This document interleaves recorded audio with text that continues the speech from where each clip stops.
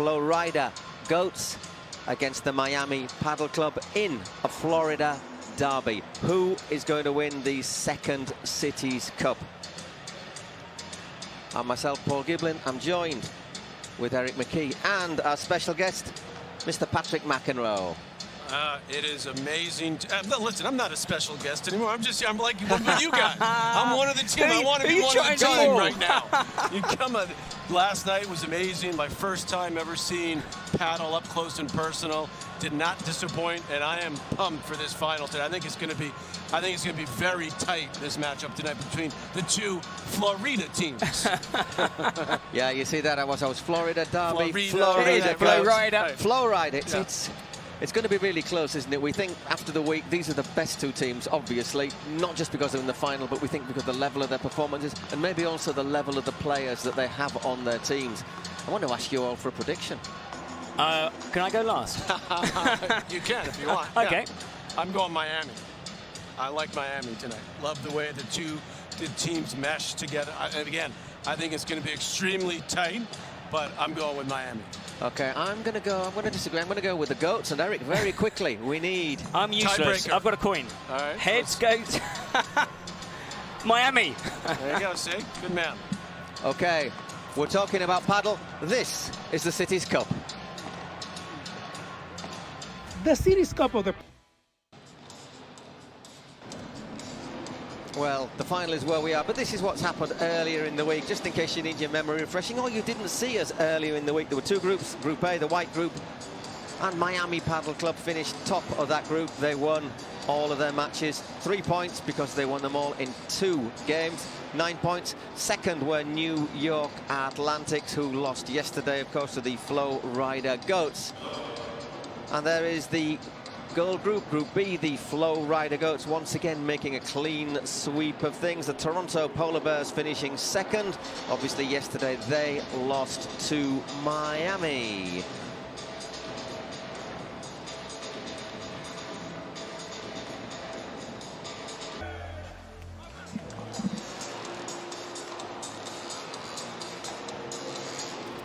Okay, well, those were the images of yesterday's semi-finals. Toronto Polar Bears, who got frozen out by the Miami Padel Club, and the Florida Goats, who beat the New York Athletics.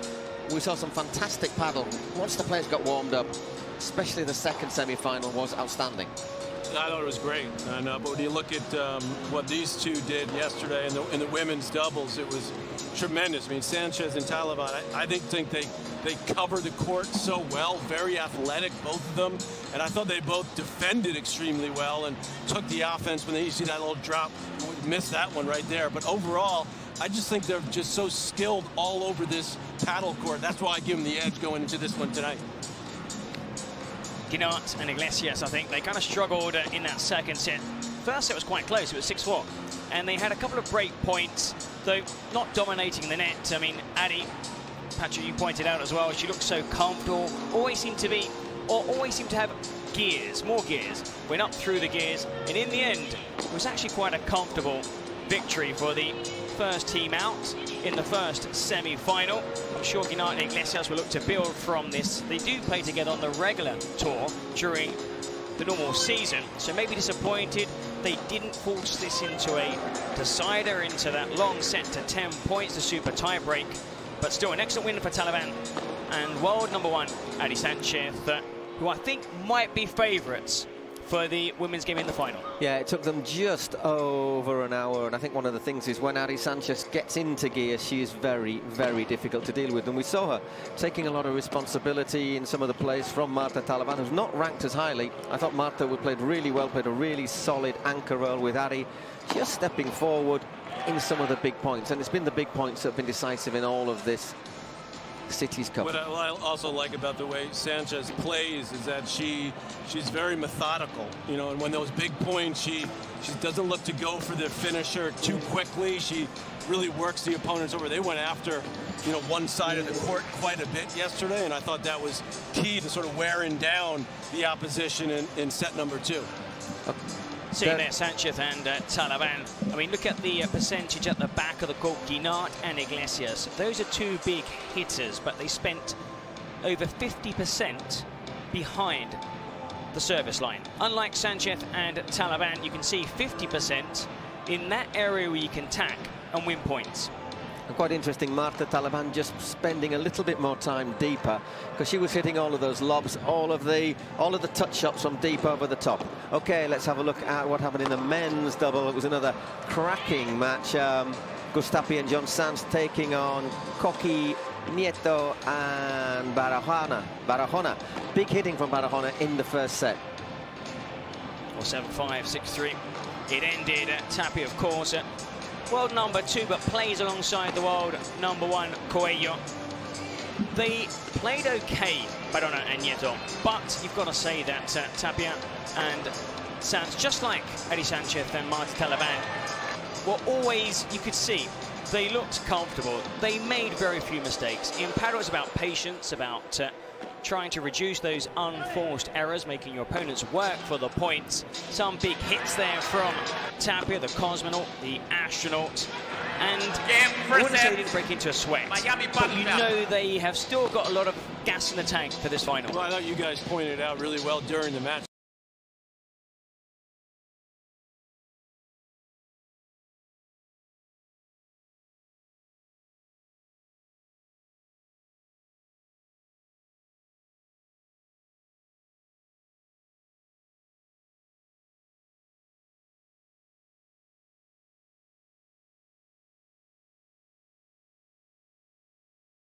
Sanz played really well as well. I mean, we thought he could have been the player who they targeted, especially because Coqui Nieto is his usual partner on the circuit. But I thought Sanz was also excellent yesterday.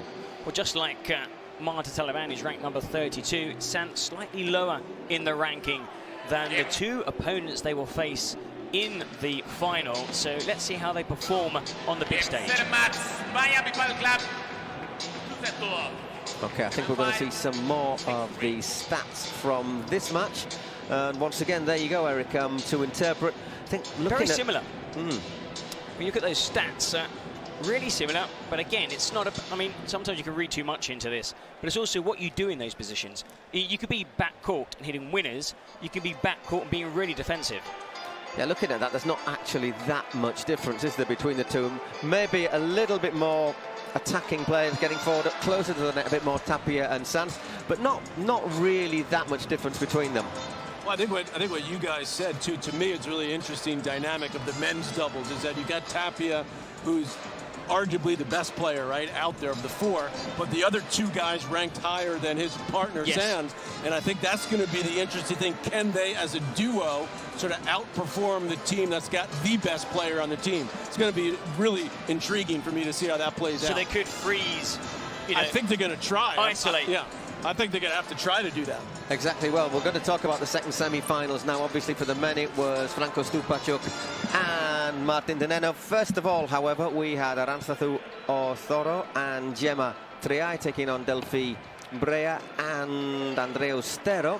Ostero back for the New York Atlantic, so to an injury to Marta Talavan. And this was a really cagey match and for long periods. Well, looking at that new look lineup, we kind of knew that if Carla couldn't make this game, that Ostero would return, which would mean Delfi play on the advantage side, which isn't her strength. And we saw that, didn't we, Patrick? In the first set, she kind of struggled with a few shots. Looked to be out of sorts a bit, and it looked like it was going to be a pretty quick set. They got back even at 3, and then this is where they kind of made their move, and in fact actually had a chance to win that opening set. Yeah, set points, But I was entertained watching Osoro because she's got that pretty feisty out there. I like the attitude as you see her. Got the emotion going, and I thought that carried over as well into that second set. They sort of picked up that momentum after winning the first. Offensive character. Would you like to have played alongside a player like that? Absolutely. Yeah, well, absolutely. You love having that type of personality on your side. Sometimes it can, rub you the wrong way when you're against them, but particularly when you got the kind of talent that Osoro has out there. She's got great hands, great feel. I marveled at the way just at the last second she could sort of redirect it. Great vocal cords as well. Very good vocal cords, Yeah, in the end, took the first set on a tiebreak, 7-6, but they didn't need a tiebreak in the second. There it was, 6-3. Just stepped up a gear in the second set to take that one, and that set up the second game of the day, which we will have a look at after we've had some more of the numbers. Triay is world number 3, and as we see those stats, sometimes when I see these stats, I sometimes struggle. You know, when it's, you know, look at the running distance, it's 3.9, 4, 3.7, 3.8. Not much difference between these players. I think when you look at paddle overall and such short distances, I think what surprises many people is the distance the players actually run on a court that's 10 by 20. I'm just going to say something. The oldest player on the court is the person who covered the most distance, which 32 years old, yeah. Something's not right with that. No, she's like, what's going on? I'm supposed to have the young player do the running for me. Exactly, and that set up our second semi-final, which was Stupa and Nenno taking on Chingotto and Campagnolo. Even though the scoreline in this looked to be what we would say in tennis fairly routine, this was to me anything but routine. A very entertaining match right from the start. Nenno and Stupa had it going in the opening set, but I thought that Campagnolo and Chingotto picked it up in the second, made it very, very entertaining in that second set. But I just was so impressed with the way these guys went at it. We're so offensive all the time and so decisive with their shots, particularly up in the net. Yes, Stupa having a cracking game, really hitting something close to his very best form, and his flying smashes are something to like really enjoy. That's the one. So athletic. Well, these two players, of course, used to play together. They spent a year and a half playing together, and they only just broke up recently in July. And you can see this chemistry there, and they were both buzzing. It was electric. It was just constant, attacking, and they just wore down Chingotto, who was out of sorts. I thought Campagnolo actually played really well. I think Chingotto had a bit of an off game, but that's credit to these two Argentine players, both in the top 5, and I would say favourites in the men's game today. You see, that's why I have the Flow Rider Goats as just slight favourites to win this. I think they might just beat Tapia and Sanz in the men's double. I think it's going to be very close, but I think they might just have the edge if they play at the best. But once again, just enjoy some of this spectacular paddle, which really delighted us here yesterday in the Dougal Greenhouse here in Brooklyn, New York. Game set and match, Flow Rider Goats. There it is, the celebrations. And I think the celebrations show just how much this means. Once again, let's have a look at the running at the distance, and too, Campagnolo, look at that. He was economical with his efforts, you know. Well, I mean, he's a big lad. He's got some firepower too. Look at Chingotto. I mean, Chingotto is normally the dynamo. Can I just make a point? You look at the distances that they've run, and it's a lot less than the women ran in a match that lasted, well, there's roughly the same amount of points. I think that shows that sometimes in the men's paddle, the points tend to be a little bit quicker, a little bit more explosive, not such long rallies. I like the difference because obviously the men, bring a little more firepower to the table, and the women, the rallies can be a little bit longer, which is fun to see them strategize, maybe just a touch more. And I think both finals are going to be outstanding between the men and the women here tonight. Exactly, and that leaves us where we are at the moment. A final which is about to start. The Miami Paddle Club taking on the Flow Rider Goats. And that's what's riding on it. The champions will take home $100,000 between them. The beaten finalists, I'd take it myself, $70,000. Third and fourth place will take $55,000. Not bad. I'll pay for a dinner Not bad. in Brooklyn, right? Not bad. I could even leave a tip. For one. I could even leave a tip. I've left tips in nearly every place I've visited so far in America. Do that in New York. Yeah. So we're just about ready for everybody to start. They're down at the side of the trophy, by the way. I've been reliably informed that it's not me. I don't think it's you, Paul, is it? Somebody here. Somebody will be out there. Oh, someone's looking forward to that. Somebody's going to be awarding the trophy to the winners, Mr. Patrick McEnroe. Pretty special. That's pretty nice. They let me do that for my first time at a paddle event. But I can tell you one thing, this will not be the last time I come. You know, sign me up, bring me on the road. I'm coming with you guys. Sign let's up. go. We come as a pack. Yeah, let's Sign go. us all up. Sign us all up. You should be in sales, Eric, honestly. I'm just looking down there. They're stood next to the trophy. And there's a big superstition, especially in soccer and football, that you do not touch the trophy before definitely not. Before you walk onto the court. No. Maybe just take a quick peek at it, but and I do think though that this being a final, pressure and who handles it early in each of these matches is important. Anyhow, we're about to get going. We'll leave you in the capable hands of our man, Julian. Hello, New York City, and welcome to the grand finale of the PPL Series Cup. Tonight, we witness history in the making as two powerhouse teams, the Miami Padel Club and the Flow Rider Goats, clash for the ultimate PPL title. Please, let's welcome the Miami Padel Club team. Martita Ortega, Ari Sanchez, John Sanz, and Augustin Tapia. Let's give it up for this team, everybody. For the Flow Rider Goats, Arantxa Osoro, Gemma Triay, Franco Stupasuk, and Martin Di Nenno. Let's give it up for the Flow Rider Goats, everyone.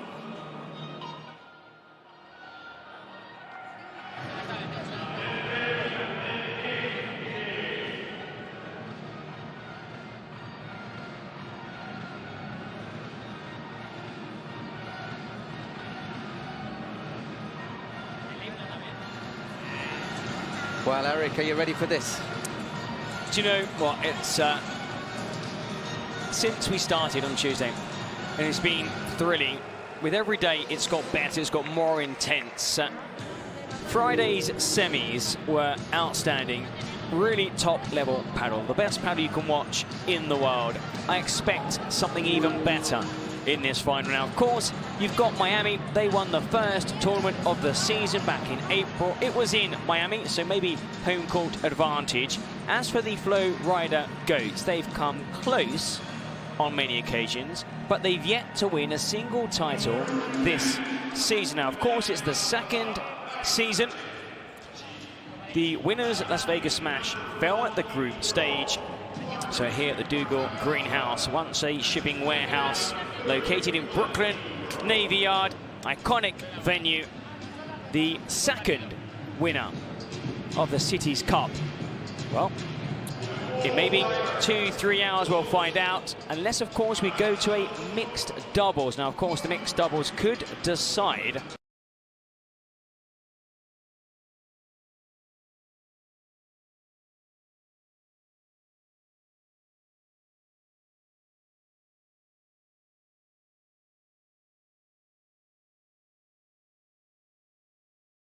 waves, which they did decide from Mexico, and they booked their place in the top 8. So as Paul said, 8 teams started this event, only 2 remain, and tonight we'll find out the second winner of the Cities Cup. Okay, there's a factor I'm thinking about, more than just the playing ability of the two teams. I look down on court, and there is Ari Sanchez, who plays nearly every final there is on the tour and wins the vast majority of them. There's Gemma Triay, who also tends to get to the finals and has lots and lots of titles. Arantxa, who normally, so I've got Spanglish for you again there, normally. That's right, our audience is Spanish and English. Yeah. Normally gets to quarter-finals, semi-finals. Marta, who has played, I think has played really well, isn't used to getting to finals. How much is experience going to be a factor? Experience of playing finals when you don't play many finals? I always say that it's a different feeling when you go out on that last day of an event and walk out there as a final competitor. So I think that could really be a factor. And as I said earlier, I think especially early on in the first few games of the match, that can sometimes set the tone. So it's important for her to get off to a good start, get comfortable early, and then have it, at least in your mind, just be another match. So I mean, Ari Sanchez has almost a job to do as a trainer, because she is the player who set a record with her doubles partner winning 14 titles last season. She's the one who's been there and done that, unlike Marta Talaban. So out on court, she's got to help her doubles partner. Yeah. Because if not, then they're going to have little chance against a former #1 and Osoro, who has always been there knocking on the door, but has a lot more experience than Marta Talaban, who's clearly somebody who has talent, but has yet to really make it happen on the world stage. An experienced player, but not with a lot of experience. I mean, I can't imagine Aramstad, who, at least outwardly, being particularly affected by nerves. We'll see, she'll be buzzing around, she'll be talking to herself, she'll be talking to her.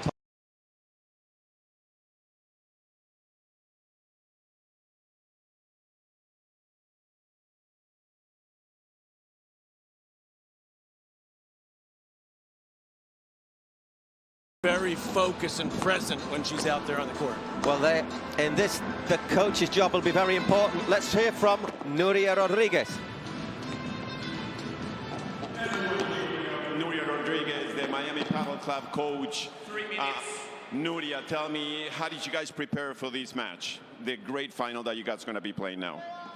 Bueno, creo que tenemos por delante un partido muy complicado, tanto de chicas como de chicos. Creo que se decidirá por detalles, pero bueno, creo que ambas parejas vienen muy preparadas y con muchas ganas. It's going to be a very tough match. But we're ready to take on the match. Thank you very much. Yeah, we've got a bit of a diplomatic answer to that. She could work in politics. Well, she could work in British politics anyhow. Don't get us started on American politics. So, what you said, we're coming to this with muchas ganas. We're coming to this really looking forward to it. You can see Tapia behind her sort of clapping and giving her the high five. So they're very much up for this, very highly motivated. We'll hear in a moment or two, I suppose, from Jorge Martinez, the flow rider goats. In fact, we'll be hearing from him right now. Here we are with Jorge Martinez. Jorge, how did you guys prepare for the match? Incredible, finals. How did you guys prepare for it? Bueno, es un partido muy abierto, muy difícil, es una final, así que lo hemos preparado con mucho mimo, con mucho cuidado y tengo a las chicas muy motivadas, así que yo creo que lo vamos a hacer muy bien. We prepare the match with a lot of love and a lot of minuscule details, but I think we're going to do very, very well. Thank you so much. Thank you. Good luck. Thank you. A lot of love, huh? Okay, I like that. So, yeah, I haven't heard that too often in Grand Slam finals. We prepare with a lot of love. Okay. Yeah, I love you very much, but I'm going to. I love you less if we lose. But yeah. So I think what's interesting is saying both coaches saying it's going to be decided on narrow margins, small details, and that's one of the things we've highlighted. I think we highlighted a lot yesterday. It's just those small moments, those small moments in the big points that make the difference. Well, the golden point, which we all love, it doesn't happen in all paddle events. We think it's more exciting, I think, for fans. A lot of players also like the idea. There was a vote recently with the players in the top 100.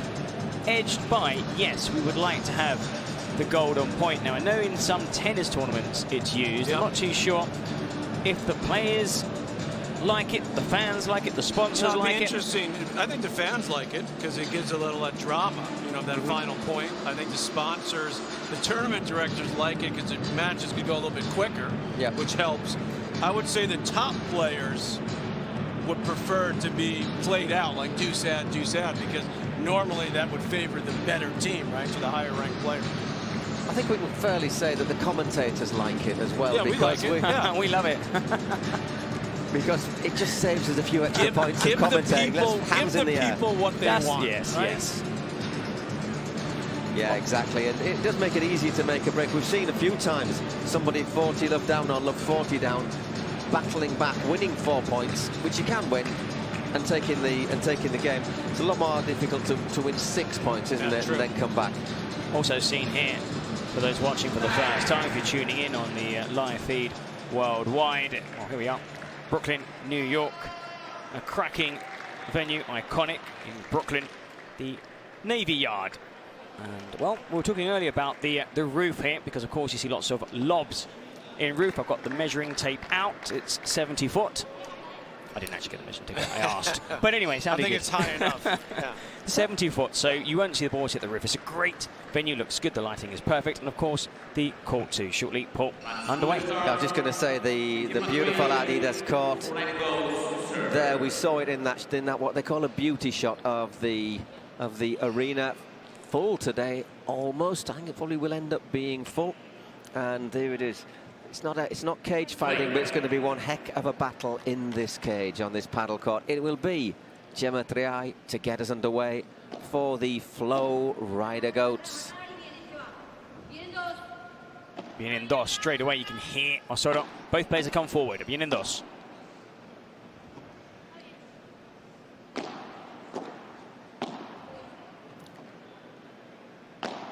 And straight away we're starting off with a rally. Let's see if they can hold on to their opening service game. We've seen double teams struggle so far at this event. Time after time, and the first point goes to Ari Sanchez and Martita Ortega. That double bounce causing a few problems there for Gemma.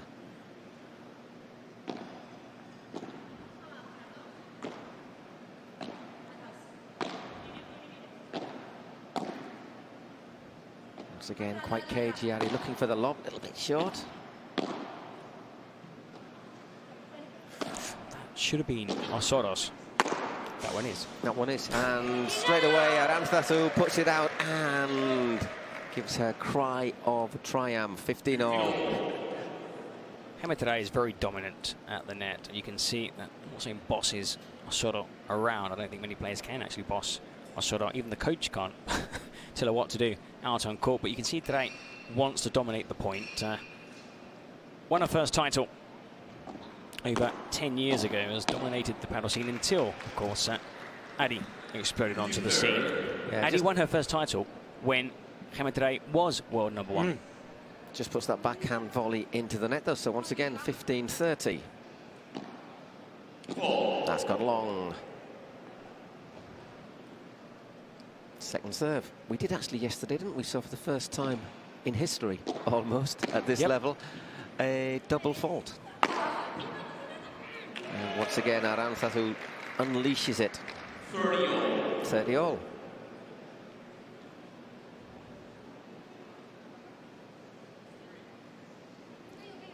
Well, he gets out of the way, but there's no way Marta could have got anywhere near the net to block that.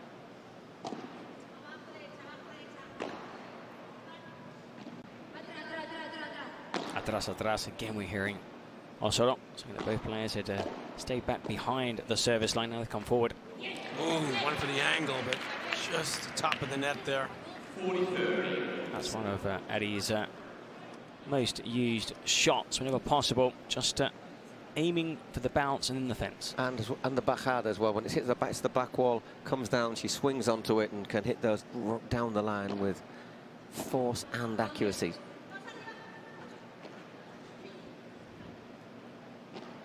Good lob there from Martita Ortega.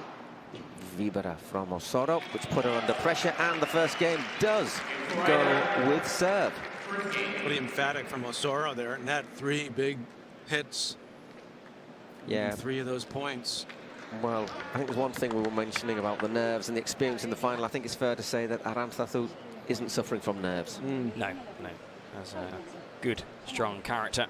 Just quickly, we've had quite a few people ask on social media about getting started in paddle.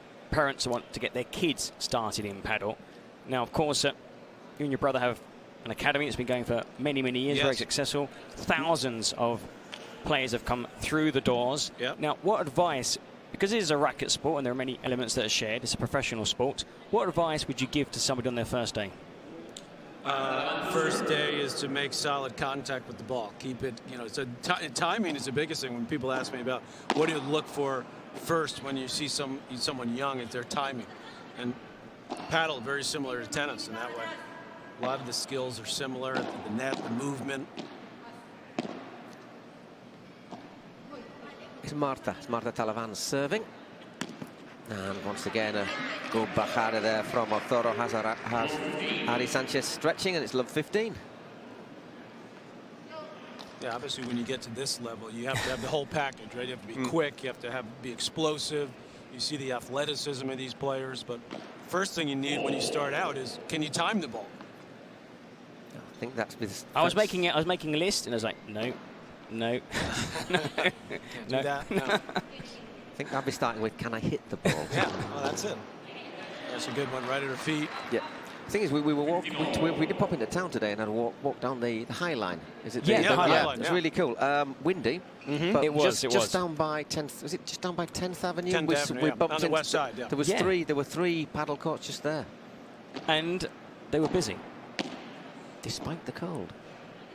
I mean, it is a growing sport. It's played by over 25 million players in more than 110 countries, and there's a study saying that the number of paddle courts worldwide is projected to double by 2026.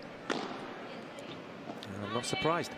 Straight down the middle, lovely shot there from Arantzazu, and they're 15-30 up. Well played by Ari Sanchez. Right down to feed again. No way that Gemma Triay could dig that one out and control it.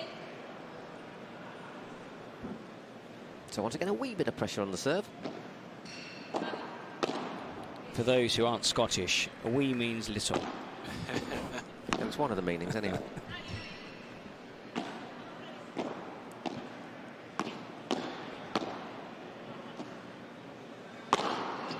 Well played once again, Arantzazu. Again, Really good brings it back. setup. Yeah. Just come out, Mosoro just looking and dominating when she can at the net. That's just easy pickings for her. Yeah, they were a little bit slow to get going yesterday, but they've got into this. Well, I think they realize it's who they're up against. They need to come out a little crisper, and they are.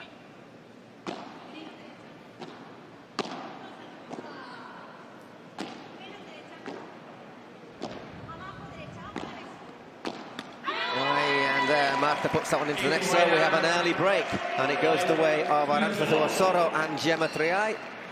But as the saying goes, so we've been told, Patrick, the break isn't a break until you consolidate That's it. right.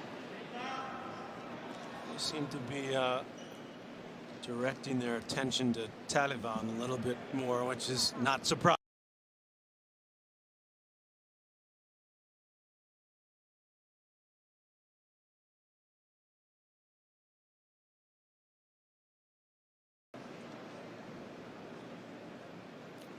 So Arantzazu Osoro serving 2-love to the good in this opening set in the final of the Cities Cup.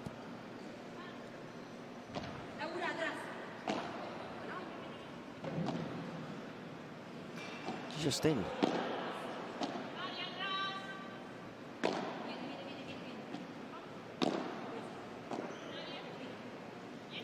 Ari Sanchez trying to take a bit of responsibility. And straight away, Osoro looks for Marta Talavan again.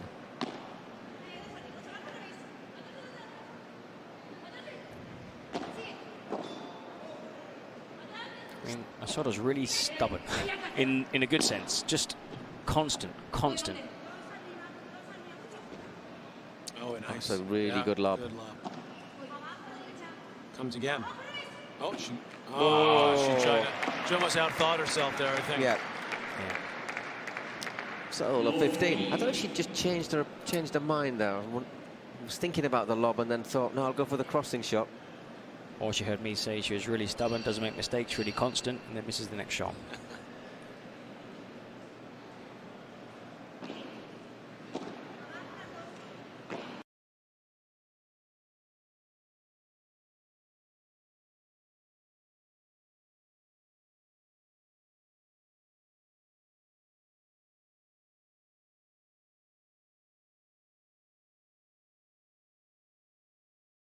Well played.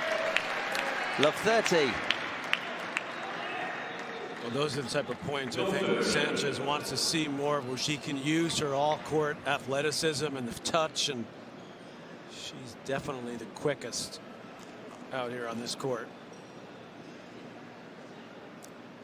So all of a sudden the pressure is on Arantzazu. Love 30 down in this game. That's let her off the hook a little bit, 15-30.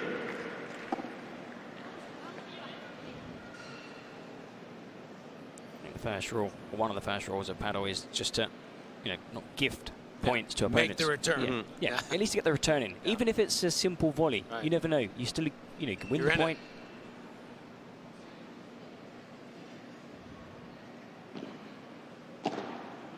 That's a What great a shot. return. Brilliant. I don't see too many of those. Return, clean winner. It's not as she has a lot of room to work with either. But again, that is Gemma Triay stepping towards the middle, leaving a massive gap to her left. Oh, that's better. That's good. Yes. That's better. 30-40, lovely direction there. Work that well, both of them at the net. Because in tennis, obviously, it's quite common in doubles, your doubles partner to step across. Yeah, very And common. of all the players that play professional paddle on the women's circuit, the player who most comes across is actually Gemma Triay, who played professional tennis until she was 19. Okay. So I don't know if There you maybe go. she brings that to paddle from tennis. Well, she stepped across, but she didn't kill the smash. So Ari Sanchez recovers that break. Big celebrations on the Miami Paddle Club. Wow, they've won the Battle of the Fans, I think, so far, Miami. There's quite a few in front of them where we're sitting, with Miami, even with Miami t-shirts on. So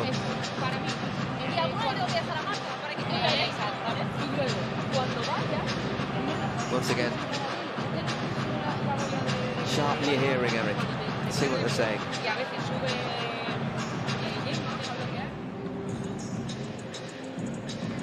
Yeah, she hits it, but she doesn't seem to.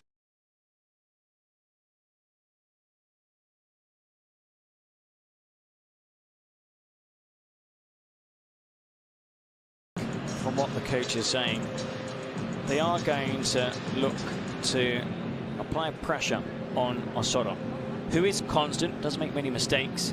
The idea is to draw Gemma into the centre. Because she's already moving into the centre. Right. Yeah, but there are players, sometimes if you are picking on who can really make you pay for it, and I think Aranthito on a good day will make you pay if you're just giving up ball after ball after ball. But these are the current tactics. Obviously, you start the game with pre-game tactics, and then you have in-game tactics, because sometimes you have to improvise. Yeah, you have to make adjustments. We saw that yesterday when they were attacking Guinart. Then Guinart, found a rhythm, started hitting and smashes. They switched to Victor Iglesias, and then he reverted back to Guinart. And Ari Sanchez to serve.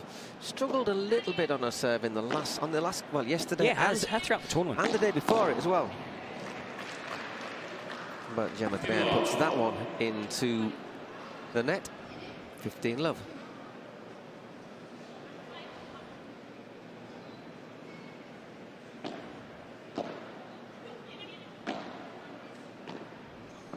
Nice. Lovely. She's got just great feel, as I talked about earlier. Do it off both wings, too. And it's very hard to read where she's going to go with those shots.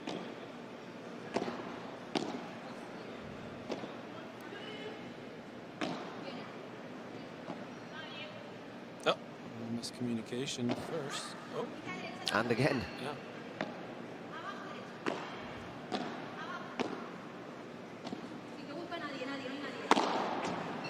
That's better. Too short with the lob there from Sanchez. This time Gemma Triay makes no mistake and does put it away. And looks as if she could put a bit more into that smash as well.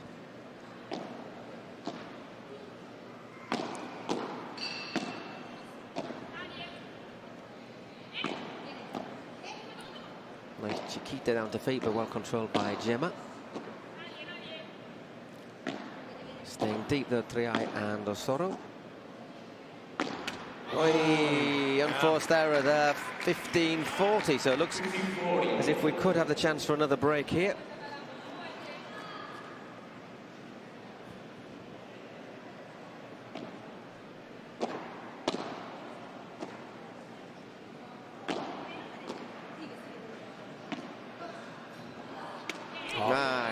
difficult one to deal with.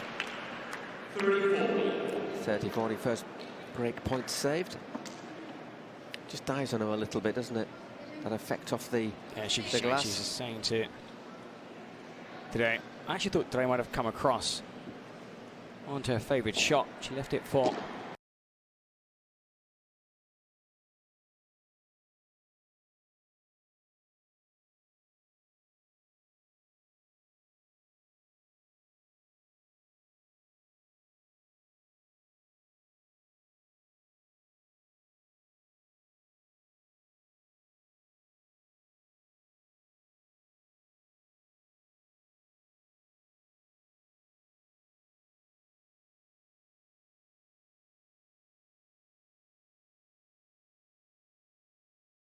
Ari isn't that far across there. She's in the right place where she should be. It's a brilliant shot.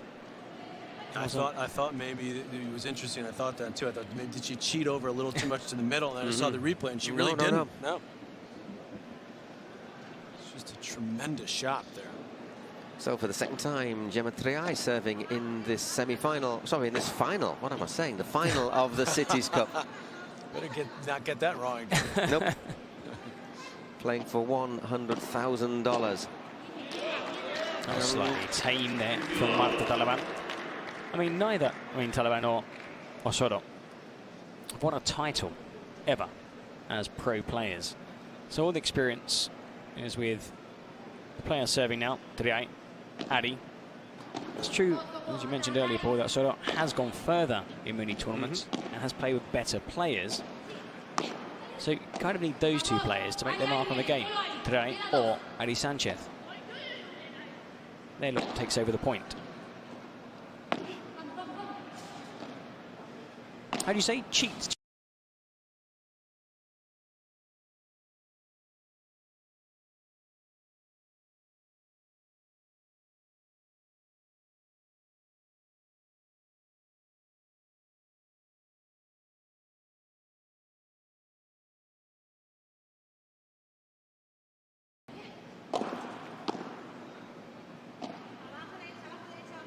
Good lob. It's a bit short though. And brilliant what a shot. Well, I don't know how she did that, because she was trying really to defend it, and then she kind of saw the opening, and she was able to hit the winner off of what you would correct would normally be a defensive shot. Yes. Also, she took the shot on early. It was a volley. Didn't take a step back or didn't use the back glass. I think that would also caught out her opponents who weren't expecting. I mean, very few players volley from the service line. If it bounces, I mean, unwritten rule, if it bounces around the service line, you let it bounce onto the glass and then attack it. Instead, down low at her feet, she used the volley. 30 all. Good lob from Martita Ortega. Arantes, who's going to respond in kind, a little bit short perhaps. Just allows Marta to attack that ball and into the net, so another chance to break. That's the third backhand slice that Soto has sent into the net. All three very similar. Bouncing deep, bouncing low. And down the middle. Yes. Yeah.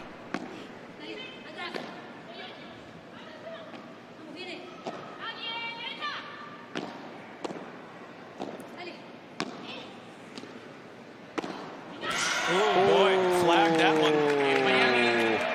So once again, they've failed to consolidate their break.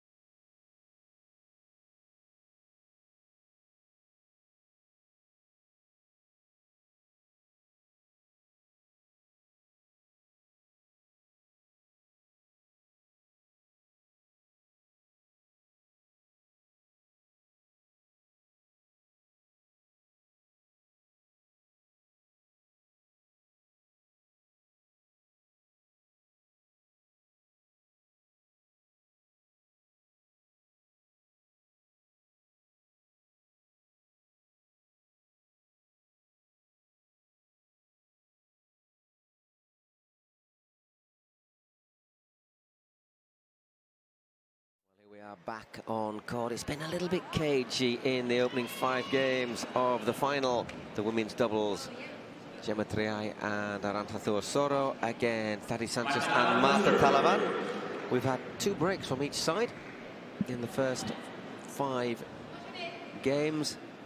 Can Martita Ortega hold her serve this time to make it 3-all in the opening set? Very similar, I think, to the vast majority.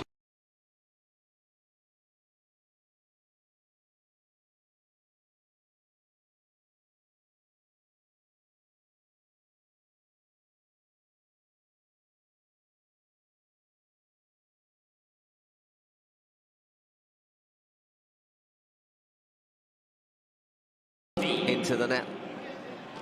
Love 15 there, Martita Ortega. Looking serious there. Little frown across her forehead there for Arantxa.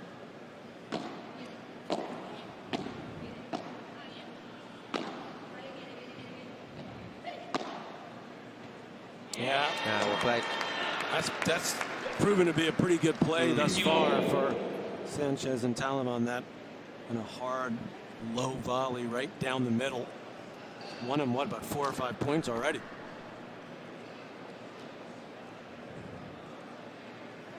There, of course, you need better communication.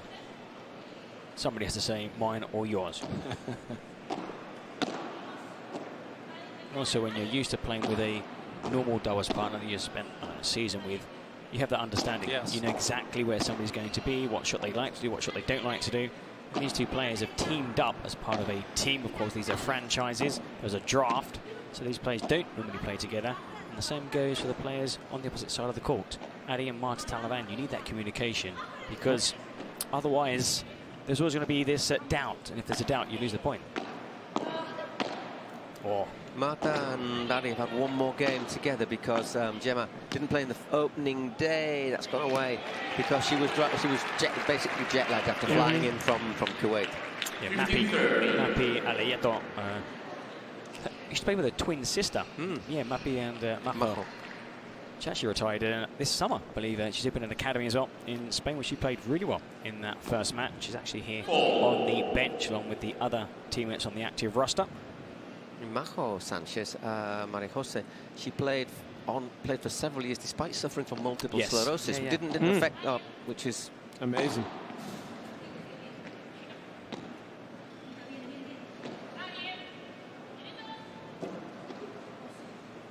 It's a bit short, that lob, and I don't think she's going to get there. Brilliant. So are we in for our 5th service break in 6 games? Once again, hit with conviction. The thing about Ari Sanchez is her face is incredibly expressive, isn't it? She's no Lady Gaga with a poker face.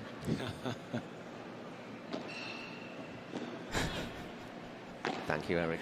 Sorry. I didn't know whether to laugh or cry.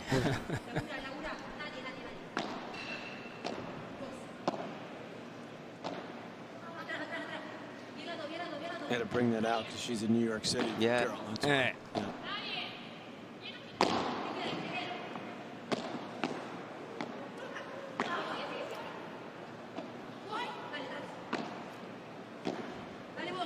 Takes responsibility there, Ari. This time doesn't. Yeah, but that time Marta was kind of expecting. Once again, Arantxa pulls that shot out, but I don't know if you saw Augustin Tapia getting down on his knees to celebrate. Actually did a head over heels again, but this, look, the point was lost the moment Marta hesitated. Yeah. Ari didn't make the move, so the shot, the return from Marta was weaker. It was higher. And then Osoro capitalized. That moment of doubt, hesitation, cost on the point. So are we going to see a service consolidated? Just approaching the half hour. 4-2 Soro and Triay, with Arantxa Soro to serve as soon as she ties her laces.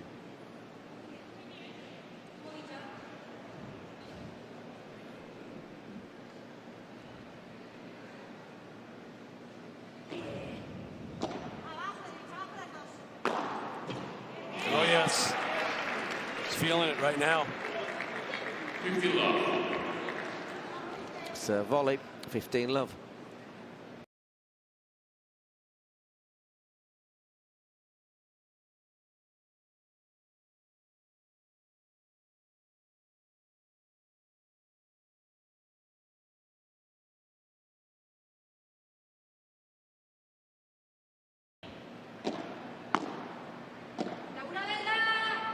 And that's gone high, 30 love.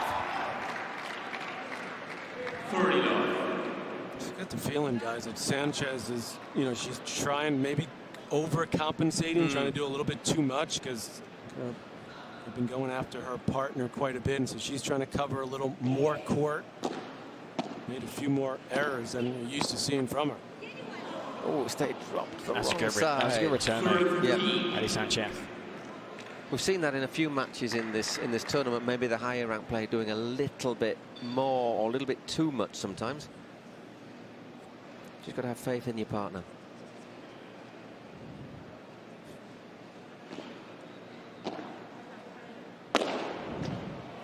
What? That was Adi's somewhat short return. 40-15. But after that first smash, which she was a little bit timid on, Gemma Triay has loosened up, hasn't she? And she's finding the sweet spot.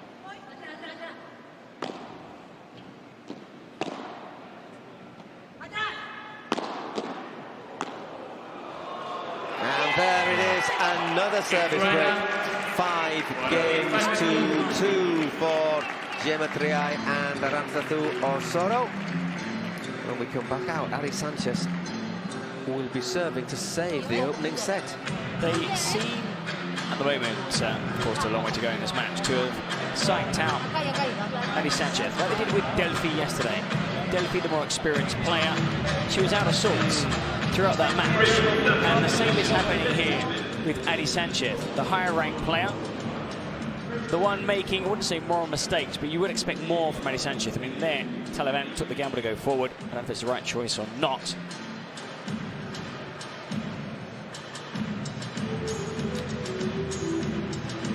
Well, first, when she digs that out, it's always going to be difficult, isn't it? Did really well to get the first racket on that, actually, Ari Sanchez.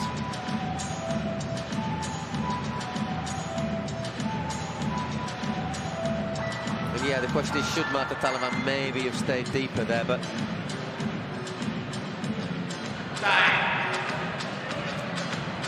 Our umpire calls time.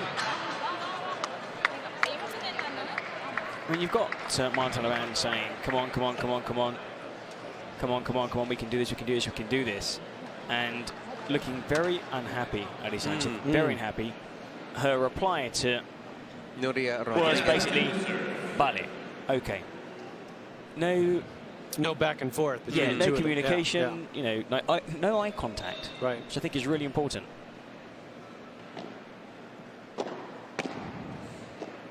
We don't think she can demand as much from Marta Taliban as from Paula Josemaria, her doubles partner, who's world number 2. You see, that's maybe one of the issues, because when she played on, we know Ari can hit massive winners. We've already seen some in this match, but obviously Paula is a player who has got that power, and she hits a big smash, strong vibra. She's really compact and aggressive, explosive, and maybe Ari's trying to play maybe playing the more aggressive role here, which isn't what the one she usually plays. And also, we've seen many times when Ari's having a bad game, a bad set, even a bad match, Paula Josemaria carries Ari. But then Ari until she hits that. But you're not going to see Marta Taliban carry Ari. So Ari is not at her best, and she doesn't have Paula alongside her. It's 30 love, though, on this service game, serving to stay in this first set. We could be saying this now, and then suddenly to turn around. Yeah. 3-4 games. Whoa, but that's not a great shot. 30-15. Just snatches it out a little bit.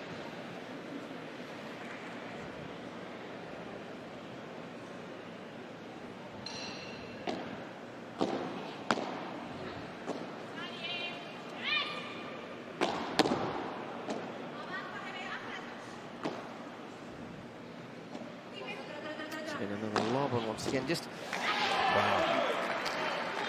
Well, 30-all doesn't time that one at all.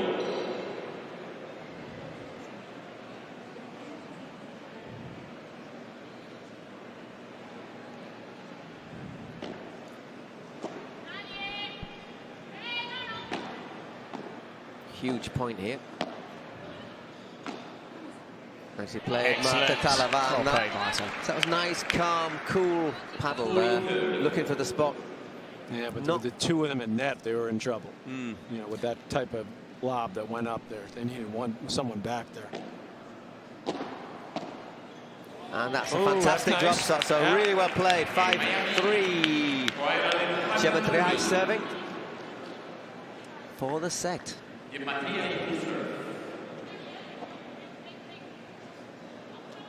And in the end, it is Marta who stepped forward there to close out that game.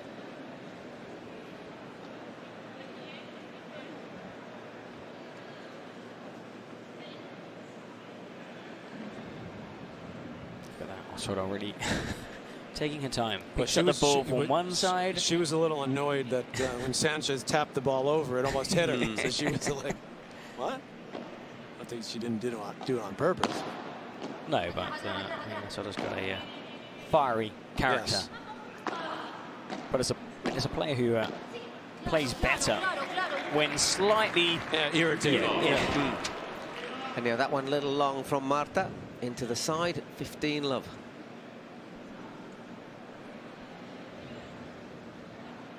What are they saying here? What would you be saying here? I was just talking about the serve.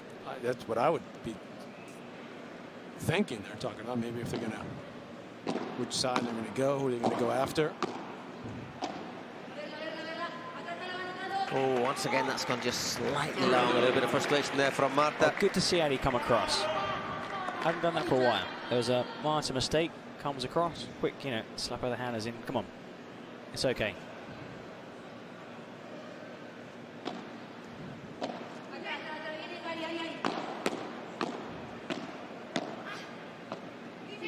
Does well there. Digs it out, puts it over Gemma.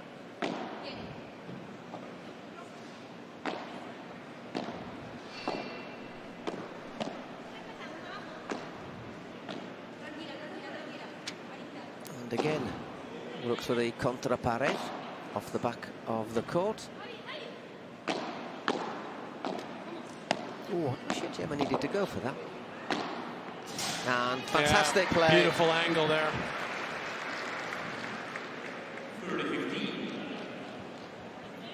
30-15, so still life in this game, plenty of life.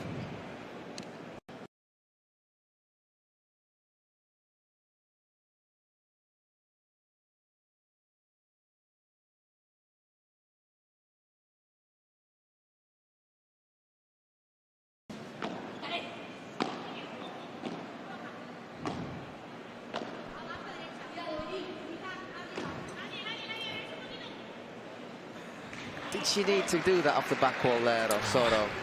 30-all. Answer would be no. Yeah. No. Maybe she was thinking, I'll get it nice and high, give me time to get back into position.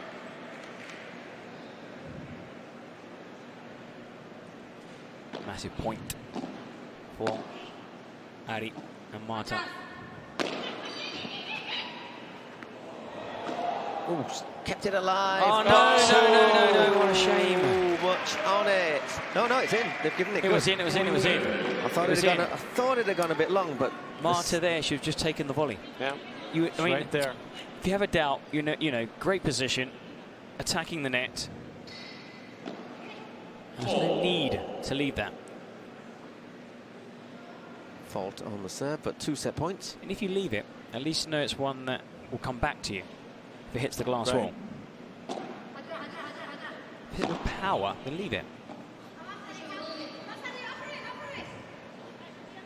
Once again, smart from Marantha, just sending it long over Marta Talavan, who also responds in kind.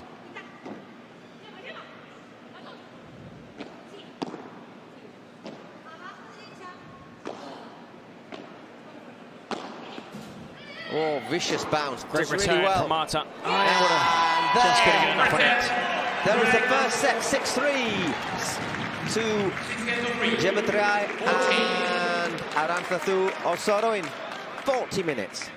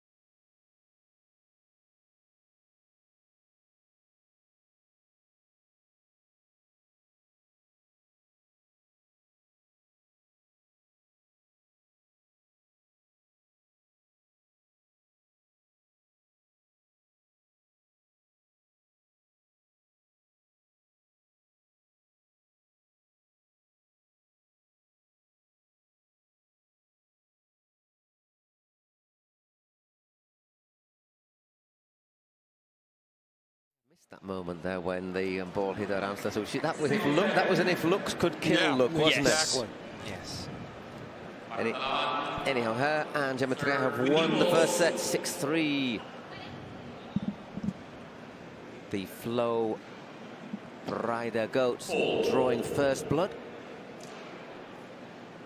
Well, let's see how the world number 1 and Marta come out after that break over on the bench, as the teammates on this Miami side were there chatting with Addy. Addy was the player who was, I think,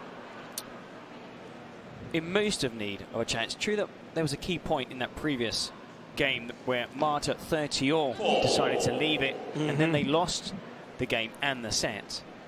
I think the best advice they can give Addy is just play your normal game.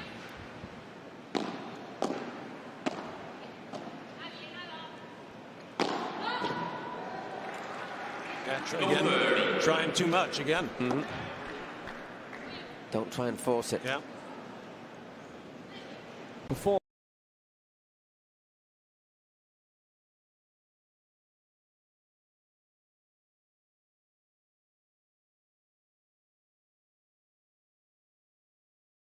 games every day, I'm sure yourself in tennis. Sure, absolutely. And they were saying that as important is the pre-match and the post-match. And a lot of these players, if they have issues, it's all soft tissue issues. From your experience playing, you know, what is the best way to recover after? Well, that's where those physios come in handy, because they, you know, whether the ice bath or the massage, the stretching, mobility, a combination of all of those things. You have to know your player extremely well. Obviously, the diet is important, the rest. And also said what is really important is understanding each and every player, because of course what works for one player might not work for another. Good block at the net. Once again, and he just puts it skywards.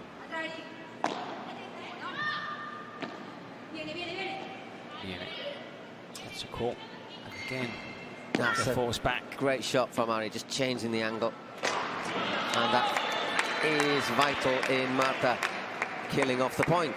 30-all. Good fight back from Love 30. Still got a lot of work to do though. That was good depth from that backhand slice, because Triay could easily have let it bounce and hit the back glass, but she knew that it would just drop dead. So had to hit it first time, half volley behind her. Very difficult shot.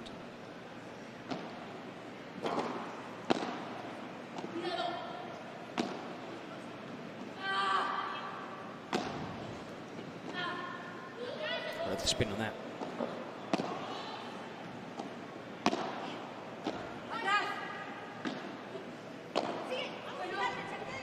And that shot down the middle, always causing problems and a little bit of uncertainty. Oh, tremendous angle. Oh, what a point. And she knows it as well. Frustration there from Ari Sanchez. It's a wee bit short, and she watches it onto the racket but then puts it into the net. 30-40, 2 break points at the start of the second set.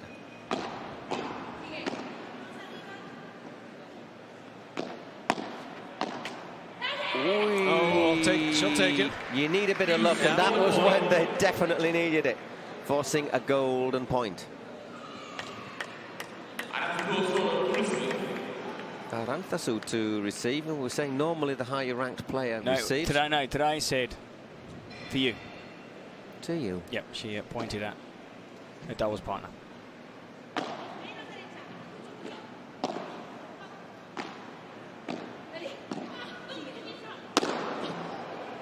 Oh.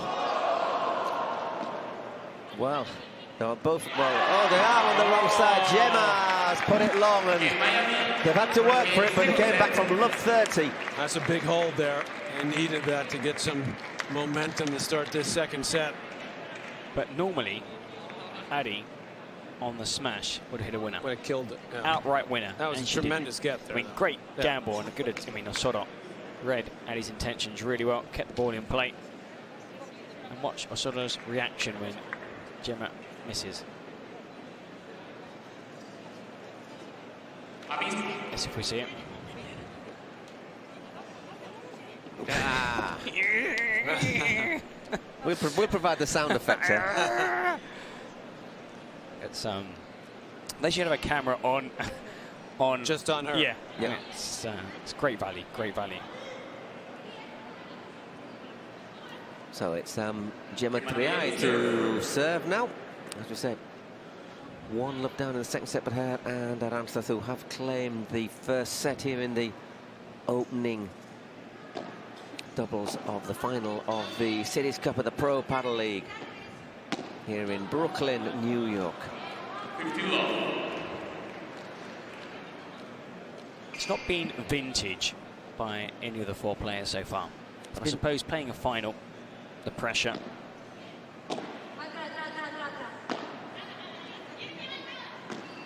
But I think the fact that it's a final provides the drama itself. So, and again, that frustration from Ari. These are shots that Ari would hit 99 times out of 100. It's a comfortable height. It wasn't a fast ball. There was a little spin.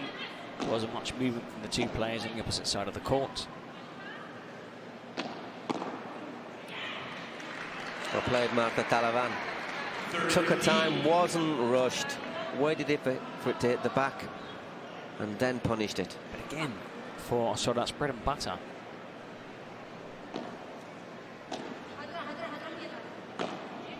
Sometimes when your doubles partner makes mistakes, can it be contagious? You got it. Yeah, definitely, absolutely. Because then, like we said earlier, you try to do too much. Digs that one out really well, by the way. Osoda from her feet.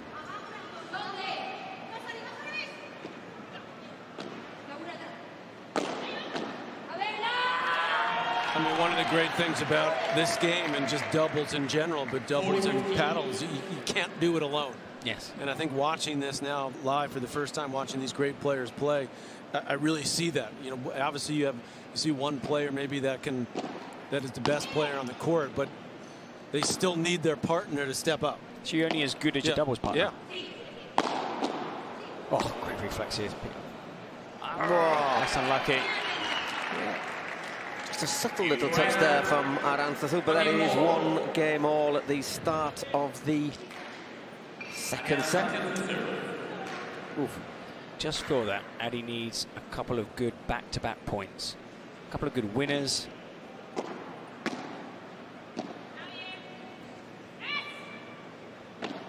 if she can hit those shots, her body language will change. She's been quiet.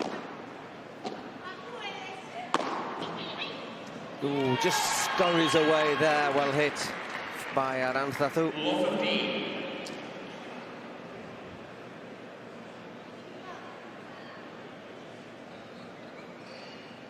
Ari Sanchez serving again. It's time to Gemma Triay.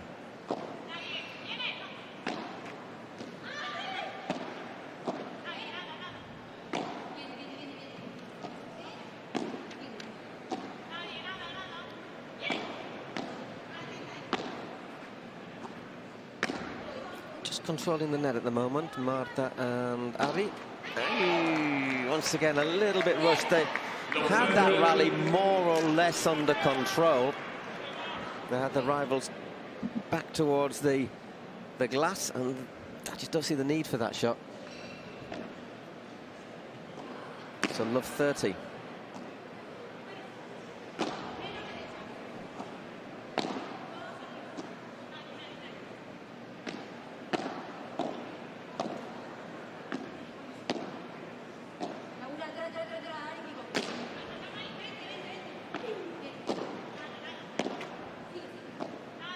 To readjust for a moment there, Gemma, as it clips the top of the net, and that was fatal as it went long. 30-15.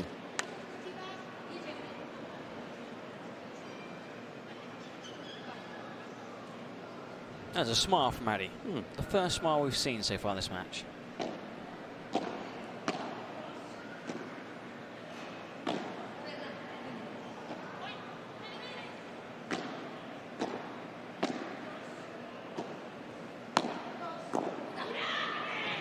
Play just pressuring her a little bit at Taliban and Sanchez, and forcing the mistake from Othoro. 30-all, so they've got themselves back into this game again.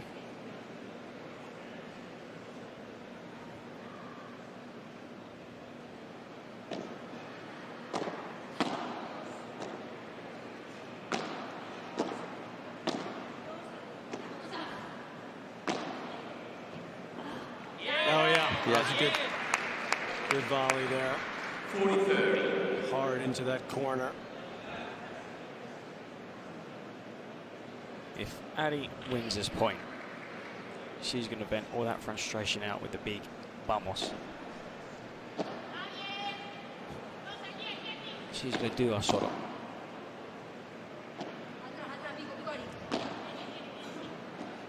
Just having to play deep, that's a very good. Oh my word. I was going to say that's a very good lob. Wow. It's forced them, it's allowed them to get the net, but still chance for 2-1. Still a chance for Ari to hang on to her service game. Great shot from Aranzazu.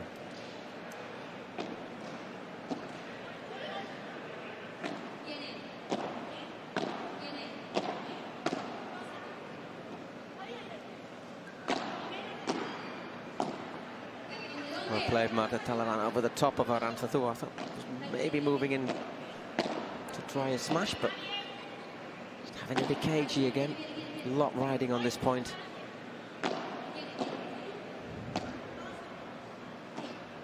Oh, excellent again to come forward. Oh, she went for it. She had it. Just keep your eye on Ari. Yeah. Punch in the air, run to the bench. She's had a lot of pent-up anger and frustration, I think, here. Vamos. Yeah. If you just see it, she's somebody who's quite communicative. She's somebody who normally on the bench is quite relaxed, even jokes around. She's been sat there in silence, poker face, and not looking at her doubles partner.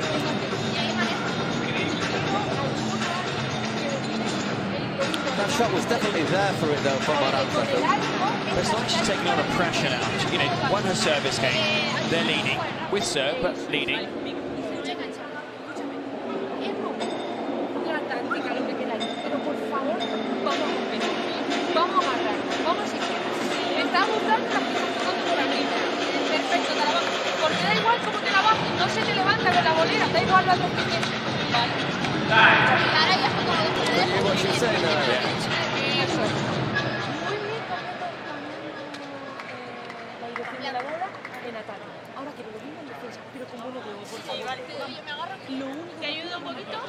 And once again, it's Marta who gets on the court and Ari who gets the chat. Yeah, but I mean, look, it's just a different Ari. It's the Ari we've been seeing for the last 2-3 years. Now, Marta's just saying, "I'll do whatever you ask from me because, you know, do you want me to attack? Do you want me to stay back? Do you want me to..." And basically, it's obviously no mistakes, but just take a step forward. And also, Gemma Triay, she's not on the court. It's going to be Osorio, who I think hasn't played badly. No, I think she's played well. Just made a mistake on that last shot, mind. But we know in this game that the serves aren't completely dominant. So you have a chance to break back and maybe claim the second set and take it to a super tiebreak. This game is far from over. There is a lot to be played still. Mine, that's not bad. And that's pretty good. Oh, that's really unlucky. No, the coach was saying Osorio, and in that rally, Osorio hit one shot.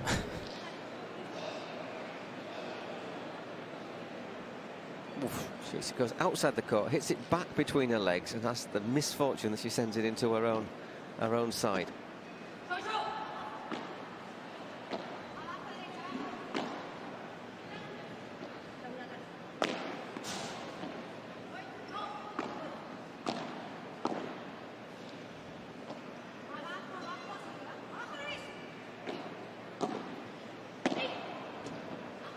Good lob. That's a brilliant lob, because she stayed back on probably.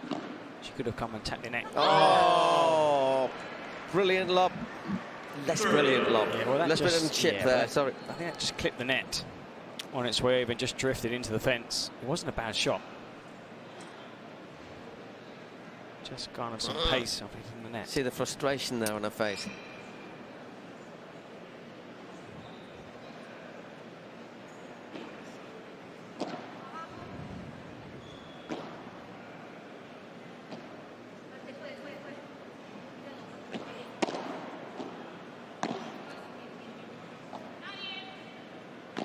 Once again, Ari doing most of the work there. Marta just steps across, and that is still in. Yeah. Well played, Aranza to Gemma Triay. Do you see how far over Triay went there for that shot? But Marta should have got that volley. It was a good shot from Osorio, but Marta, I mean, Jose Maria would have been there. She would have won that point.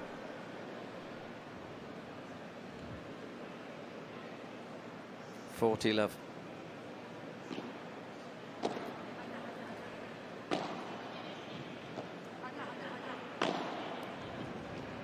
Catches the effect there, and that is sliced a little bit there from Ari Sanchez. Bounces on the top of the court, bounces out. 2 games all in the second set. Now it's Marta Talavan to serve. Solid hold there, comfortable one, put the pressure right back on Sanchez and Talavan there.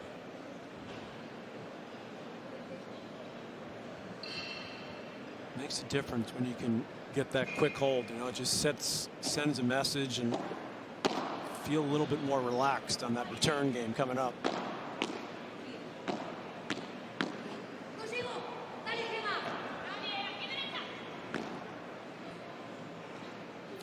Thought about that one. Osorio. And well played, Marta Talavan. Coach said at the previous change, be a bit more attacking. I think that's the first time we see Marta hit one. Yeah, take a swipe. Take a swipe. At least try and win the point. If you're going to lose the point, at least try and win the point, not just constantly defending. Because also, once again, it's a good shot though from Gemma to force the error, goes over the net, dips very quickly, 15 all. Because if you're going to constantly be lobbing and hitting defensive shots, your opponents just be comfortable because they know what to expect. Just going to be a passing shot or a drive or Just making a wait here before she serves. And that's a loose volley. Yeah, a couple of loose volleys. It's a bit like, I suppose, in boxing. If someone's always going to throw the same punch. Yeah, you get used to it. Yeah. Mix the punches, mix the shots. Still hurts though. Anyhow, here's Marta Talavan. Serves a little bit long. But again, not in trouble yet, but still, you know, their service games have been difficult to hold on to, unlike their opponents. It's one of these things you say, isn't it? When if you're holding your serve easily and every time your rivals are having to really dig deep, you think that sooner or later... the law of averages. Sooner or later. Doesn't always happen. That's a good shot from Ari right down the middle. Once again down the middle from Talavan. Went for the bajada. And again the volley into the net. So 3 mistakes. 1 winner, 3 mistakes. Is this a decisive moment in the match? 3 break points for Aranzazu Osoro and Gemma Triay. And Adi hasn't been able to do anything on any of those points. It's true, actually. All the play was through Marta.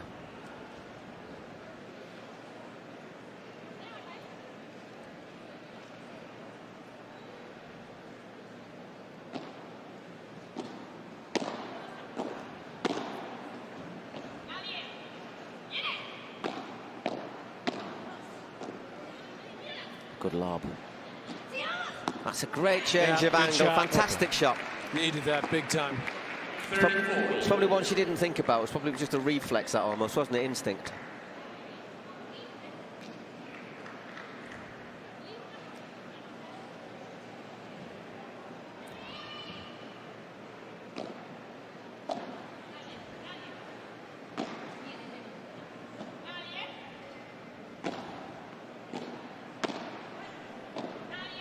Those backhand volleys just aren't testing Gemma Triay or Osoro.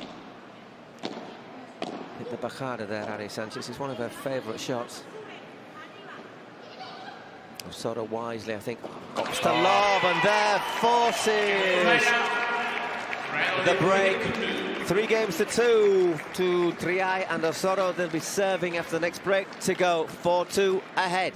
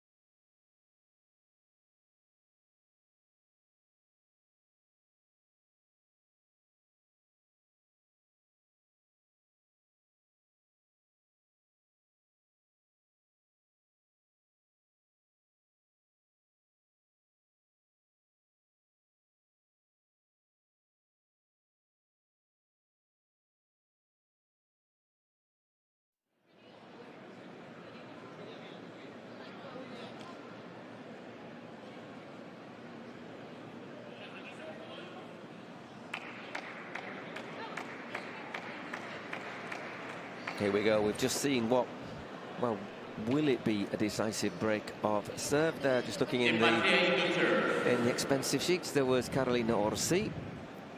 Big crowd here tonight. Yeah, great attendance. Quite a few fans watching here. Thousands on the live feed. I thought it was millions. English and Spanish. Thousands of millions. Is that billions? Yeah, was it? that would be billions, yeah. Okay, Gemma Triay looking to consolidate that service break. And well for a start, Marta. Talavan steps forward. Volleys that one powerfully, and it's love 15.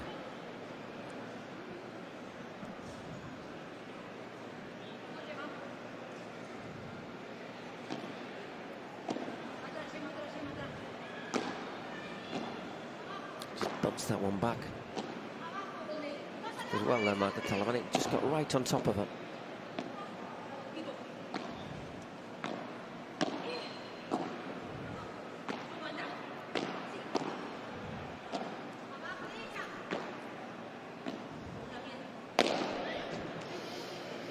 Yeah, left that one a bit short, but Ari didn't kill it. Didn't kill it.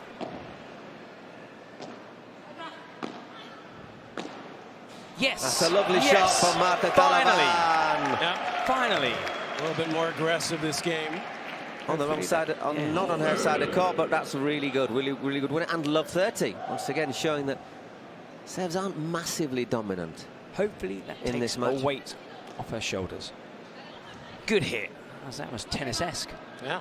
Little forehand, finish over the shoulder. Forehand. Yeah, I love it.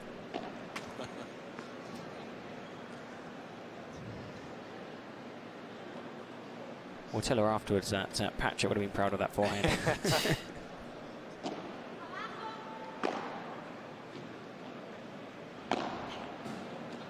That's an Yes, evil that was- bounce, yeah, and it was- nothing Ari could do about But- that, so but 15-30. Gemma was looking for that. Looking for the fence. Yeah, yeah. Always looking for that fence. It's one of the things that you can do absolutely nothing about if you get the wrong bounce there. It's a good serve. Oh no, second serve. Thanks, umpire.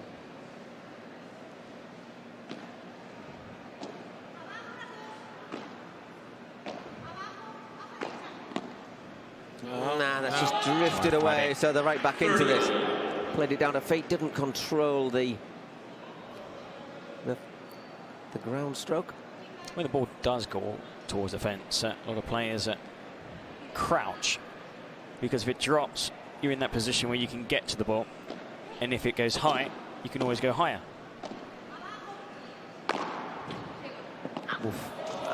Scurries across.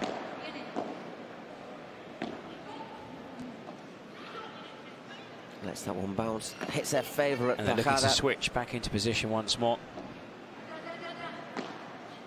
And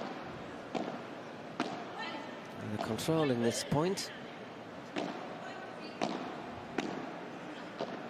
Just bossing the net at the moment.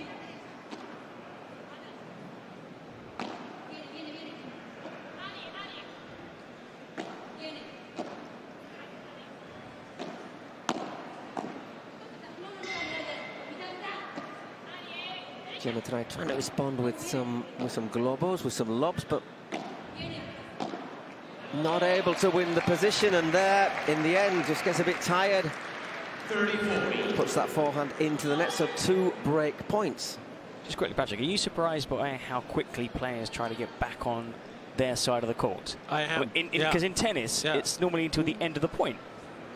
Absolutely. Here, it's midpoint. You can see them trying to nervous. get over. Yeah. I wonder why that is. I guess they just become used to that side that much more. You're the expert. You got to tell me. It's a good shot from Ari, just forcing Gemma Triay back.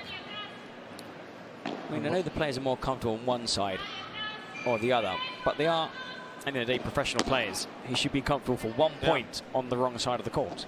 It's starting to look very much like the last point. Trying to lob, but not able to control the point. They have got to the net now, though, Osoro and Triay, and Osoro puts that into the net, so they failed to consolidate that break. 3 games all. Well, we saw a key point in the previous set. That mistake by Taliban. Could have hit a ball. Didn't. Dropped in. They ended up losing that service game and the set. Maybe this can be a point that turns their fortunes in this second set. Ari Sanchez serving again, 3-all. Right back into this.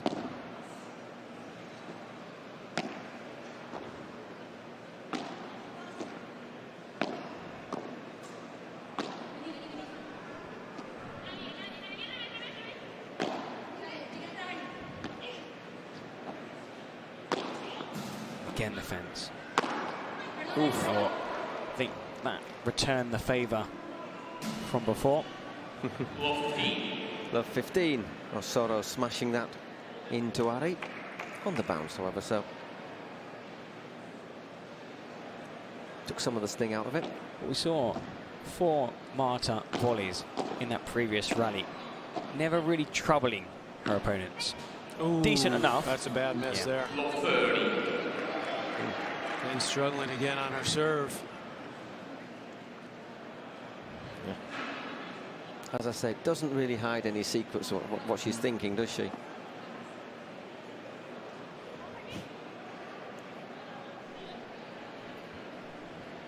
big thought bubble above that head, and I'd like to be able to read what comes out of there. we probably wouldn't be able to say it on air, though. No. Have to wait until the is it 9 o'clock watershed?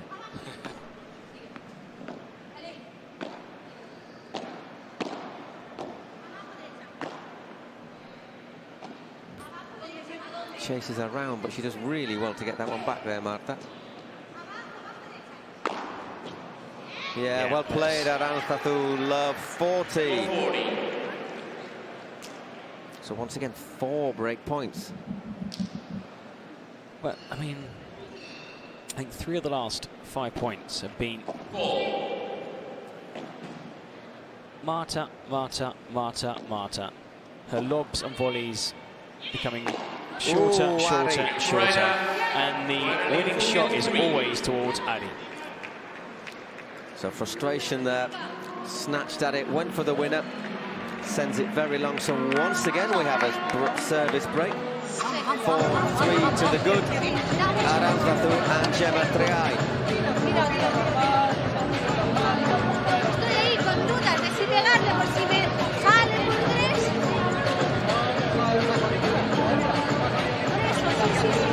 Boluda, salió una y la tiró afuera. Solo te digo eso. Estoy con dudas ahí. Even Gemma saying that I'm not myself.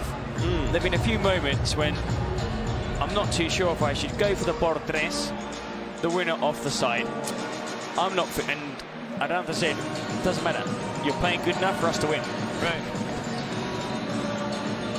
Yeah, we're up a set and a break. So.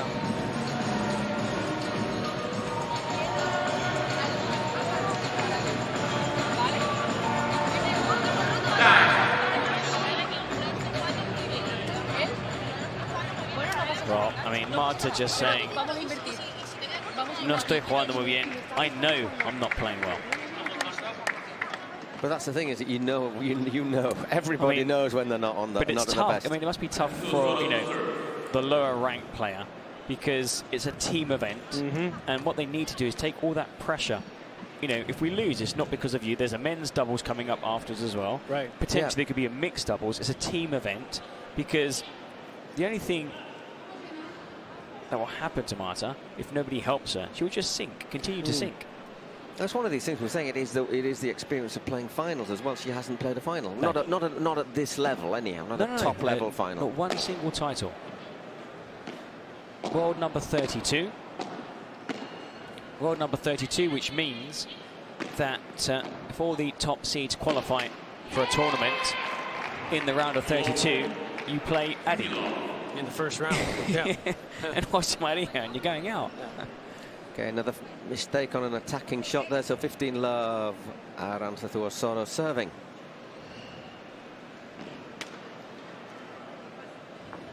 Just a reminder, you can't hit the ball higher than waist height when you serve in paddle. You're not meant to. There are a few players. You don't see, haven't seen that called too much? No, there are a few players that are. Everyone knows who they are, right. Who kind of bend the rules a little, which is also an advantage for the taller players, of course. I suppose a bit like tennis. Sure, you know, the higher you are, the higher your waist, the better angle you have for the serve. It's gone very deep. Aranzazú hits the bajada, it dips nicely. That's a good lob from Ari Sanchez. Another lob from Aranzazú Osoro.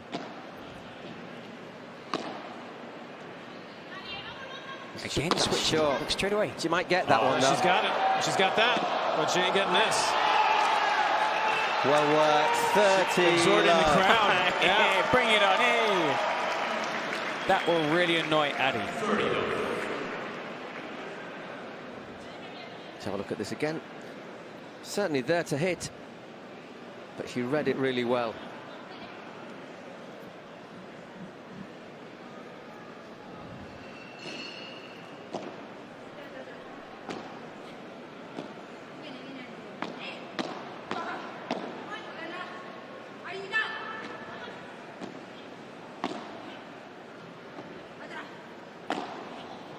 The thing about Gemma is, she said she's not really herself, but she does. What a pickup there. but she does have the ability to switch on. Yeah. It's one of the things that happens sometimes. She seems to switch on and off, and she switched on with that point. What a fantastic shot. It was behind her as well. And the backspin as well made it impossible for Ari to get to. She kind of apologises because it wasn't, you know, a clean hit, but still an excellent shot intended by Triay. 40 love.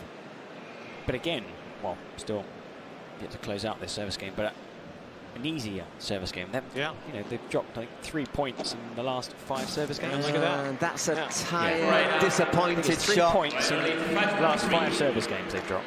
5-3 served out to love. So Martita Ortega once again serving to stay in the match.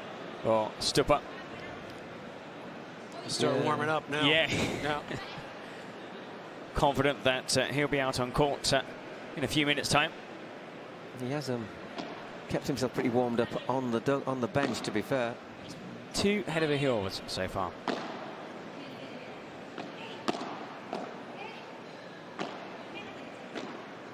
Once again. Yeah, another ball just with nothing on it. Yeah, and it's just sitting there, and it allows Osorio to just do right there. She's got time, and then boom.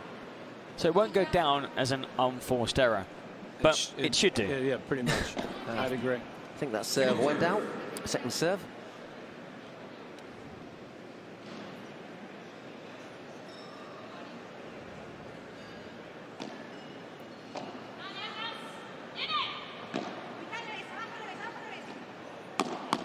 Gemma went to the net really quickly there, didn't she? That's not gone.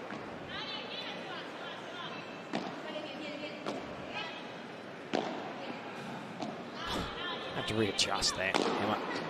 Oh, my word. Oh, oh my goodness. The only question you'd have there is that the sort of play you might hit it twice? No, she doesn't. Yeah, she doesn't. Look, it's the sort of thing where you sometimes do. Sometimes you get a double hit, but no, not on that occasion. Oh yeah, I love that reaction.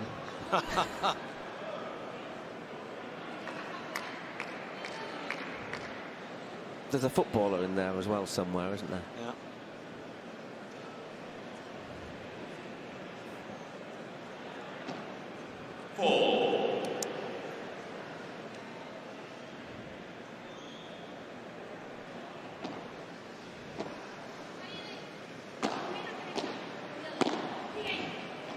Still alive. Now he's just going to be a bit more aggressive now, and that time it paid off. 15-30. It's got to be now. Desperate.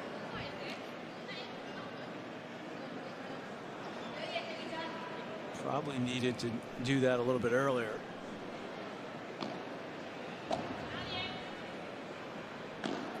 We've seen Marta be aggressive on 4 points in this match.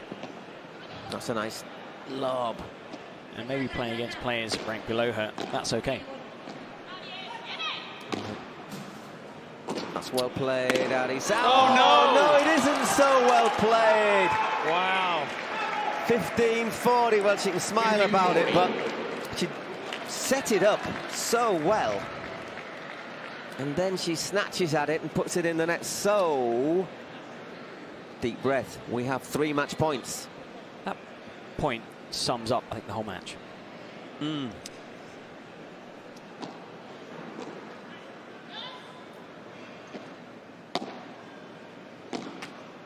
Ooh, play on. Just. Top spin. Almost cleared the side fence. She's kept it in, though. Gemma Triay. Who's going to have another pop at it. And once again, Ari Sanchez saves it. And well played. 30-40, so the first of 3 match points saved.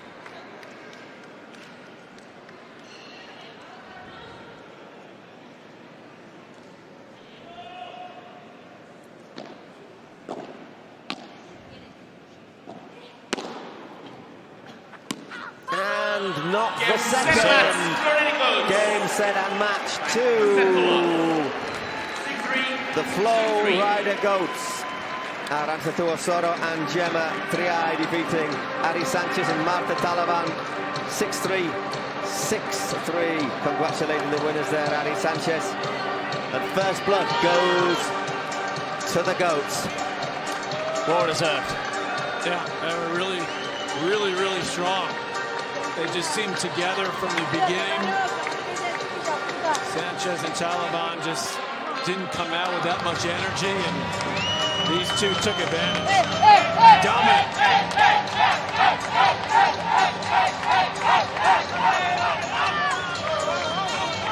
Gemma Triay getting Jorge Martinez in there. The Nenno stripped off, ready to go. Stupa's giving the hugs. Did you celebrate as much with the Davis Cup team after winning I'll tell those you, rubbers? we could have used some of that. I like that energy. Yeah. Well, if you've been watching us throughout the week, you know what comes next. The gentleman from Adidas present us with the smash of the match. And the smash of the match is from Gemma Triay of the Flow Rider Goats. Well, she brought the firepower when she had those opportunities. She was loose and ready. She missed the first smash she had in the match, and then she hit nearly all of the rest. Oh, double 6-3, which puts a bit of pressure on the Miami doubles team. They'll be up next. Just a little bit. Of course, Ari might well have the chance to redeem herself. Well, to redeem herself, to get back into things. Of course, mixed doubles. All depends what happens in the men's doubles. Up next, it is for the Miami Padel Club. I tell you what, it's a great pairing. Augustin Tapia and John Sant against the Flow Rider Goats pair of Franco Stupacuk and Martin Di Nenno. It's another one of those where it's tremendously well balanced. Could still easily go to the mixed doubles. Yeah, it could Tapia and Sanchez. That would be an interesting team to watch, huh? Well, both unbeaten as well. Yeah. Something we'll have to give. Yeah. We got our man Julian ready down there where it says winners, and he will have a little chat with Gemma Triay and Arantxazu Osoro. I feel sorry for him because he has to translate everything at the same time, and Arantxazu speaks a lot. So let's go and hear these words of wisdom. Ladies and gentlemen, what a spectacular performance for the Flow Rider Goats. Arantxa, by the way, everyone, she's known also as the Viking. You play like a true Viking, and you're going to Valhalla. Let me tell you, a spectacular performance. How did you feel in the court? Como siempre digo, primero muchas gracias a toda la gente que se tomó un tiempo para venir a vernos, a toda la gente que está ahí por streaming mirándonos. Siempre es bienvenido la gente que nos apoya, tanto en vivo como a través de la plataforma. Como vos bien dijiste, jugamos muy bien las dos. Creo que, como también dije ayer, necesitaba jugar bien con los Florida Goats, al menos una convocatoria, venía no haciéndolo muy bien. Y me tocaba redimirme, volver a nacer y demostrarles a los Floridas que quiero ser parte del equipo, que confíen en mí porque voy a sacar la mejor versión. Así que nada, gracias al equipo por confiar en mí una vez más, a Jorge por ponerme dentro de la pista y seguir confiando, a Magnífica por supuesto, sigo repitiendo que es un placer jugar al lado de ella. Y bueno, vamos Florida Goats, a ver si podemos sacar este puntito. Let's summarize that pretty much. Thank you for everybody for watching, streaming, and online and on television. Thank you for Florida Goats to trust on me, giving me the option to play. I needed to redeem myself in the past few matches. I wasn't playing myself, but I felt good in the match, and I'm happy to give this point to the Florida Goats. Gemma, also known as the Magnificent. How did you feel playing next to Vikinga. Well, good afternoon. Thank you, New York. It's amazing to see the stadium full. It's a pleasure to play here, and well, it's incredible to play with the Vikinga today. I only needed to put the ball on the court because she played amazing. She played with a lot of winners and maybe, I don't know, 5 unforced errors. It's amazing. So I want to congratulate Vikinga not only for today, also to this month. I think you are playing amazing. So congratulate you. And well, it's a pleasure. I'm really happy. And now we will see. We need 1 point more. Let's put our hands together right here, everyone, and let's go Flow Rider Goats! Let's give it up for these two amazing ladies and gentlemen, giving the first point to the Flow Rider Goats. Well, as Juliana just said, first blood goes to the Flow Rider Goats. 6-3, 6-3 for Aramstathu Osoro and Gemma Triay against Ari Sanchez and Marta Talaman. They're playing for that trophy, the Cities Cup, and of course $100,000. Well, you guys are talking about the fact that Osoro never played, never won like a real big tournament in doubles. But as I was just saying just during the interviews, to me, she seemed very relaxed out there. Yeah. She didn't seem at all overwhelmed by the moment. To me, as a sort of a novice to this game watching, she looked like she really belonged in the final and looked very comfortable and confident, I thought, throughout the match. Maybe perhaps on this performance, come the end of the season when there's a lot of movement. Yeah. Somebody might think that, because she has the potential, she has played with some good players, but never really good enough to break into that top 16, top 8 to get through to the final stage of the competition. She played one final all season, and that was almost in the B League. At the highest level, no finals, no titles. That could change here today. Yeah, I definitely think if she had a top 5 partner, she'd be getting to semis and playing finals without a doubt. She played a couple of those beauties in the match where she did that little swing up the line right there. Oh, that was a lob there. It's just so hard to read that. She would need to play against somebody positive, like somebody, because when things are going well, you can see that energy, but it also works against her when things aren't going well. Sure. I thought the pairing worked really well. I think, who knows? As I say, there's always a lot of changing at the end of the season, and maybe Gemma Triay might look at that and think, hey, I tell you what, that went quite well.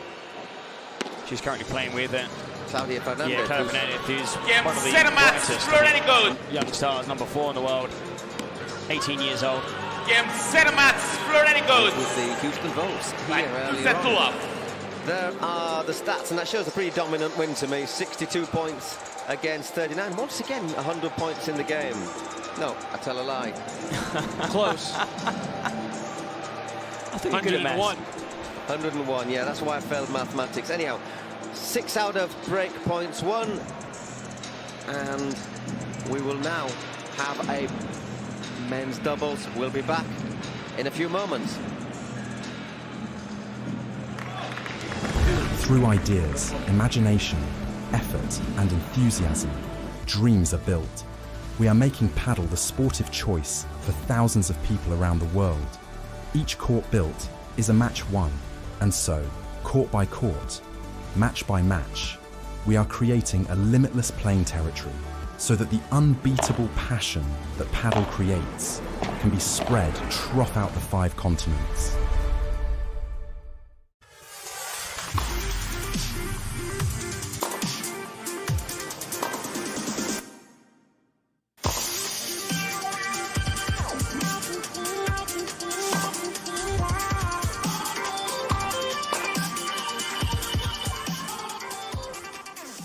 You're still waiting on your turf?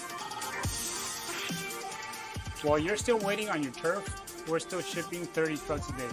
So just give us a call when you're tired of waiting. We have everything you need ready to ship.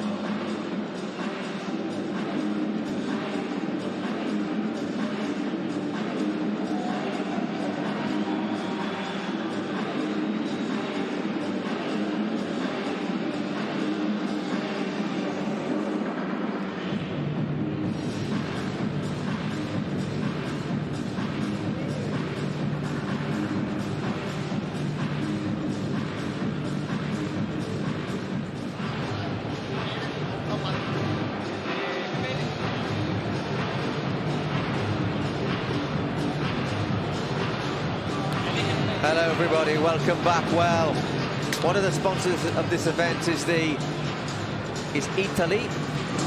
We've had our aperitivo, we've had our Aperol Spritz with Gemma Triay and Aranzazú Osoro winning the women's doubles 6-3, 6-3. We've moved on from the aperitif. We're on to the main course now, the men's doubles. Franco Stupacuk and Martin Di Nenno for the Flow Rider Goats. If they win against Tapia and John Sanz, the Flow Rider Goats will be our winners of this year's Cities Cup. 4 of the most spectacular men's players in World Padel. They're going to be dueling it out here at the Dougal Greenhouse. Expect some fireworks. Now, Patrick, you saw the players in action for the first time live yesterday. Your thoughts ahead of this second game? I'm just so fired up because it was so exciting to watch these two teams play yesterday. Very impressed with Nenno and Stupacuk. I mean, they were just so full of energy and intensity, aggressive all the time, or as often as they could. And I mean, obviously, you guys are telling me this guy Tapia, he's the best guy in the business. He to me, was a little tamer yesterday. You know, he kind of measured himself until he had to make his move. I feel like today he's got to come out and really be at his best because this team he's up against, they're the real deal. Yeah, exactly. I mean, John Sanz, Tapia's partner, I thought had a really, really good match yesterday. Really played well. But they were up against arguably the best pair in the world, or were the best pair in the world for 18 months. So something special is needed. It's very similar to the game we had before, where you had Ari Sanchez, world #1, Martita Ortega, slightly lower ranked, and then 2 players in between. So, I mean, Stupacuk, of course, have that understanding, having played together, whereas John Sanz hasn't really played at the highest level. Now, he does play with talented players, has done throughout his career, Paul. Had a spell with Galan, obviously, when Juan Lebron was injured. Went very well. He's just ranked outside the top 10, and there's still a player who is slowly moving up the rankings. Played, as I said, played brilliantly yesterday. One reason he played so well is he cut out the unforced errors that sometimes just hold him back. So, guys, your predictions at the start, you going to change? Sticking, twisting? You know, it's I'm thinking about second-guessing myself at this point after what I saw in the first match. It was way off, but I don't know. I'm going to stick with my team from Miami, at least for the moment. I'm going to stay there. Well, but I'm not 100% confident. I'm going to tell you that right now. I said they Flow Rider Goats, and they've won the first matchup. They're looking good. I'm just going to say, however, a team from Florida is going to win the title, okay? That was my line. Flow Rider Goats lead 1-0. So 6-3, 6-3. Bit of pressure on the world #2 and John Sanz. We saw in yesterday's semi-finals both sets of teams winning. In fact, they arrive for this fixture unbeaten at the Cities Cup. Here we are at the Dougal Greenhouse, Brooklyn. Some beautiful views behind us of the Manhattan skyline. This event has started on a Tuesday, will end here on a Saturday. We'll find out the new winner of the Cities Cup. Of course, should point out there is a chance that we might not find out our winner after this match. It could be the penultimate match. Because if Tapia and John Sanz do win, we will go to a single-set mixed doubles tie, which I have to say, I would be really interested in seeing as well. Ari Sanchez and Tapia against, I think it's Aranzazú Osoro and Franco Stupacuk. That would be really good to watch as well, yeah. I mean, there may be changes depending on how each player feels after their match, but I'm not ruling that one out. Good evening, New York. Should we go to a mixed doubles? It would be just a second here at the Cities Cup. Super tiebreak, who goes to a tiebreak. Tapia will start serving for about 60 seconds. At least 60 seconds left of the warm-up before the players can head to the bench, and she'll be underway in this second game of the final here in New York now, paddle is skyrocketing in popularity. If you're watching for the first time, the scoring system is the same as tennis. When we get to deuce, it's a golden point. The sets work the same way to 6, a tiebreak at 7, 7-6. Super tiebreak should the sets be tied 1-1 in that third set. Great to see the stands absolutely packed here as well for this final. I think it's what the event deserves. It's been tremendously well organised. They've treated us like kings. And I'm having a fantastic week here. Yeah, because you get the minibus back to the hotel with the players. There you go. Well, they're in a different hotel to us, but you try and sneak on, don't you? It's not far to walk. So, guys, sit back and enjoy. We've got Patrick McEnroe with us, and, well, his first taste of live paddle was yesterday. Today we expect an entertaining men's double. Not saying that yesterday's wasn't, but we're looking at the best players right now in the tournament in action. Looking forward to it. So you got the Tapia's #1, right? It's #2. Top pairing. Top pairing. So his partner's #1. Yeah. And his partner tonight is just outside the top 10. Yeah, exactly. And Nenno and Stupacic, where are they ranked? Stupa is third and Nenno's sixth. All right, so this is what we want to see. Best in the world right here. Oh, Stupa, Nenno, both from Argentina. I'm just hoping that they go on it hammer and tongs. They will do. Right They will do. now. That's how they play. Yeah, they lose, they win. They always play the same way. That's why they're so entertaining. You'll see them twitching. Kosi, Stupa, love attacking. More so, Stupa. He's on the advantage side, backhand side. On the forehand deuce side, it will be Tapia, another Argentine, on this central court here at the Dougal Greenhouse. Silence, please. The men's final is about to commence.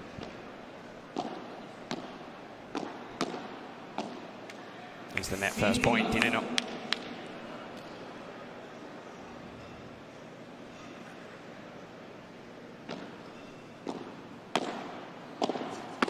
And the put away.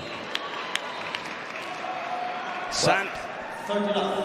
Well, we've had 2 points in about 20 seconds. It's what we were saying, isn't it, Ian? This is what you call fast pace. These are so explosive. Good serve onto the glass for a bit of a effect. Not good enough to return it from Sant to bring down. Whoa, that's pretty impressive. That was basically John Sant in a nutshell, wasn't it? Yeah. Smashed it. Maybe he shouldn't have hit, and then one that he killed. Looking to come to the net. Stupa the Nenno. Stupa. The block volley always hits those lobs, but it comes up short and it clears the side fence. Game to love. Well, that didn't take very long, did it? Some pretty explosive hitting already.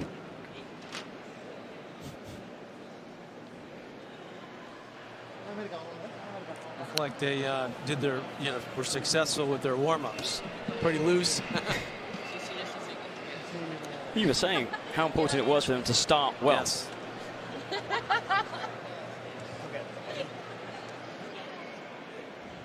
Time.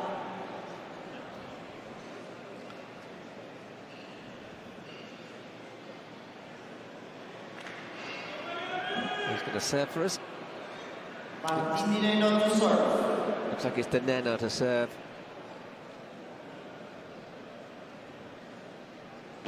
Serve and volley. If you're watching paddle, always try and serve and volley. Try and get to that net. Best place to win points. Oh, full stretch there. Tapia the backhand from Sant. On the back foot, Sant and Tapia races forward. And that's another winner from Stupacic.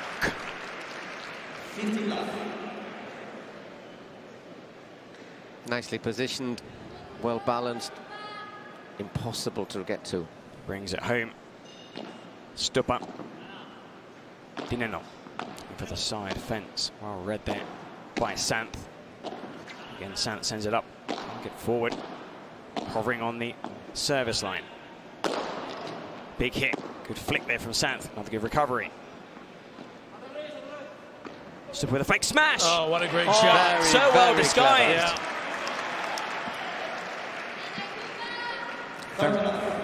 Really well disguised. Very clever there from Stupa, because I think everyone was expecting to unleash another one. 30 love. Nenno sends it low at the feet of Santh. Another good pickup.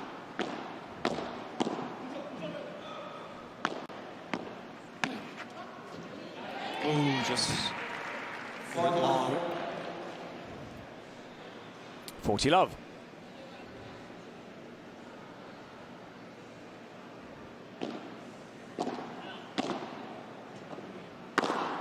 Well, the set started with 2 love service games. 1-1. impressive from both teams to start.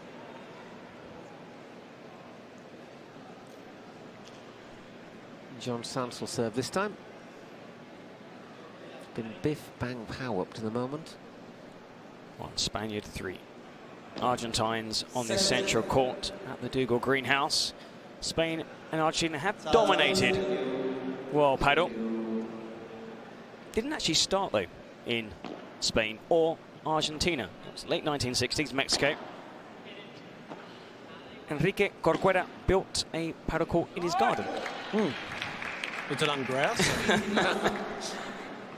And then there were some Spanish people there on holiday, spotted the court, then they went and built some in Spain.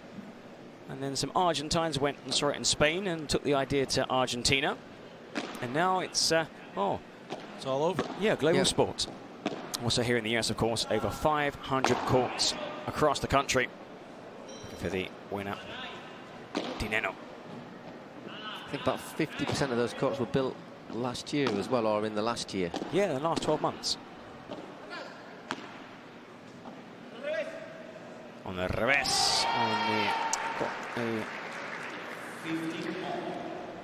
sharp from his doubles partner, attacked the backhand side, who had stayed back. Shot going long, it's 15-all.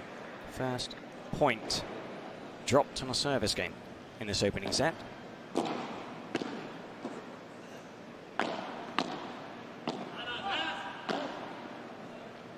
can see that sometimes you wonder why they don't allow those balls to drop. Why? Because you want to try and stay at the net. So you see them track back. Brilliant, well read. It's not going out. It's not going to clear the fence. Oh, didn't drop kindly for Stupa. 30-15, and let's have a look at this again. Doesn't quite get enough on it. But it's a constant back and forth now. Patrick, you were saying, you know, that's one of the toughest exercises in tennis. It's easier the lateral running than back and forth. Up and back, and they do a lot of this, a lot of that in this sport. Gets back, Stupa, and again, and again. That is well finished though, isn't it, by Augustin Tapia.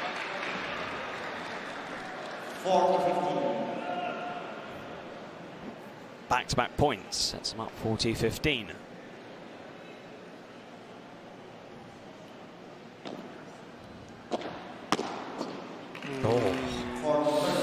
Thought it went a bit long, yeah. Yeah, it was sitting up invitingly for Tapia. That's an excellent backhand slice that bounced an inch earlier. Would have been a winner. Would have hit the glass wall and died. Santh, the punch volley. Wants to take over. Whoa. Controlled really well. And again. Oh, yes. Wow. That is Tapia at his best. You said yesterday you saw Tapia holding back slightly. You can tell today. He's not holding back today. No, not at all. He's come ready to go here. With serve in this opening set. They are trailing 1-0. Miami are trailing 1-0 in this final. Now, of course, there's a long way to go in this match. It's always a roller coaster ride. If they win and defeat Stupa and Nenno, we could see a mixed doubles deciding the title. Well, I think that might be quite fitting if we did see that as well. It seems like the final deserves to have that extra drama. And also, Paul, because it's what makes this tournament unique, because it's the only tournament that has mixed doubles. Exactly. We've only had one mixed doubles in the entire week, which was... surprising. Victoria Iglesias and Barona. Yep. Arkansas against Toronto Polar Bear, the Arkansas Matrix against the Toronto Polar Bears. Victory for Barona and Iglesias.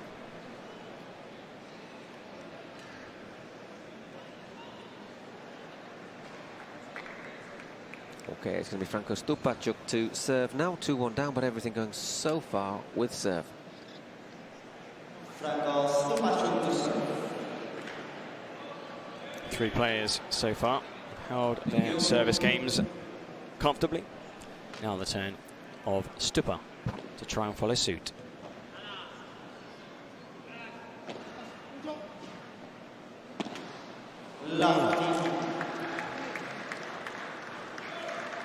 I think that's the perfect description.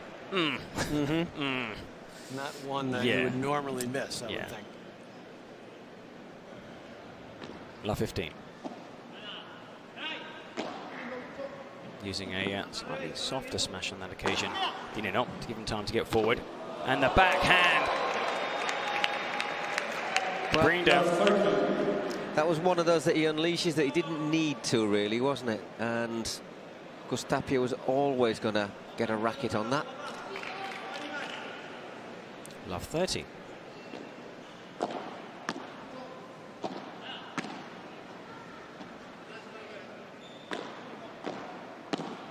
And another volley into the net.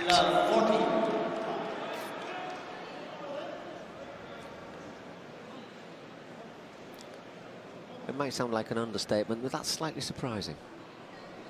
Love 40 on Stupa's serve. Up until now, just one dropped point on a service game. We've had 3. Thing about the Stupa and the Nenno, nicknamed the Super PBs, like the Super Kids, is that they normally race between points very, very quickly when they're serving. At what age do you stop being called Super Kid? These guys never. Oh, wow! The bring home. A break. 3-1. Tapia to serve. Chance to go 4-1 in the first set. And a break at love, no less.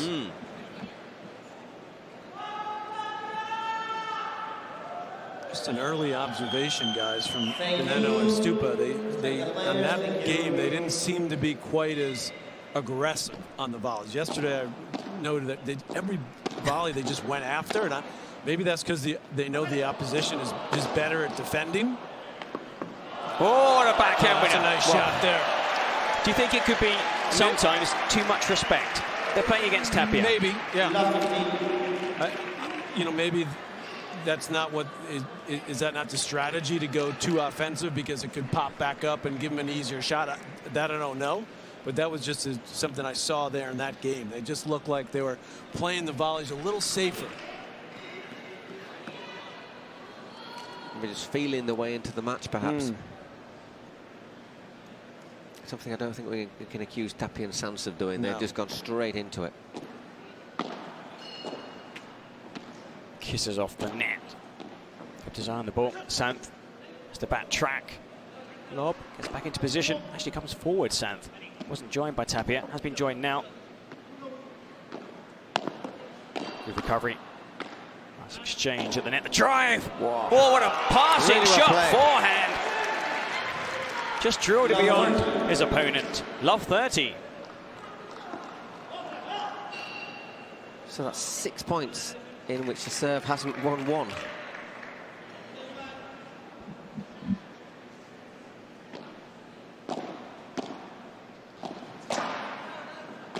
Sanz looking for the fence.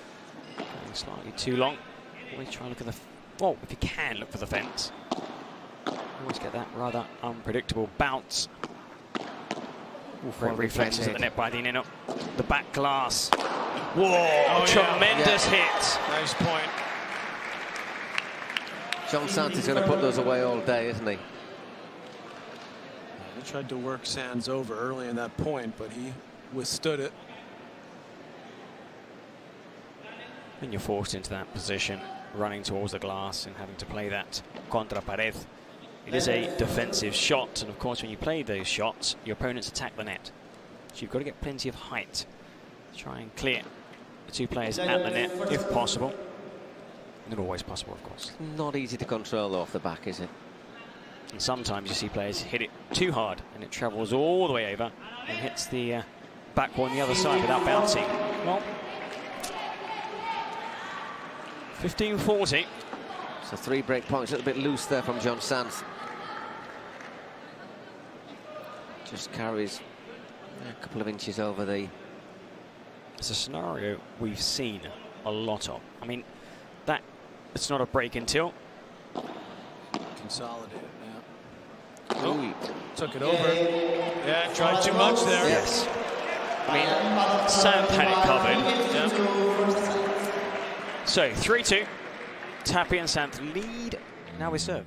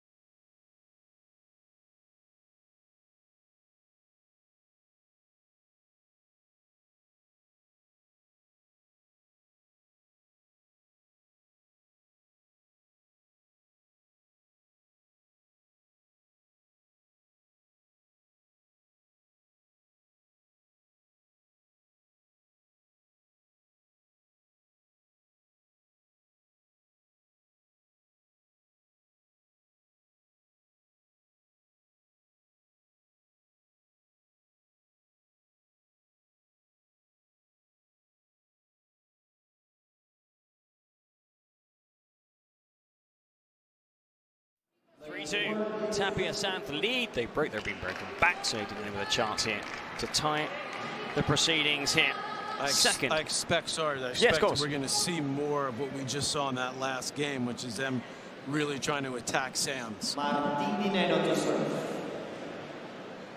I thought Tapia, tried to do a little bit too much on that last shot to compensate for it. He wants to get involved. I mean, he'd been hitting the balls. Oh, an ace. Ace. Second one yes, an since ace. I've been here, I've seen.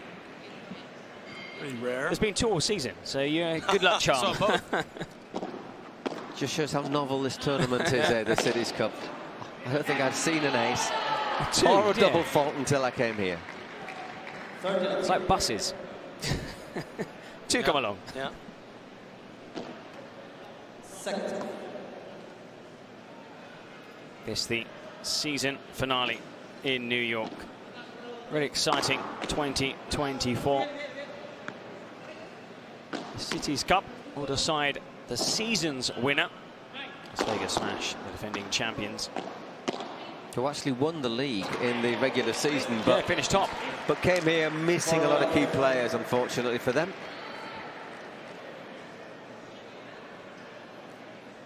$40 love. That one hiccup on Stupper's serve. Apart from that, this could be another lob service game. Nenno. Again, that lob opts to stay back. Now can come forward. Sanz shapes up for the top spin and just carries, really arches his back. Doesn't get much pace, but it's the angle that makes it so difficult. And a lot of spin, right? It's a top spin on it. Carries the ball up. And power is nothing without position. So, I mean, those angles so important. We've seen Gemma Triay, for example, get those. Still in play. Touches the net. He falls into the net. Well, all of a sudden, it's just that little bit more complicated, isn't it? 40-30. 2 points in quick succession for Tapia and Sanz. We're down 40 love on Nenno's serve. Tapia to receive a second serve, first delivery into the net.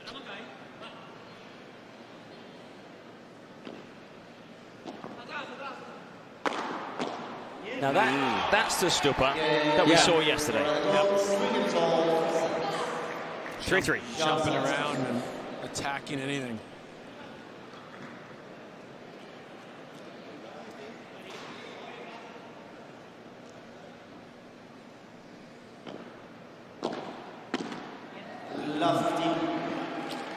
Just slashes at that volley.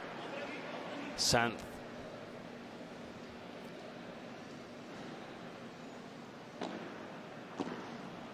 Was a good serve, that really tight against the glass. But look how quickly he's forced back again, South. Got big change in his last 2 games. Stupa, Nenno, and now at the net. They're going to win the point. They're bossing the point. They're going to win the point, aren't they? They have won the point. Love 30. Love 30. You might lose points at the net, but you're going to win a lot more. They just look to me as if they're just starting to gel, right? Yep. Starting to, dare I say, to flow. No.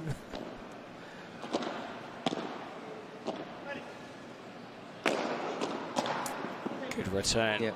Just going too long. Did well there. Stupa. Wasn't too short. Nenno was well placed, well positioned. Should have retrieved it. It was at the net. His doubles partner went for the first time return. But there is one of the things you're talking about.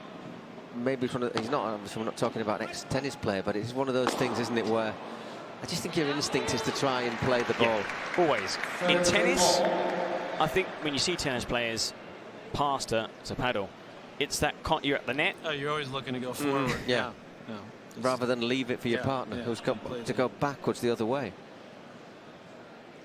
I think it's very difficult also to not hit a ball that you know is going to bounce in, to allow it to pass you automatically.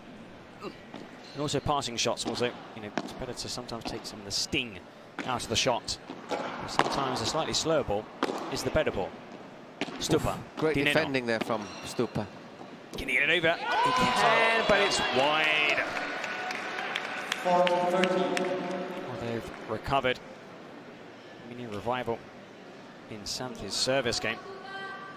Looking to head back to the bench, leading 4-3 in this first set.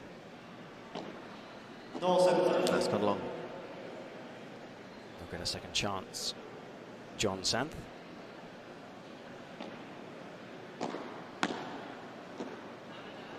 Winds up. Oh, well played. Just got enough on it.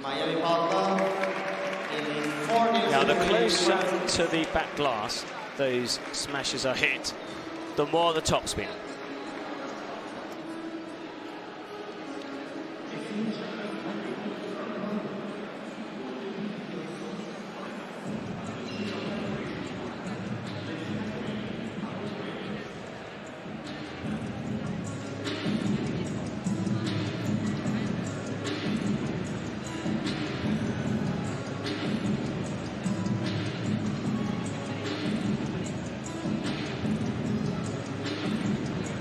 Well, are you enjoying this? Of course you are. You're seeing some fantastic paddle on a brilliant court, the new Adidas High competition model. Paddle court chosen as the exclusive official court for the next 3 years for all PPL tournaments. It's without a doubt the most suitable court for high competition. Well, Adidas first entered the paddle market in 2012. Their first court in 2015 brings unparalleled global vision for the sport. Of course, that 3-year deal is great news for Adidas, great news for the PPL. And great news for us as well, because we're watching a fantastic game of paddle here. Two of the top pairings, well, certainly in this tournament, but if they went in the Premier Paddle, they'd be the top ranked around top 5 at least, wouldn't they? Or the two top playing pairs looking at results, unbeaten. Well, one will remain unbeaten come the end of this second match of the final. Stupa serving to tie the game. Thinking they've come here, and they've won basically all of their matches in 2 sets as well. There's not been any super tie breaks. That's a great lob there. Yeah. Stuppa's a player who never allows that ball to drop. He'll hit the smash from behind the service line.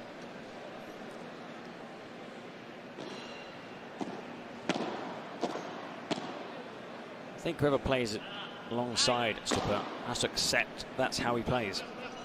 He's very aggressive. Really just in here. Again looking for Stuppa. Oh, this time the fake smash. That is a gem of a shot.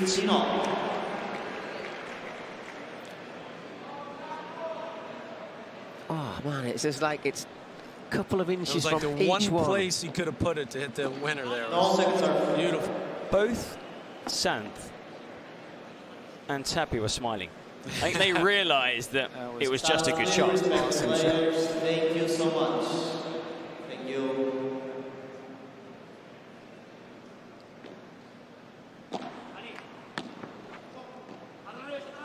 Stuppa races to the net, races back, races to the net. Full stretch there. Nenno, dink down the middle. That's not gone. Brilliant play there. Brilliant play by Stuppa, who told Nenno, stay in, quédate. Because for a second, just before the winner, he was headed towards that gateway. And it's a great shot from Nenno as well, because he has his racket almost flat with a spin, bounces low. Impossible there for Sanz to return. Oh, he actually allows it to drop. Stuppa. Oh. Great return. Reflexes Santh. Tapia. Again looking for Stuppa. Winds up for a Tapia special. Yep. Just has the ability, doesn't he, Tapia, to produce one without ever looking as if he's made the effort to do so. Effortless. It's effortless. It's technique. It's standing under the ball. The way he shifts the weight from one foot to the other finishes the shot. So racket's behind the head, scratching his back. It's amazing if you don't hit that shot just in the perfect spot. He can just deliver that anytime.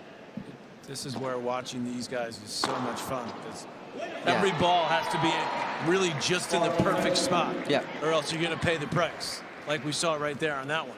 I mean, I'm amazed Tapia actually doesn't hit more smashes sometimes. I suppose.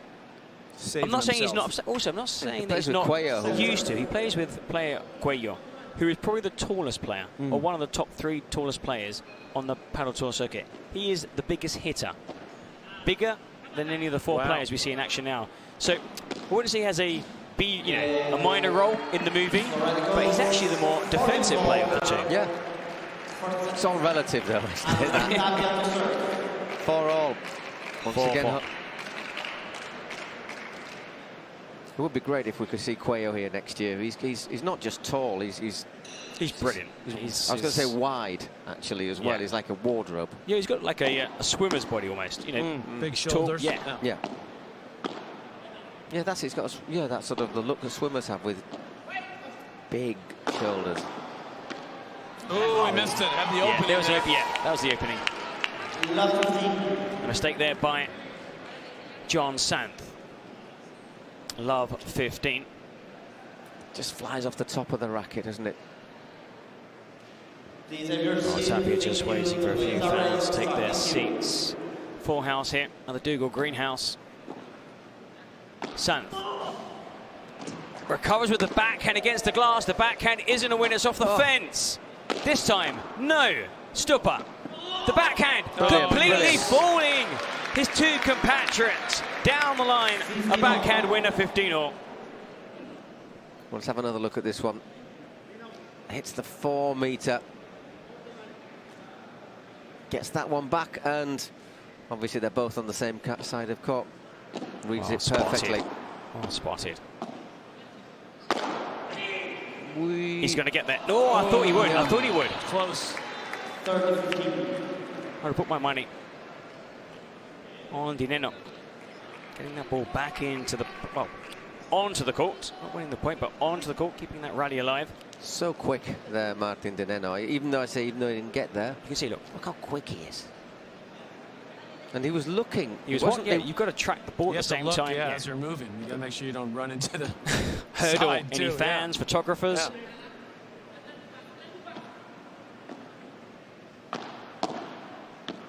So a great angle. And again, when put under pressure, Santh has made a few mistakes. But it was also the pace on the ball from Stupa. It was right in front of his body. Difficult to deal with.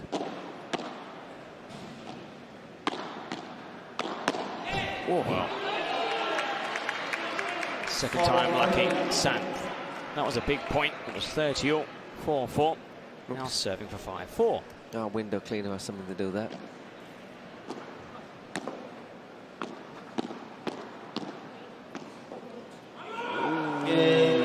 Trying to pick his spot, but too wide. 5-4, Tapia and Santh the lead in the first set.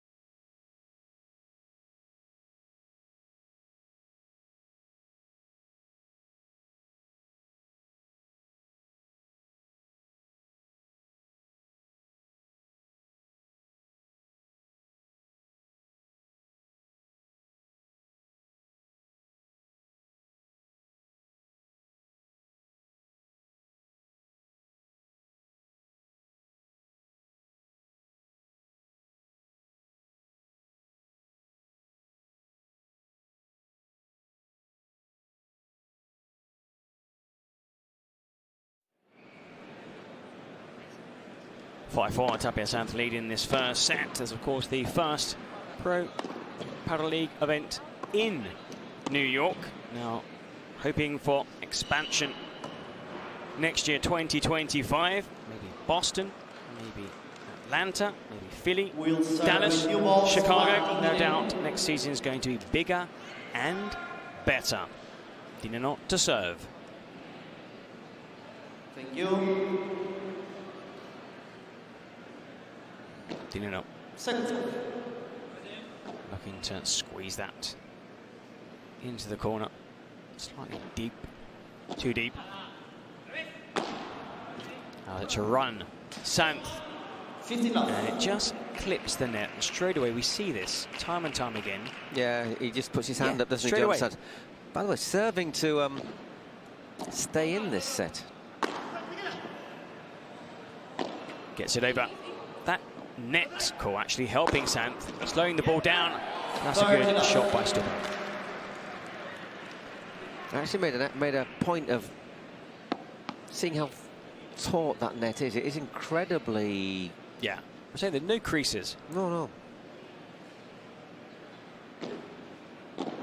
Yeah, I mean, it's so tightly wound that you'd expect more balls to drop on the side of the person who hit it into the net, into the net card.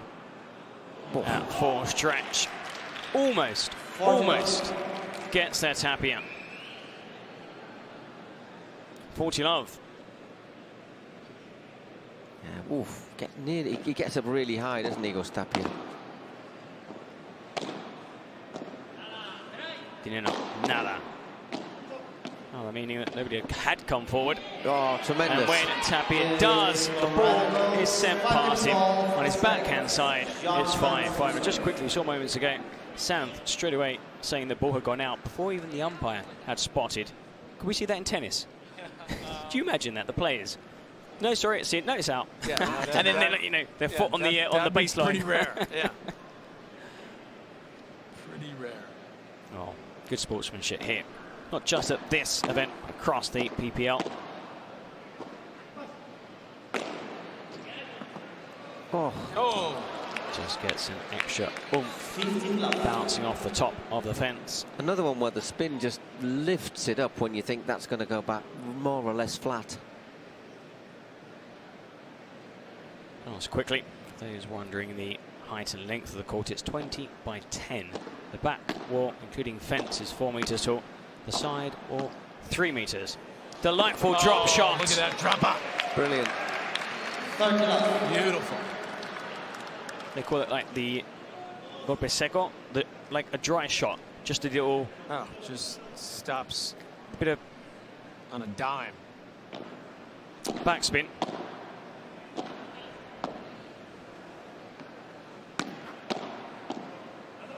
Stupa. Now they're on opposite sides. Let's see if they stay there. Yeah, Stupa. It's way too much on that.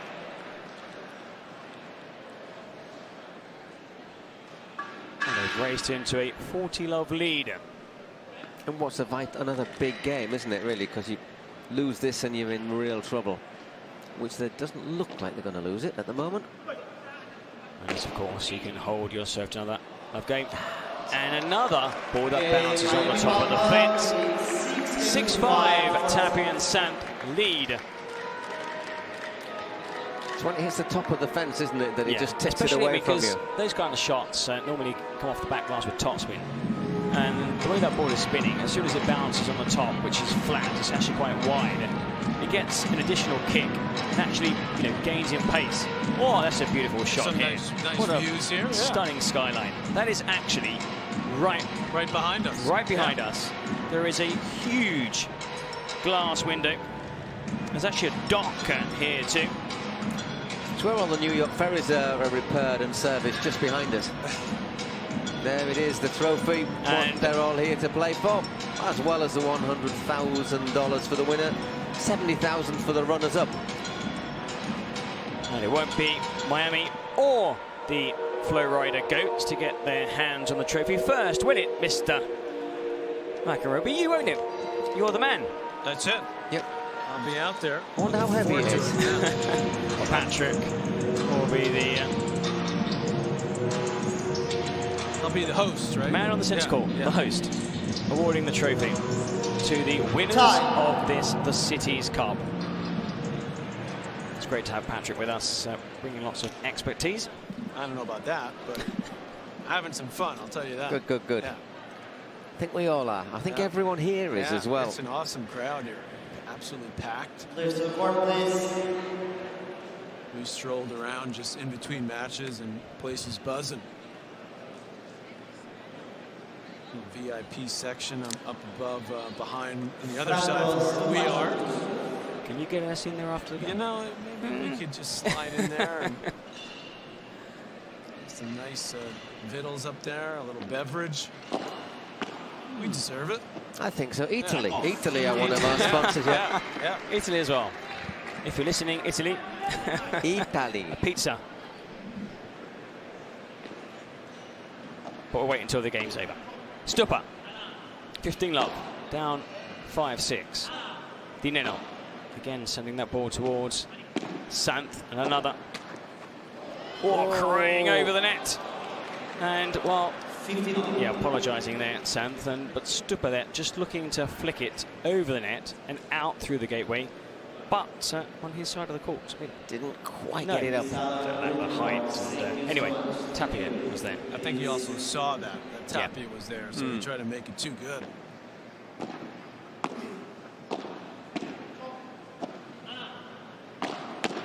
Well played, John Santon, really quickly there, wasn't he? Stupa into the fence, and there Tapia having to stay a step forward to avoid that ball hitting the fence. So he took that ball on the rise, half volley.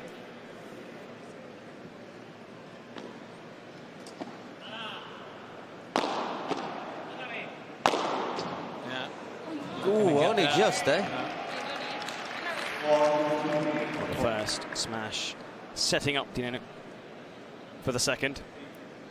John Sands was really close to getting a point of his racket on that. Chance for 6-6.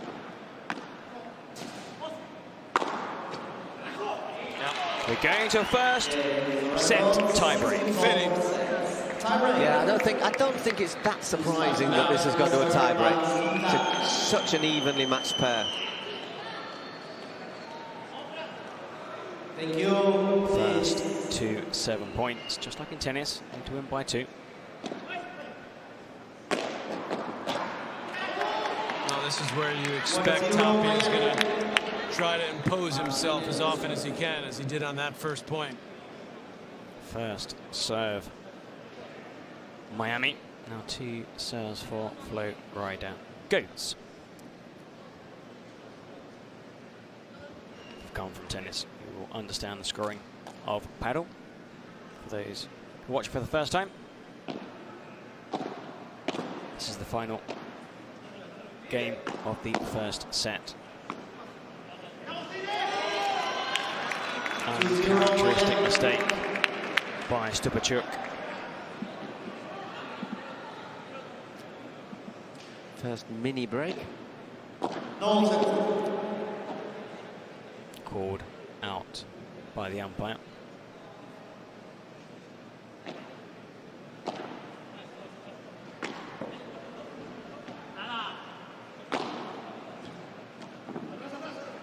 Oh, an easy shot there for Santh. Right in the corner, double glass. Oof. Great smash. Yeah. An important point. And I needed that.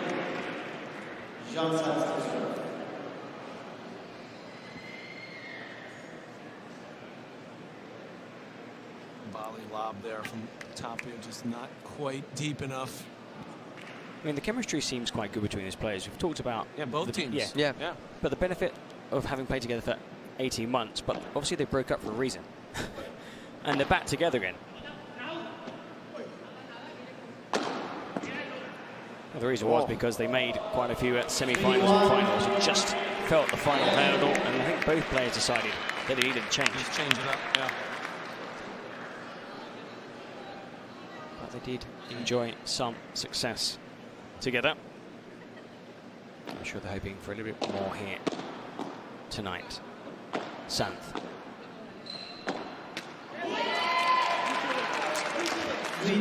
Just puts that one into the net. Unforced error, and it's just allowed Stupa and Nenno back into this tiebreak.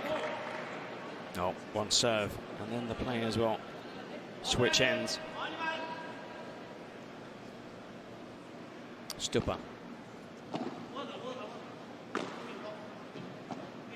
Gancho there from Stupa. Not a pace, but not a spin. Top spin. Ooh, it's no. well short. That doesn't count. If it hits the player. That's one of those where I don't think he should have tried to smash that from that. It was too deep, and it was an easy smash from Tapia. The only thing, because it's Stupa, I think that's what we he does, know, right? Yeah. all the players know, but he did have that one point where he hit that fake smash. Yeah. He's well behind, he's quite a long way behind the serve line when he hits that, isn't he? And also, easy pickings there. You've got Tapia as the player furthest forward, so maybe against another player, he might have stayed back, not read the shot, maybe doesn't quite have the execution of Tapia, but Stupa plays how Stupa plays. It's all or nothing. Well, it's absolutely vital that he holds this serve.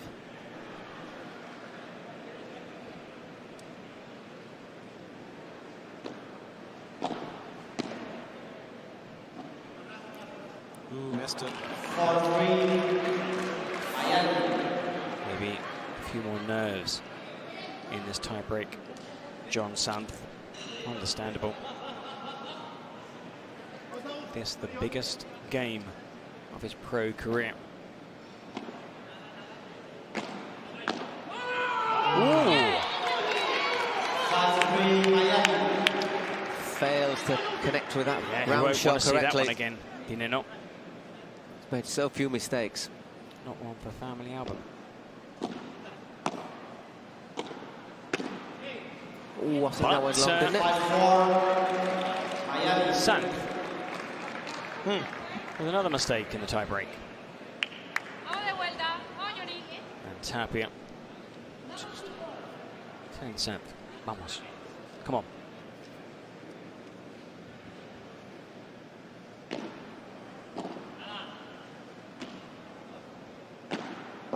Ooh. Wonderful passing shot. That is brilliant from Santh. Gets a hug.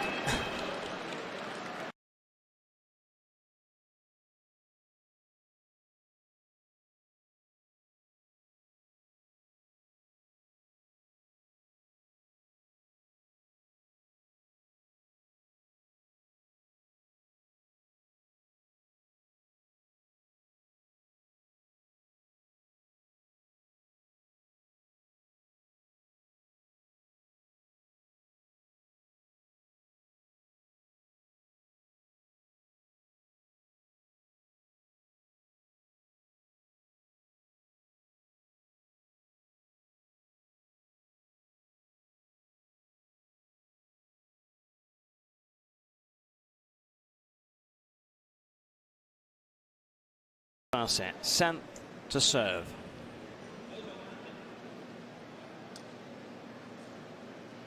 Tapia switches position. Second set.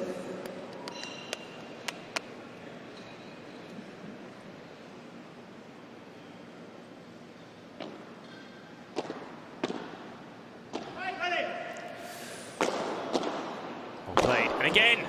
Oh, we got a great recovery by Nenno. Stupa. It's going out. Oh, wow. My word. Save 2 set points. Unbelievable. And the whole Florida bench erupts. Still not there yet, but they've salvaged 2 set points. This is it. I thought that's it when he hit that. Brilliant, brilliant recovery from Martin de Nenno. That was an amazing pickup there because his partner had missed it. So yeah. Sometimes you lose sight of the ball, like right there. That was incredible concentration. Straight after winning that shot, you could see the face of Stupa. It was almost like a huge sigh of relief. It was Time. You have to focus so hard because when your partner comes across and they put their racket out, you lose sight of the ball for a second, you miss it. Santh. On the backhand into the net. Stupa sends it flying into the bottom of the net, and now they have to face their 3rd set point. The 3rd chance for Miami to take this first set. Nerves over the Miami bench. Trailing in the series 1-0. Stupa taking his time.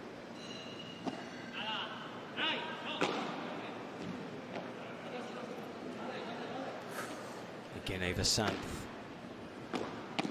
Covering the middle ground. Tapia. That is a brilliant shot. What a way to win the first set. Miami Padel Club take the first set 7-6. And John Santh, when he turns, looks straight at the Miami bench.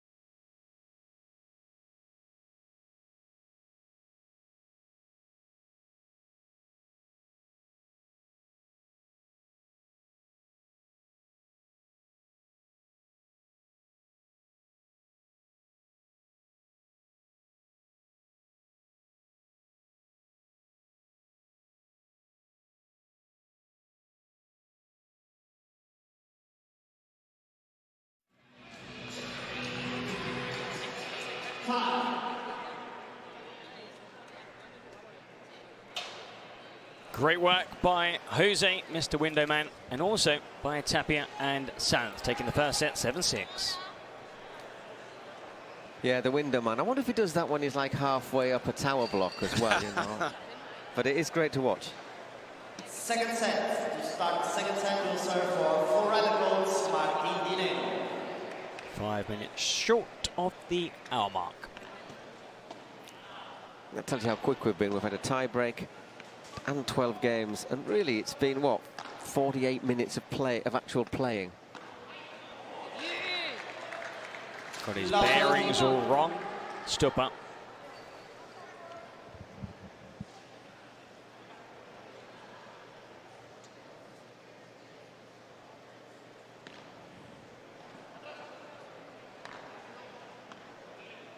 Nice Chiquita from Tapia.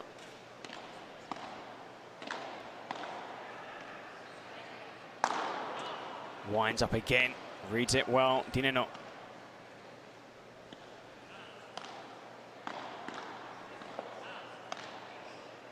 An excellent rally to start this second set.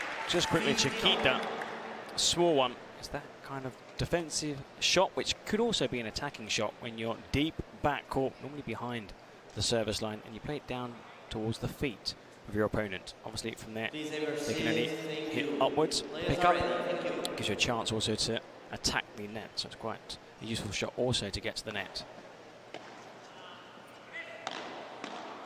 Question is, I think, have Nenno and Stupa got another gear they can move up into? I don't think we've seen them quite as effective as yesterday. No, yesterday they played superbly against Chingotto and Campagnolo. They've had moments, but it's not been quite as consistent all the way through. I think it has a lot to do with their opponents, to be honest, because they're just not able to play that all-out aggressive style with who they're up against. And the merit too. Yeah, exactly. Yeah, tap in Sanz. He can get there. No, double bounce. It's one of those, I'm really sorry. Wink, wink, nudge, nudge.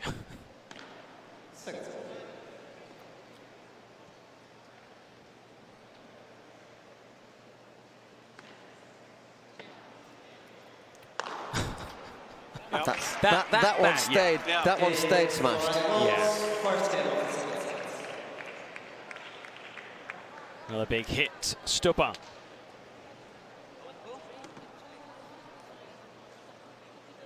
That's just amazing athleticism there. Watch when he hits it and he finishes. Look how high his leg up, so flexible. It's great. One of the things we were talking to the physios before, and we were sort of saying, you know, about knees taking a hammer. And one of the things that they were telling us is quite often, it's if you have a bit of a problem in your knee, it's really the most stable part of your body, and often it's connected to your hips or ankles. Yeah. He also said that there seem to be more players complaining after matches about pains in the hip area than the ankle. Oh, the torquing,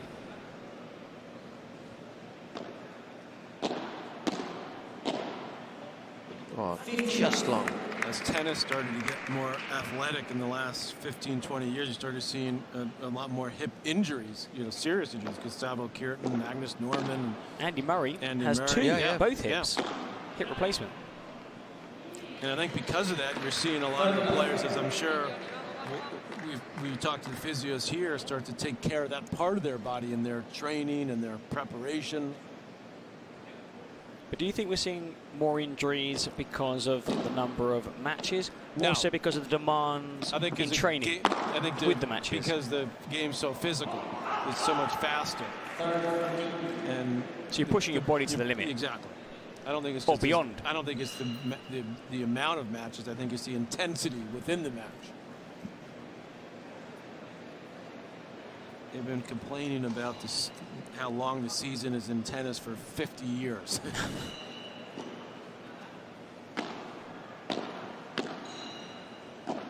No one's complaining about the PPL. 3 excellent events during the regular season. Number 2 in Miami, 1 in San Diego. Miami actually won the first event of the calendar year back in April. Flowrider Goats have yet to open their account. But if they do start here, not a bad start. The Cities Cup. Brilliant again by Tapia.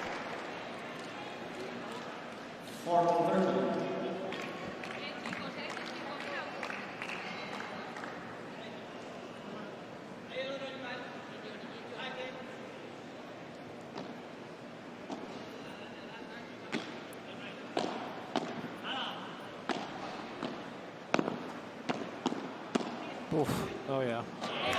Great. Placement. Such good instincts from Tapia. He just seems to know where the ball's going to go.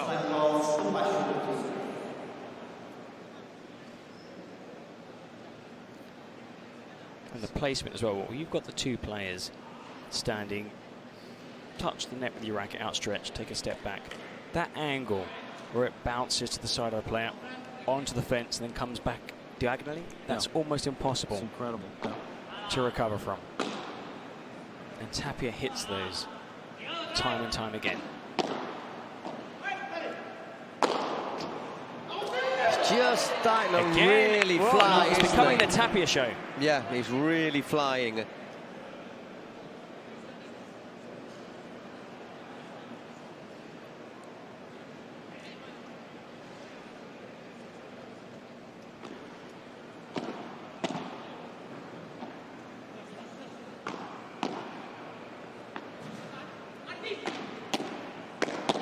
Oh, goodness gracious. Some brilliant bowling there.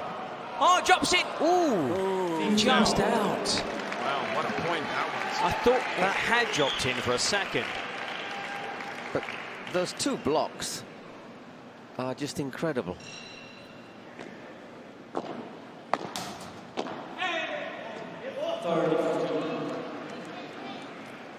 A little bit over enthusiastic there, John Sands.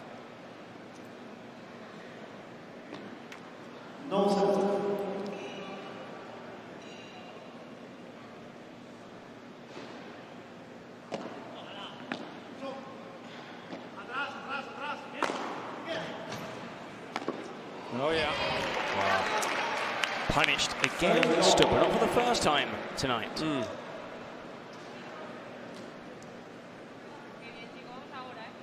But as you say, when he go, you know he's going to go for those. I don't think it would be a bad thing if he mixes those smashes with a couple of fake smashes, because the only one he's tried so far tonight is 1. Oh, that should have cleared the net. Stupid.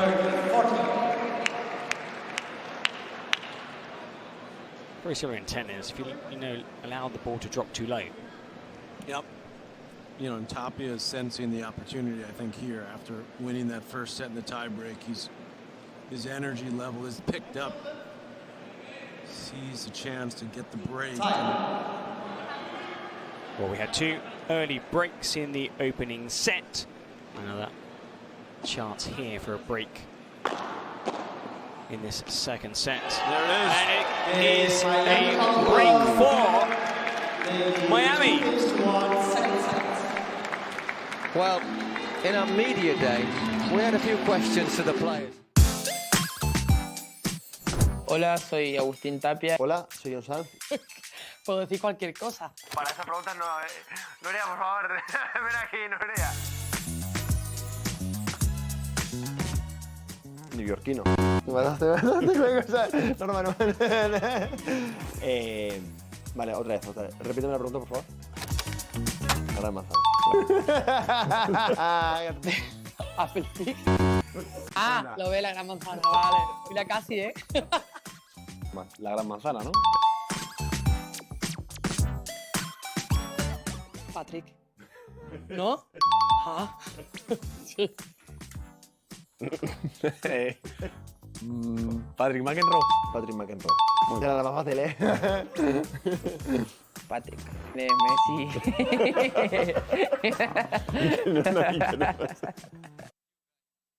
So, Patrick, you were, just to confirm, you were born in New York. I'm right there between Messi and Rafa. Yeah, I really belong there. Yeah. You're in the middle, weren't you? You're top of the podium. Unbelievable. By the way, Tapia went, Patrick, he was going to say your surname, went, Macaro. Well, that was very nice. Thank you. New York, or? Born in, actually, just outside the city. Born just outside the city, but very close to the city. A Rangers fan, yeah? Yes. Oh, big time. Rangers, Knicks. Jets or Giants? Unfortunately, Jets. No, okay, they're both okay, Jets. You've got a new coach. Hopefully things will take a turn for the best. I don't think so. I have absolutely no idea what you're talking about, actually. Different language. Is that basketball, That's American football? No, so a little of both. Later I'll show you my ESPN fantasy team. Okay. Give me your thoughts. Love 15.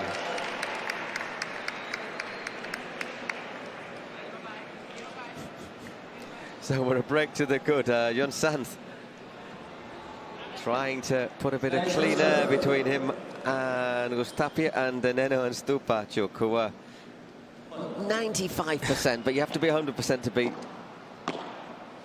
Tapia on this form.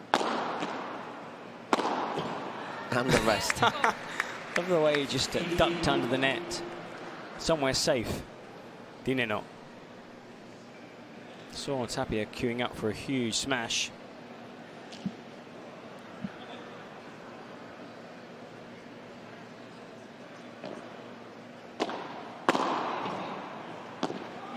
Followed it really well. Stupa. It was a comfortable height for the Argentine. And once again, right down to feet. That bajada off the glass. The bajada is the shot. Oh, bajada is down. An excellent play, Sam. Plays that quite well normally, that shot. Just opens the face up, allows the ball to slide away.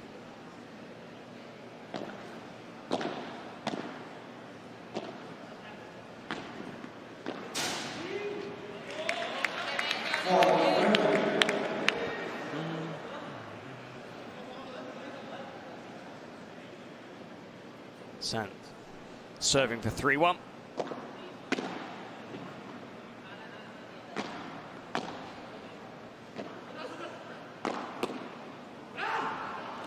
Took a bit of sting out of the shot there, Stupa. Now his arm has gone straight up into the air. Why? Because he has requested to receive. Big point here. Golden point in this second set. 2-1, Tapia and South lead.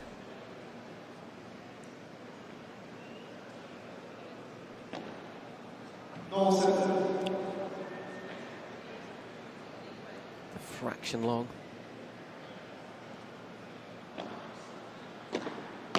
Oh, no!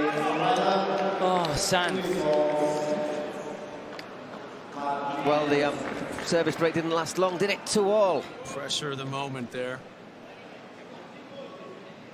Just trying to cut that a little bit too close. It's one of those ones that you can leave some margin for error. Yeah. There's no need to no track need down. to go that hard, yeah.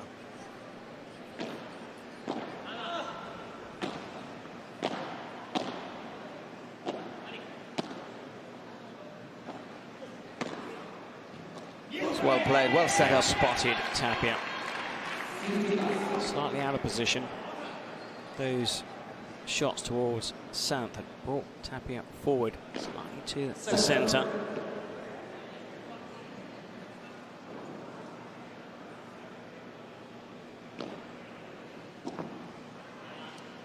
Opting now for a big lob. That was out. Yeah, 15-all. For a second there, Di Nenno turned to his doubles partner as if to say, in? With the umpire. He's the furthest away from it. I suppose he has the worst view, but it looked pretty out to me. Again, the umpire slightly slow on the call. Doesn't have the best of views, to be honest. It's not easy on any paddle court. Because you don't have an unobstructed view of the court, unlike in tennis. I was looking for the metal over the. You don't have the electronic system either. Rely on the honesty of the players.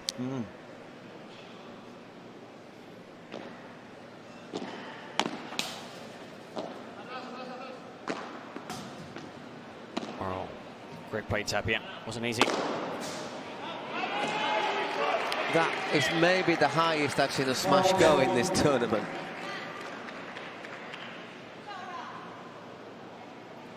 There's no maybe about it. That's the highest I've seen a smash go in this tournament. That's a 70-foot roof, and it's over the 4-meter back fence. But look where Stupa was when he hit that. He's literally on the glass, isn't he? Yeah, you can't try from there. But he will. That is Stupa. And this is a fast court. He will never change. This is a fast court. Fast court, and also, according to the umpire, fast balls. All paddle balls have the same pressure.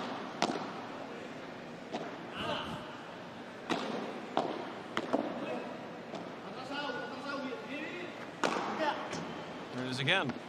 Yeah. Gets a side on it. Oh, and it comes back. That's a bit of luck. You make your own luck.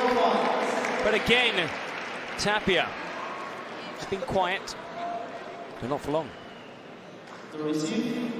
Oh. See that? Just curve back onto his side of the court.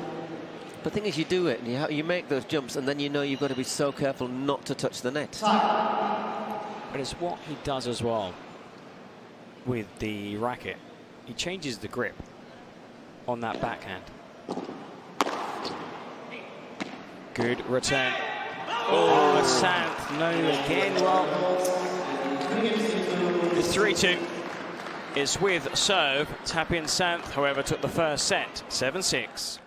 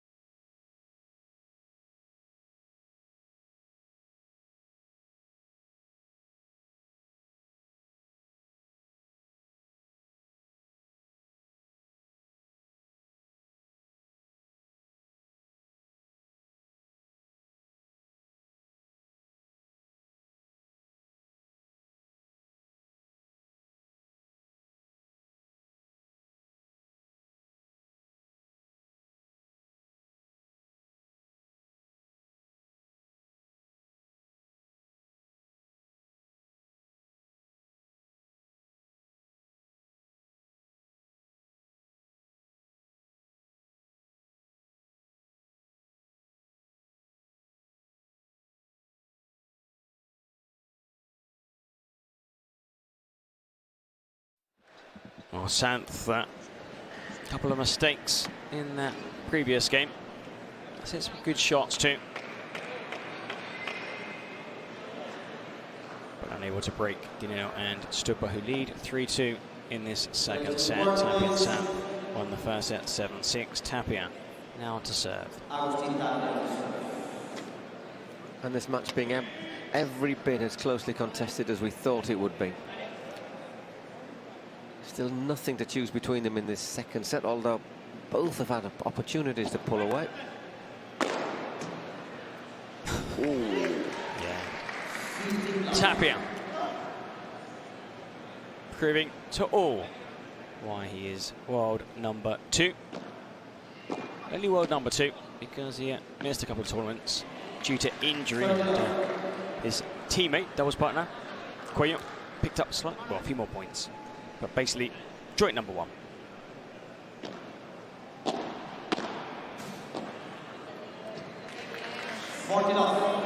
Racing through this game.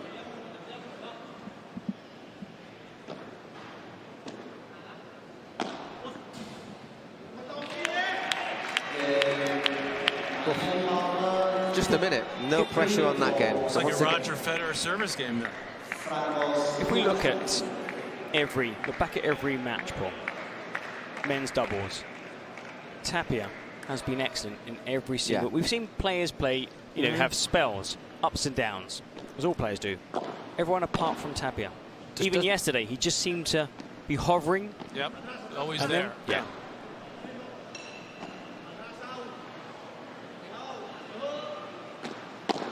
And just makes so few unforced errors.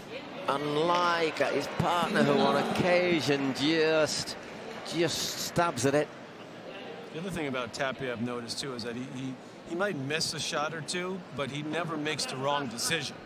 You know, his shot selection is just perfect. Yeah, so right place, right time. Yeah. And if you're there, 9 times out of 10, you win that point. And even with the points he loses, he still reads the play. Yeah, and you'll tell him to do exactly the same again. He never gets out of position.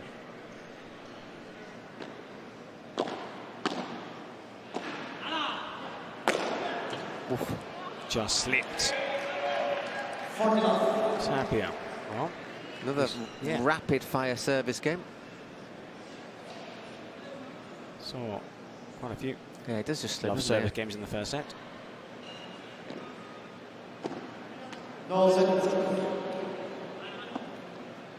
Just long.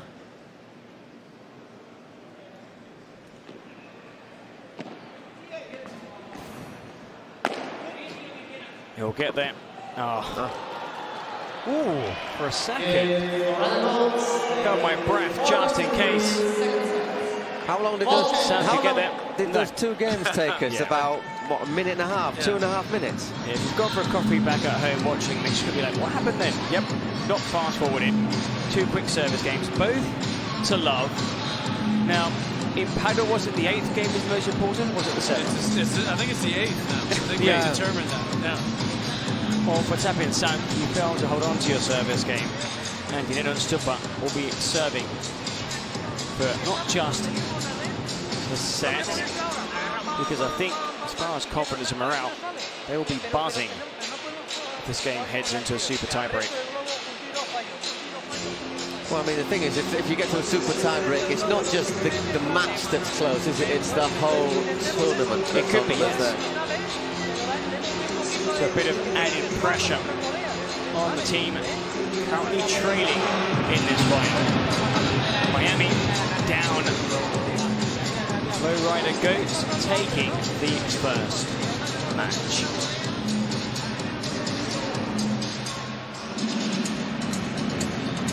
Time.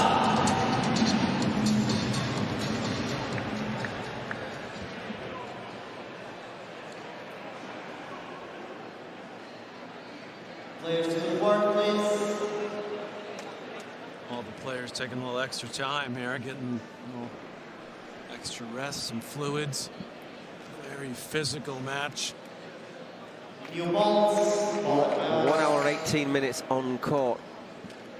We'll serve with new balls. High intensity. I mean, there's been a couple of quick service games, but for the most, not one team's really had the chance to relax, with a big lead or a break lead. Had exchange breaks early in that first set, but it's been tight throughout. Nobody's been able to take a breather. I suppose serving with new balls is the same in tennis as, of course, it is in paddle. When the serve doesn't quite have the same. It's a big advantage in tennis, but it's especially paddle, in doubles. Less Paddle, so. I wouldn't think so, right? Less so.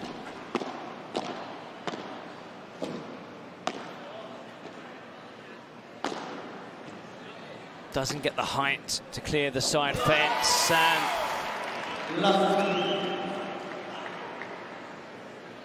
that doesn't go down as an unforced error, but it was. It was an error that led on the previous shot. You mean? Yeah, it was an error by not hitting that shot. Not putting it away. Yeah. Tries it again. And didn't. Ooh, didn't put it away this time. Nenno. That's thundered in and really hard to control. Love 30 on Santh's serve. Number 13 in the world ranking. Are you starting to sniff a super tiebreak, Eric? Mm-hmm.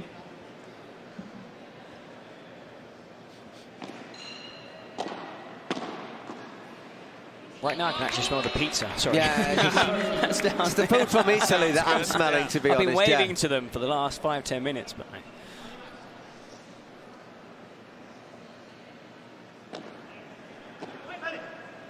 Dale. Takes over. Sand!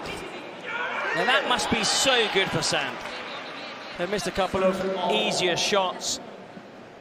Oh, what was even better for Sands is that his partner set it up. That was. That's why on the important points you see Tapia looking to take over the court.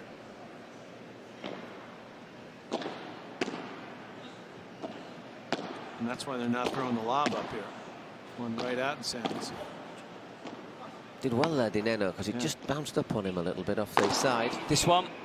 No. Oh. He holds his head as well there, John Sands, because he knows that once again he took the bait. Yeah, not high enough. So 2 points, 2 chances to make it 5-3. This time. Well,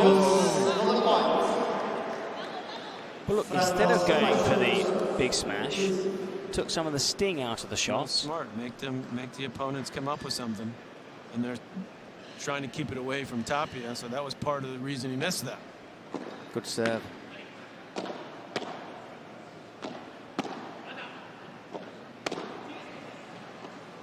Oh, what a shot! Tremendous shot from the stopper.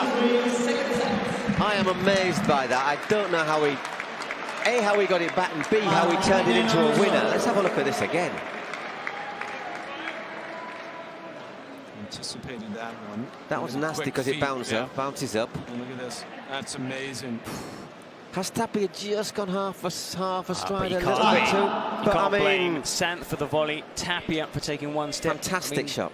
No one expected that shot. They have the break. 5-3. Serving for the set. Serving to take us to a super tiebreak.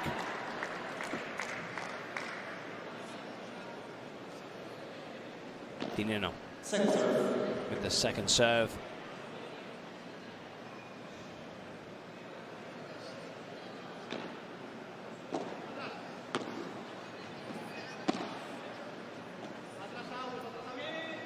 I thought that was going. Yeah, me too. But if in doubt, best take on the shot. Stupa. Oof. And again. He'll unleash that one. 30 love. 2 more points. Once again, how this has changed, because a couple of games ago, I was just thinking, it looks, with Tapia playing well, it looks if they could well go on and claim this in 2 sets. Off the post. That's unlucky. But after we saw those, after we saw those points from Tapia, how many more opportunities has he had? That's so unlucky. Tried to do the no look. Yeah. He's already thinking about this super tiebreak. Scooped up, has to put this one away. And again, it doesn't carry. You can look at your racket, Sam, but the racket's not to blame. I think he's starting to seize up. The more he's missing, the more he struggles. Super tiebreak on the way.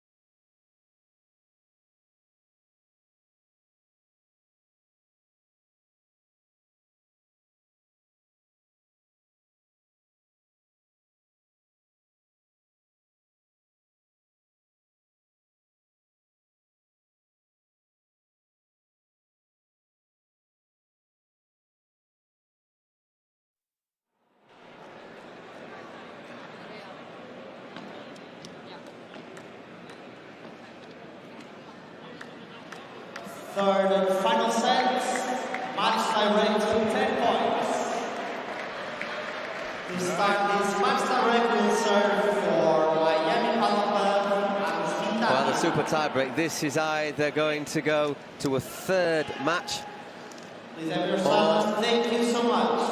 Nenno and Stupa are going to win the tiebreak. Or and Patrick's going to race down those stairs. Yeah, he's going to have to go quickly, yeah. Exactly. And award the trophy to the winners. Super tiebreak to 10 points. 1-0. Tapia. Patrick was saying he feels that Tapia is saving his best for the super tiebreak. Would not be surprised. Just needs Santh to raise out some of those mistakes from the previous 2 games. 1-1. Just needs to calm down a little bit, but who knows, maybe the super Pibes, the super kids, are also raising their game, and that looks like a pretty raised game to me there from Stupa. Gets nice bounce off the fence. 2-1.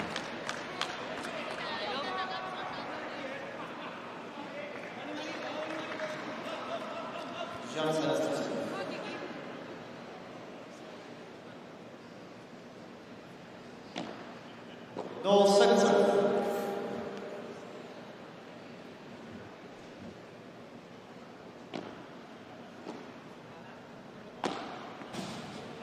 Well played. That's massive for Sam. It is a shot he plays really well, angling it into into the side of the court. Perfectly placed there. But then do that more often. Take a step back. Don't always look for the smash. Again, he's looking for it. This time it was read well by Nenno. Look, he tried. Look, it worked. He tried it again. Didn't win the point. But the next shot was the winner. Maybe they've told him just to hold back slightly. As we said yesterday, it's a lot easier from up here. Oh, no, definitely. You don't want to see me play. I told you that checklist. I was like, no. Say something, say something. Yeah. Own a pair of trainers, yes!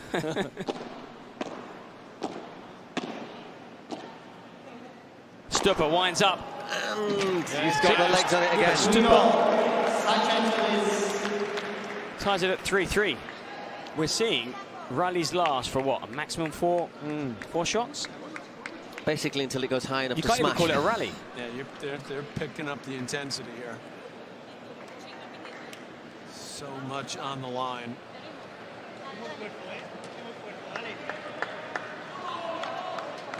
Straight out. Tapia and Santh. Stupa with one serve.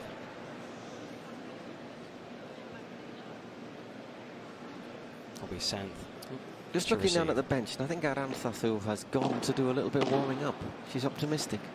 No. You think so? She's got to do a bit of warming up. There, look. The smash was straight. Again. And he was close to the net as well. But again, Nenno was standing by the net, ready for the angle smash off the glass. He's been mixing up his shots in the tiebreak, Sam.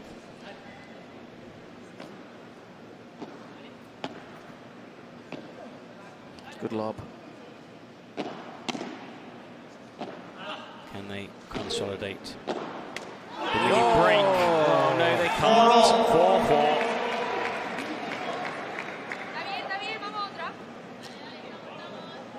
Well, nothing to separate these two teams in the super tie break to break the tie. Tapia and Santh. The fake smash. Tapia's itching to switch. Santh. Excellent play by Santh. That's well done. Yeah. It's true that Stupa took a tumble, but he wouldn't have got there anyhow. The Bibura before that volley was outstanding. Thing is, he kills it as well, and even if Stupa's on his feet, he doesn't save that. So effective. There's Biwaras. Had that volley had been hit with topspin, it would have ended up as an easy shot for Nenno or Stupa had he not fallen over.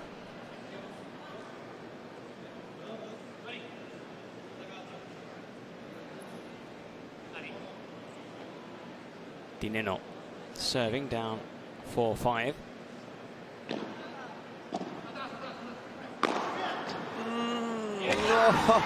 That's 3. He's warmed up, hasn't he? He's on fire. Stupa. He's unstoppable. That's the worst one. Yeah, I know. Yeah, we have to work. We have to work. Yeah, we have to work on that one.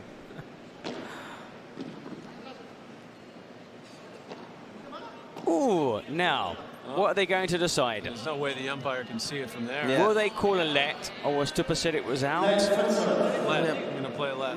Okay, good. I mean, it's 5-5. Yeah. Look, Stupa could have just stood his ground and said it was out. But he didn't. 5-5. Great serve again.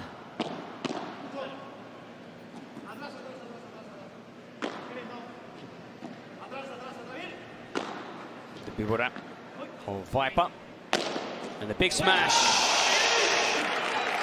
Well, some lucky fan will be hoping to take the ball home. Now you got to return it. Yep, we saw Delfi yesterday, so give me that ball back.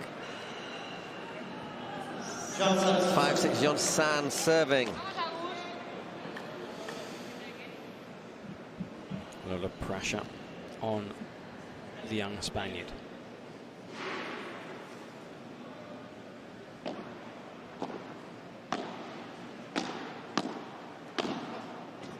They've lost the net. Oh! But they were gifted a point by Nenno. 6-6. Tension is building.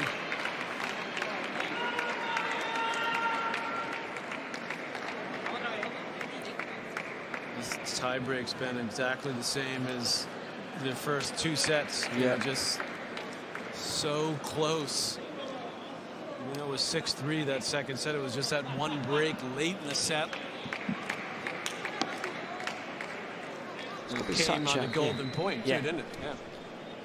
It's got to be such a tough shot, you know. Going a backwards. Smash, running backwards. Second serve for John Sands in this super tiebreak. Brilliant. That was really good. Deep volley into the corner. Took some of the sting out of it. He's been hitting them harder. They've been going out. Whatever was said to Santh at the start of the super tiebreak, when they first switched ends, and this second time is definitely working. Playing really well, the Spaniard in this super tiebreak. And everyone keeping their nerve. Nobody's really making any unforced errors, are they? Just the one from Nenno. Stupa. Doesn't carry. And there's the backhand winner, Tapia.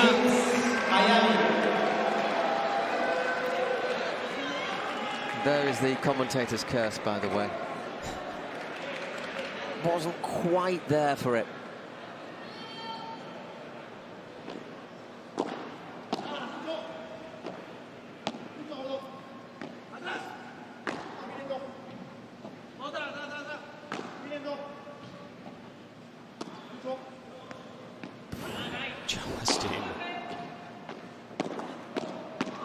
Oh, tremendous points. Stupa. That was so good, so good. Now credit to Sant. Why? Because Sant allowed it to hit the back glass. He could have hit it. He knew his teammate was at the net. 9-6. Match point. Yeah. A whole bunch of them. Augustin Tapia to serve. Both of them coming through Stupa smashing and not killing it. Are we headed to a mixed doubles? Not yet. Stupa. Santh arches his back. Again, not enough. Oh. Well, he wanted to win it outright. I think you probably allowed yourself one. And now, but not again. You better let Tapia. Make sure you let Tapia take this one. Unless it's an absolute no-brainer, you got to play it safer if you're sound. Still 2 more match points. It will be okay if they win the super tiebreak. Yep, let him take it. There you go. That is why he is world number, I will say world number 1. 10-7. Incredible. What a match. And Tapia and Santh have beaten the Nenno and Stupa. This series is tied at 1-1. We are going to a mixed doubles to decide the City Cup winner. Yeah, I think it's the most appropriate as well. It's the final. The 2 best teams, the 2 most evenly best match teams. The logical thing is that you get a 3rd and final deciding match. Just 1 set, remember. Let's get it on. That was an awesome display from all 4 players, really. Well played, John Santh. Held his own in the super tiebreak. Sure did. A lot of pressure. A lot of pressure, but Tapia was able to step it up and deliver the knockout punch. And this place is buzzing. Well, everyone must be very happy. They paid the money. They want to see as much paddle as possible. Well, they're going to see another set. Oh, guys. They go too far away. We've got a mixed doubles coming up, but first, smash of the match brought to you by Adidas. And who else? Who else could it be? MVP. That was fairly similar to the one on match point, so. Just drifts behind Santh, who allowed it. Why? Because Tapia called it my ball. And shortly we'll be able to hear from the winners, but has to be a short interview. Why? Because Tapia has to get ready to play the mixed doubles. Yeah, well, he doesn't need to warm up, does he? No. So, very quickly, let's hear from the winners of that match. Ladies and gentlemen, what an intergalactic match right here. Electrifying. Here we have John. Tell me, what went through your mind going into this match? Bueno, lo primero de todo, muchas gracias a toda la gente por venir. Ha sido un gustazo. Y nada, yo solamente quiero, si voy a ser muy breve, lo de este chaval es impresionante. Lo que juega, cómo se comporta, el comportamiento que tiene en pista con su compañero siempre. Es un fuera de serie, es un número 1 también y nada, le quiero agradecer por el apoyo que ha tenido durante todo el partido. Le tengo un aprecio gigante y nada, desearle mucha suerte a la que tiene doble turno y a ver si nos podemos llevar el campeonato. Suerte, chicos. Happy to have Augustin next to me, the mega superstar and undisputed #1 in the world. I just did my part, and now he needs to get ready for the mixed doubles. Agus, contame un poquito qué hicieron para darlo vuelta realmente. Bueno, buenas noches a todos. La verdad que es un placer que hayan venido a apoyarnos. Veo muchísima gente, así que nada, me pone muy contento que en esta linda ciudad el pádel se viva así. Felicitar también a las chicas por la gran semana que tuvieron, a John. La verdad que jugamos contra los superpibes, que se puede decir. Son siempre durísimos, son unos grandes jugadores, unas grandes personas. El primer set estuvo muy parejo. Yo creo que John ahí sacó los últimos 2 puntos y nos lo pudimos llevar, así que nada, después ellos se nos vinieron un poco encima y el super tiebreak también era para cualquiera. Estuvimos ahí, hicimos equipo todo el tiempo. De eso me llevo esta semana, de lo bien que nos portamos dentro, fuera, y nada, estoy muy contento. Queda un tiebreak, bueno, un partido más, así que nada, a tirarse de cabeza. The question was, what do they did to really turn around the match? And he said that, we did our best, tried to come back from, the tiebreak could go either way for any team. I'm happy to be playing against the Super Pibes, and we got lucky, and now we have to get ready for the mixed doubles. Thank you, guys. Put our hands together, baby. Let's go, Miami Padel Club.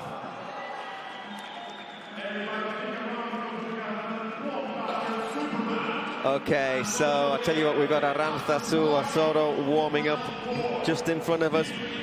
Ari Sanchez has also been doing a few stretches and a little bit of jogging. We think she'll be very happy to get another chance to go out on court. What a match we've just seen, the men's doubles in the Cities Cup final. The pressure was very much on Miami after losing the women's doubles. But Augustin Tapia and John Sanf, although they had to work tremendously hard, brought it home after a super tiebreak. Yeah, I think it was everything we expected. We expected it to be extremely close, very fiery, and that's exactly what it was. Rita came back to win that second set after dropping this. Here's a set point in the first set. That was actually, they saved this one to even it at 6. And then here's this amazing, this shot right here. That was to get the break on the golden point at 4-3. Closed it out for 6-3. And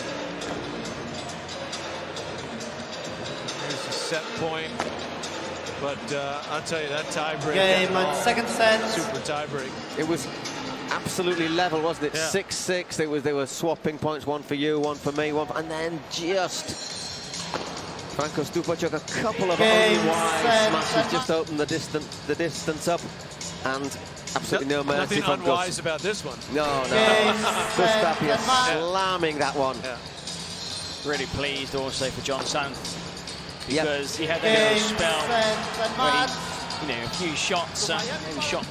You're the man. You're the man. You're the man. Is that what he said? Tapia was there to help. There's the number, and look how close it is in terms of points. In fact, Nenno and Stupacek have lost that match with more points. More point, yeah. Incredible, but they also won more break points. So we're going to have a break now, and we'll be back very soon with the decisive mixed doubles in the Cities Cup final.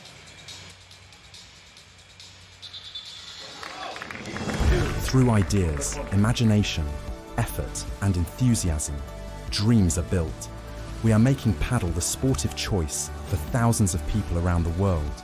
Each court built is a match won, and so, court by court, match by match, we are creating a limitless playing territory so that the unbeatable passion that padel creates can be spread throughout the 5 continents.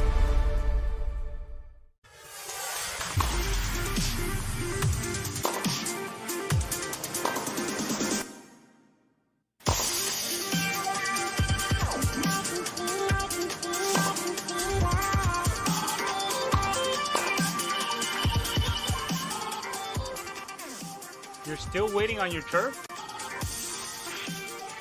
While you're still waiting on your turf, we're still shipping 30 trucks a day. So just give us a call when you're tired of waiting. We have everything you need ready to ship.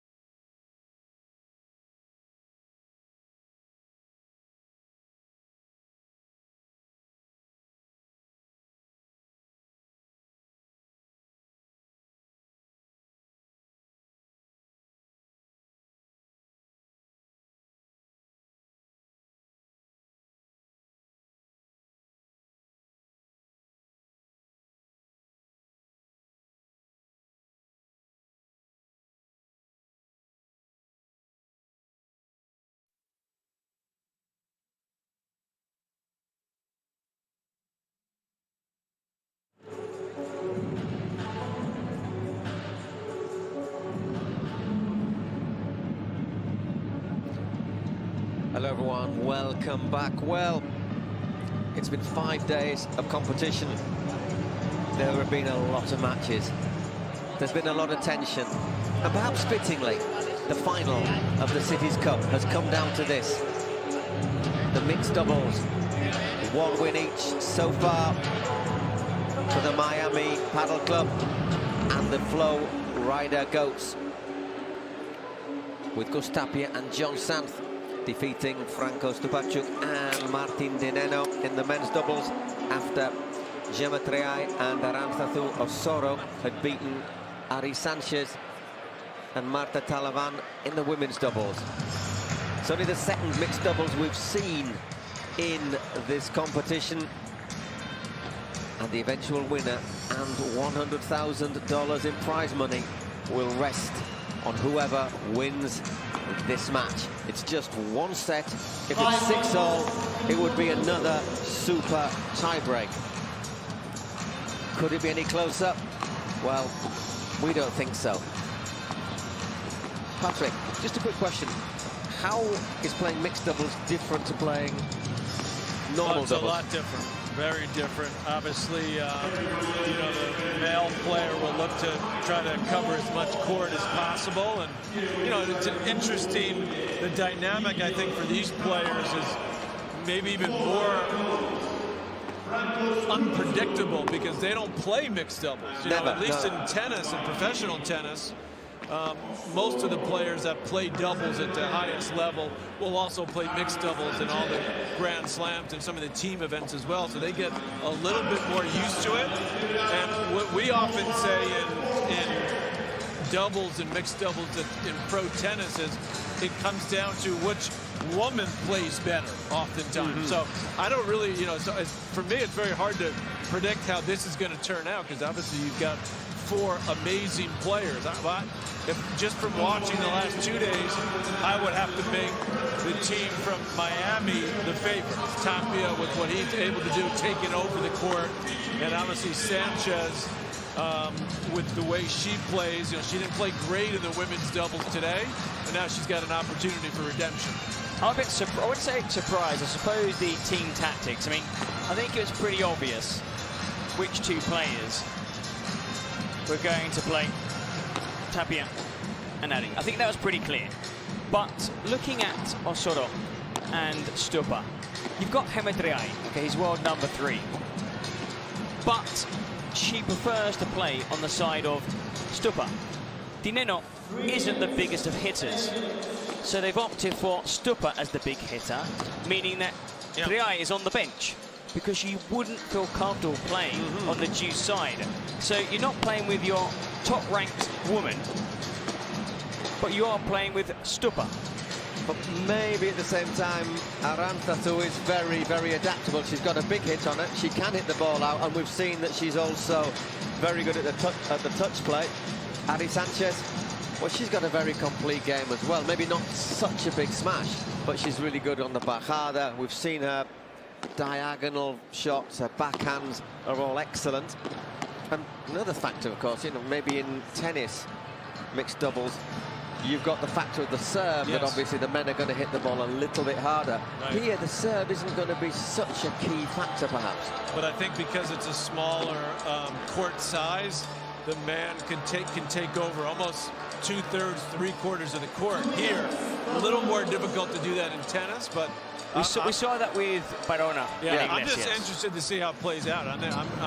Because obviously so were we. Both because it was the first time we'd ever commentated mixed doubles. Right, both guys, you know, even in men's doubles, these 2 are looking to take over the court to hit the smash, right? So obviously in this format, playing alongside a woman, they're going to try to do it even more.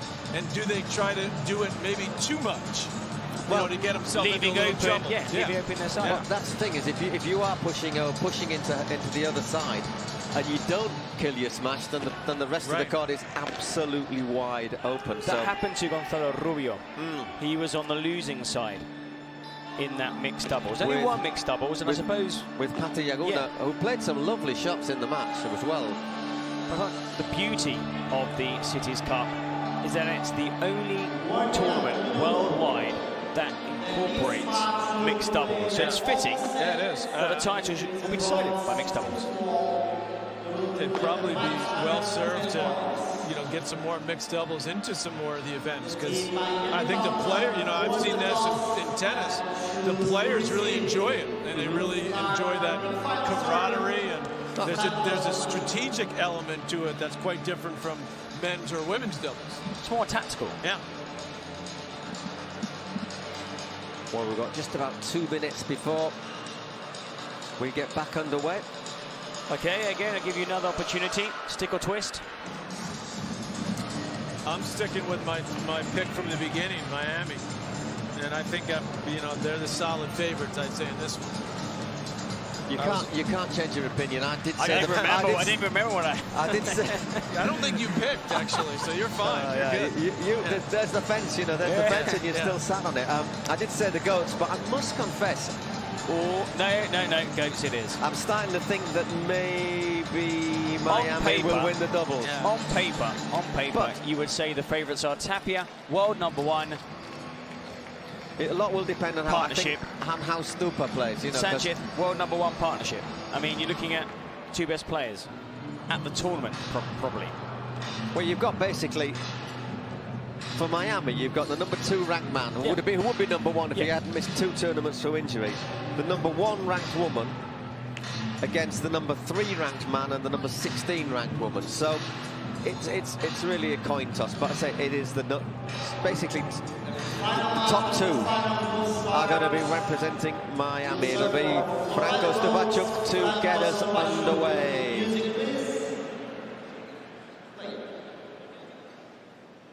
One set to decide who wins this year's Cities Cup in the Pro Padel League.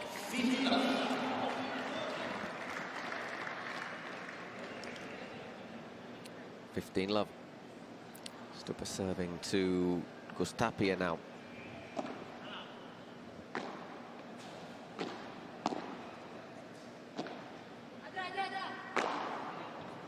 Hit quickly, hit Ari Sanchez. Just clipped Ari. Ari playing on the other side to what she did in the women's double.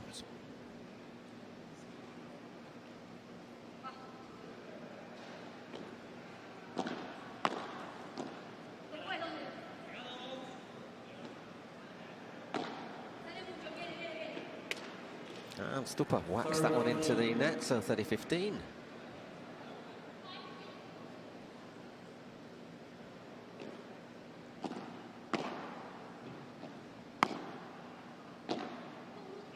Well played, Ari Sanchez. Yep. Well played again. There you go.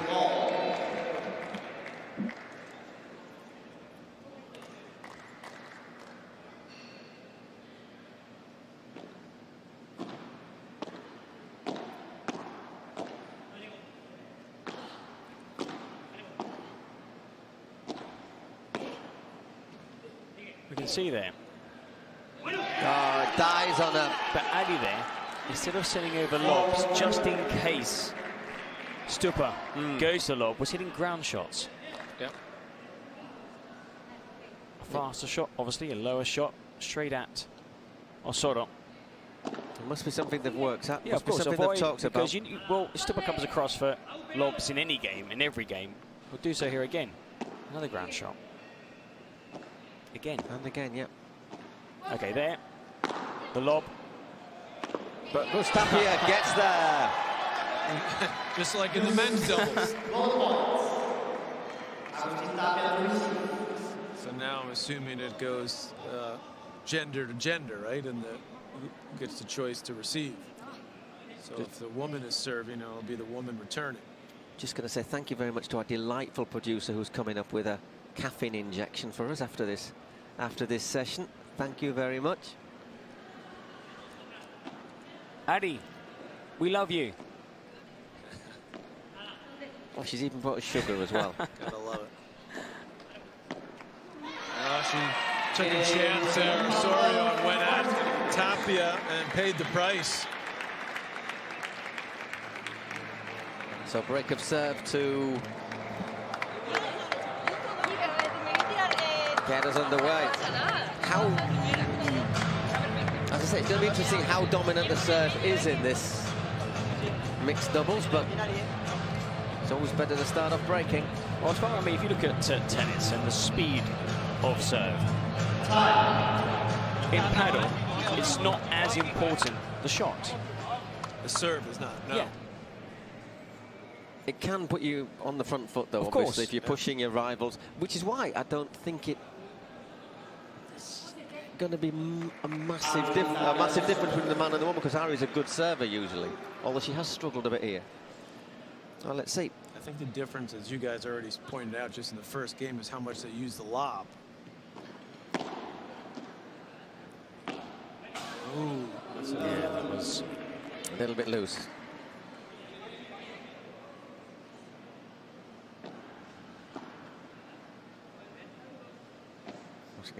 Look at that. She's done for the lob there, and there's Yes, so clever. Yeah.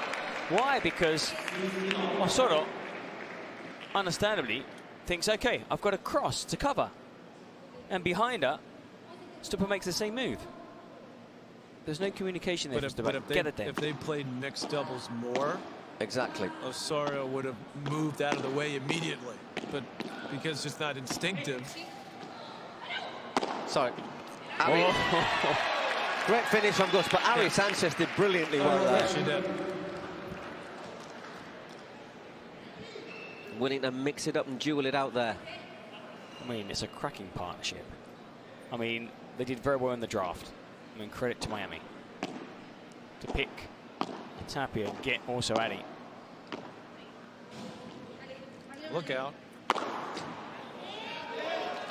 Well worked there by Aranzazu, who left Ari Sanchez a little bit stranded here. And Stupa from there isn't going to miss. 30-all. Oh. She picked herself up.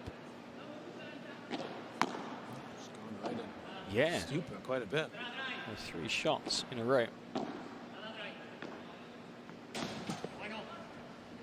Well, her return hit the fence, her side of the court.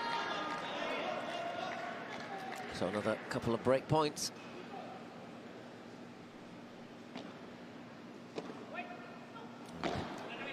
There, well, that's what we were saying, isn't it? Gus Tapia went a long way over there. Then had to make up. And again, Sanchez, similar to Osoro in the first game, and that if they get used to playing mixed doubles, they would, as soon as the ball goes in the air, they should move out of the way to let the man take the smash. But it's not instinctive at all. No, I think your instinct now is to, to play it. Is to play it. Yeah. And you'd probably be thinking, well, I can play it. Yeah, of course you can, but if you've got somebody more likely to win the point outright. Outright, exactly. Well, both Stupa and Tapia broken. Interesting. Yeah.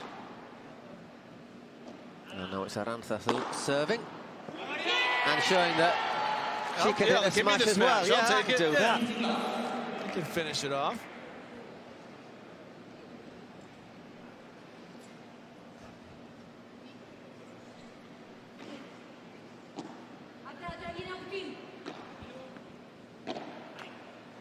Oh, vicious off the net. It's one of those you can do nothing with.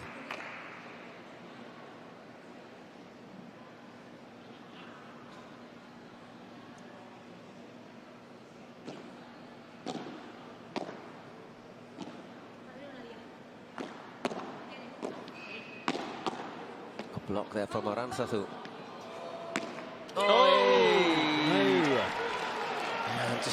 Just looking at Osoro celebrating that. Trying to avoid Stupa. Angled it towards Osoro. And perhaps the volley should have been just down the line because Stupa was up against the fence.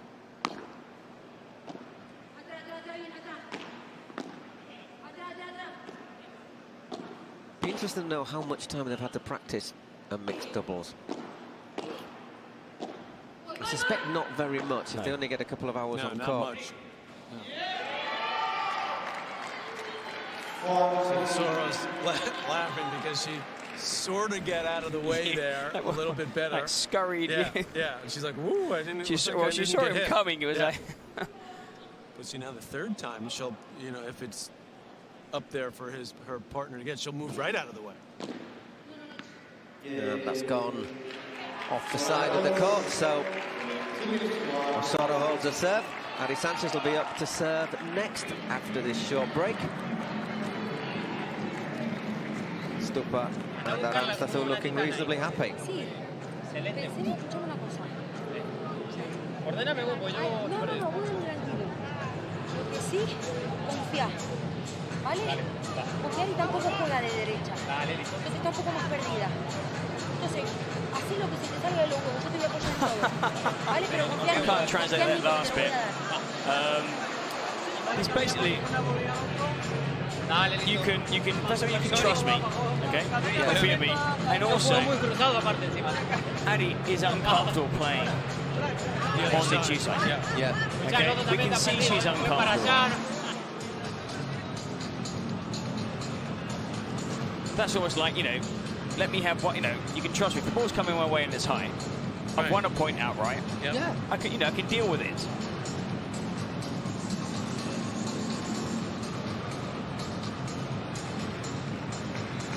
I mean, the other option was to play Tapia with Martita Ortega, for example. Marta could have played on that side of the court, but that wasn't an option. So you have to use a player out of position. Yeah, well, I still think you got to go with you. I mean, you're getting the #1 player in the world, so it's hard to leave her out. But you know yourself, you know, if you get the world #1 in tennis for men and women, it might not make for the match. Yeah, no, absolutely. Anyhow, it's Ari Sanchez serving now. But also, I suppose this is constantly developing because it's the first tournament to have mixed doubles. Yes. Okay, thumping smash there from Franco Stupacuk. I think the fact that Aranzazu says, you know, you can trust me, kind of implies that they haven't been on court very much time together. Mean, you think it's only the second time it's ever been played. And the other thing is this is one set, and you know, you get off to a slow start, it could be That's over. It. Yeah. Ooh, just in there from Ari Sanchez, and just the wrong side for Augustin Tapia. Love 30. That's the first time I've seen him actually play the wrong shot. First time in 2 days. Went long, and I think they were a little bit lucky it went a bit long there. 15-30.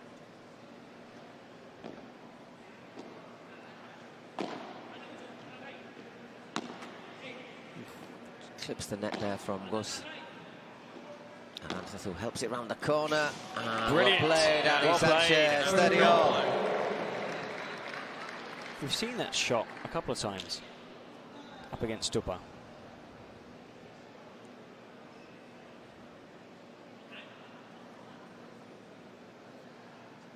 Well done, says Tapia, and Ari prepares to serve again.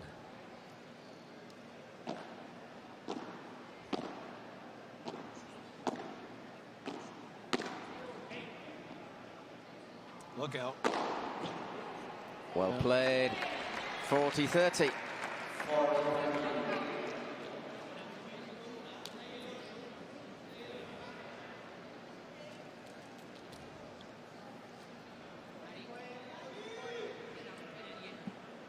Serving to make it 2 games all in this decisive match, which is just 1 set, the mixed doubles. She's missed. How many forehand volleys has she missed today? Oh, interesting, and they get the choice, so it's going to be Stupa receiving. See, in tennis, it has to go gender to gender. On the deciding point, or as we call it here, the golden point.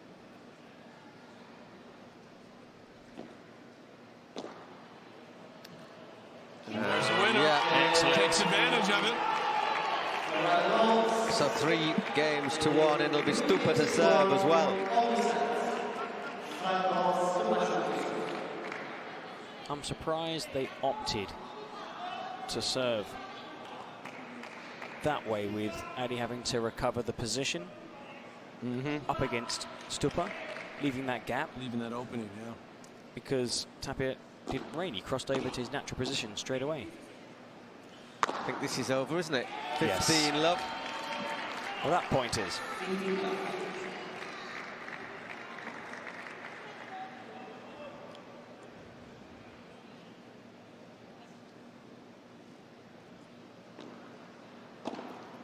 And that's gone long from Augustin Tapia. They're under a bit of pressure at the moment, the Miami Padel Club.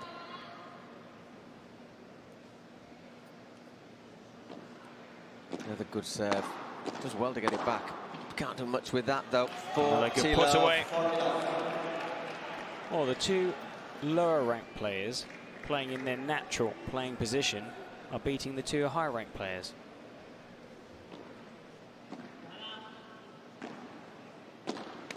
Ari into the net, 4 games to 1. A lot of pressure on Gus Tapia when we come back.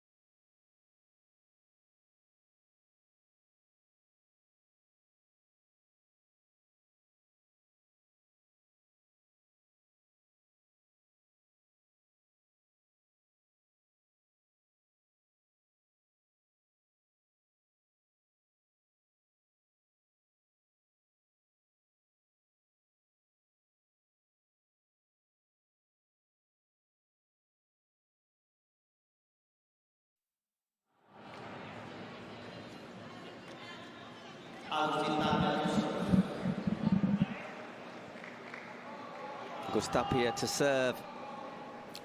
4-1 down in this decisive one-set match. Now mixed doubles, just the one service break. But at the moment, it does look as if the Flow Rider Goats have adapted a little bit better than the Miami Padel Club. Franco Stupacic, it looks as if he's picking his shots a bit better. You said so, didn't you? Next time she's going to dart out the way Yep, she did. She and that's what she backtracked, did, yep. left And the they- lane open. And then boom.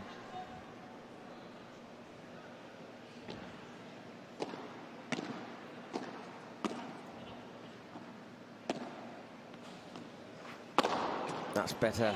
Well played. 15 all. Tapia in a hurry, isn't he? Not wasting a second. Serve to Aranza, who returns well. And Ari Sanchez there is aggressive at the net. 30-15. Interesting, the two men, Augustin Tapia and Franco Stupacic, were broken in their first service games.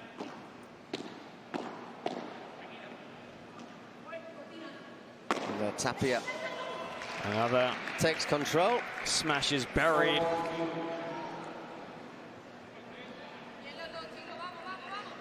(40-15).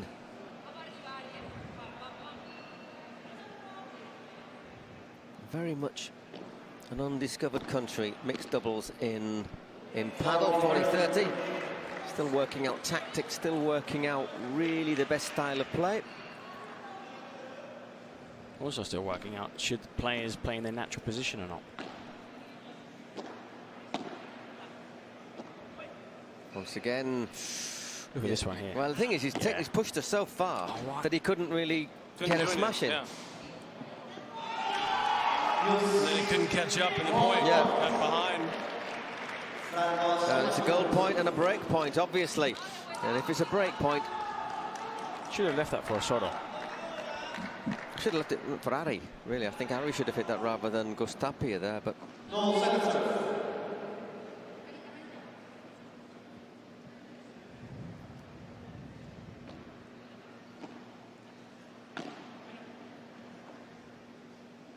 Once again, and just has the legs, so that's a vital save. 4 games to 2, it'll be Aranzazu Osoro serving next to try and make it 5-2.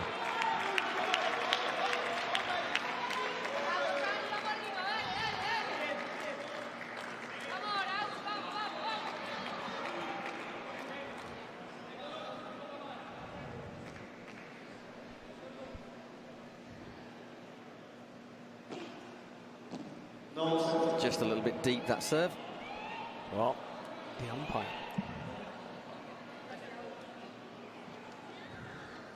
has made the call.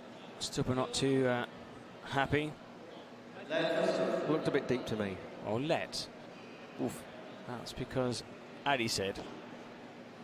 Let's play it again.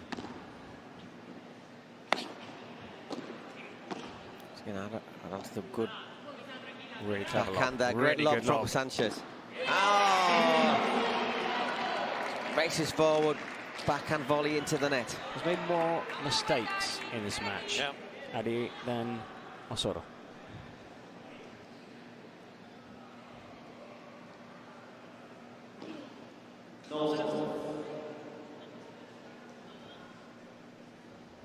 Really focused that Aranzazu, really motivated, incredibly up for this. You've seen it all the way through the tournament. Oh. She won't be happy. Yeah.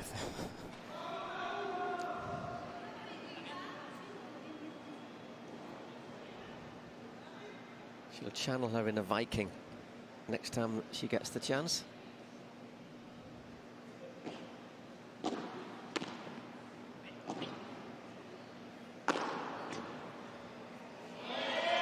Well played, Franco. Well, try. Good attempt there. Made the run, Adi. Way too high. Thing is, as well, she's not quite as tall as Tapia. Harder to get up, to get a touch on those smashes. Pushes forward. First mistake, Osoro. He goes forward there and look to pressure Aranzazu.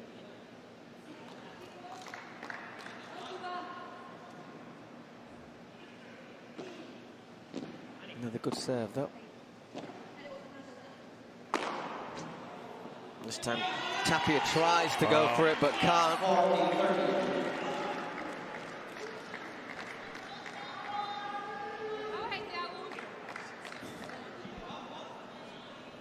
The professional footballer's trick of making sure nobody can see your lips.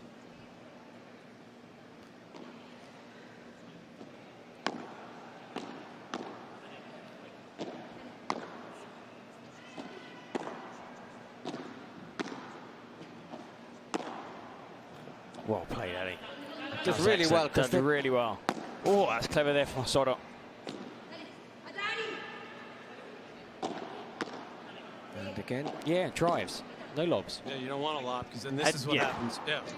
That's why you don't Yeah, want a lob. yeah. But there she had no option. The ball was only on top of that. Every time she tried to lob over Osoro, he took to and smashed it.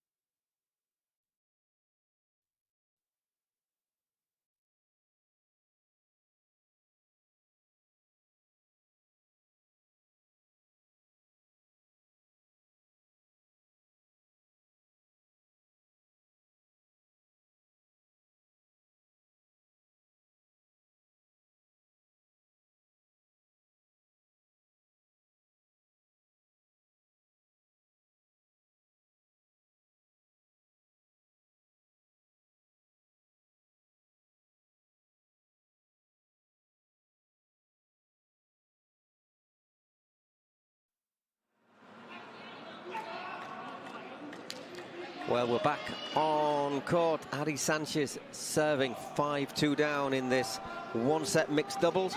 If she doesn't hold serve, it is game over. match over, tournament over, and the Flow Rider Goats will be the champions of the Cities Cup.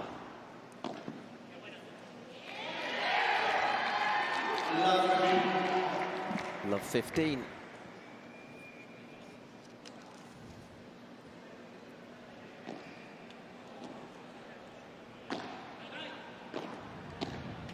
And it's Love 30. We're closing in, perhaps, are we, at the end of this tournament.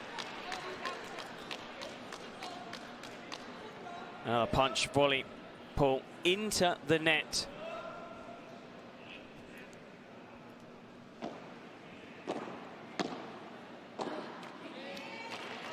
(30-15). Maybe a lifeline.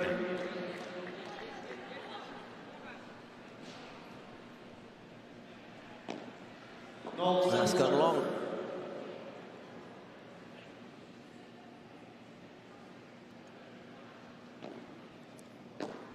I still think that they can dig themselves out of this hole. Ari and Tapia. Tapia goes flying again. Ooh, whiskers away. Ooh, so close, 30-all.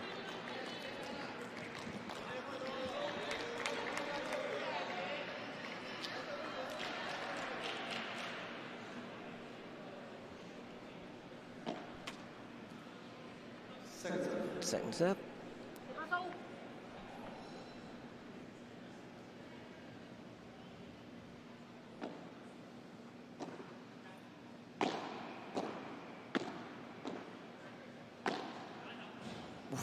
For a second, that was going long there from Ari. Good shot, that one from Ari. Oh, what a shot! A wonderful shot. So we have 2 championship points here, not just match points. Wonderful shot down the line.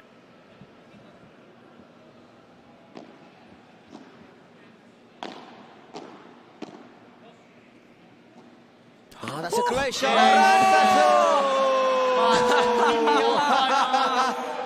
Amazing to see. What a brilliant winner from Aranzazu Osoro, who scored the winning point in the Cities Cup final. And the Florida Goats can celebrate.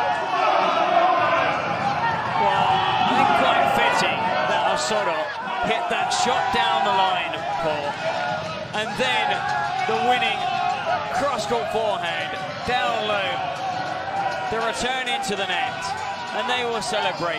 A team that hadn't won a title all season, they saved it to the season finale. It's not where you are at the start, it's where you are at the finish. Aranzazu gets a big hug from Martin Dinelli. He's not even on our team. He's not. Gemma.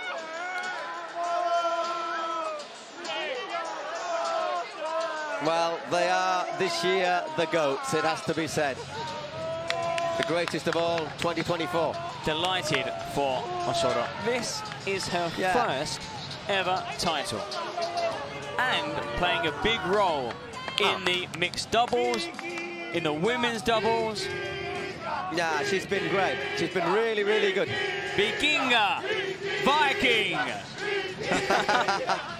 I think she's been our star of the week, really, hasn't she? She's been the one who's given us the most fun, the most enjoyment, the most laughs. Yeah. Well, let's see our smash of the match from Adidas. That wasn't a smash, but it was smashing.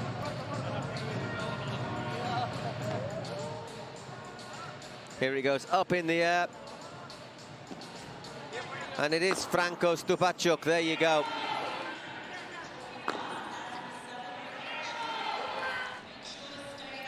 We've lost Patrick, he's gone down to do more important things. He's down to present the trophy. Do you remember when, in the interviews post-game, Osoro was saying, I wanted to apologise to the team. I hadn't been at my best during the events in Miami, San Diego. I hope to deliver on the stage. Boy, did she deliver. She certainly has. And you can see everybody surrounding Osorio. All the way through, because she delivered in the opening match when she was with Mappy, and then she's delivered with Gemma. In fact, she's won every match she's played. Gemma just says, "Qué barbaridad." Those points were up, and they were unbelievable. I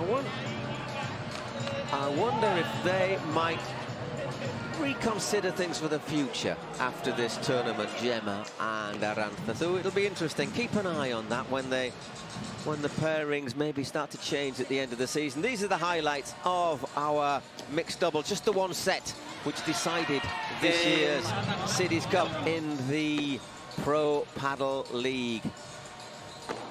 Well, they took early control of the single set.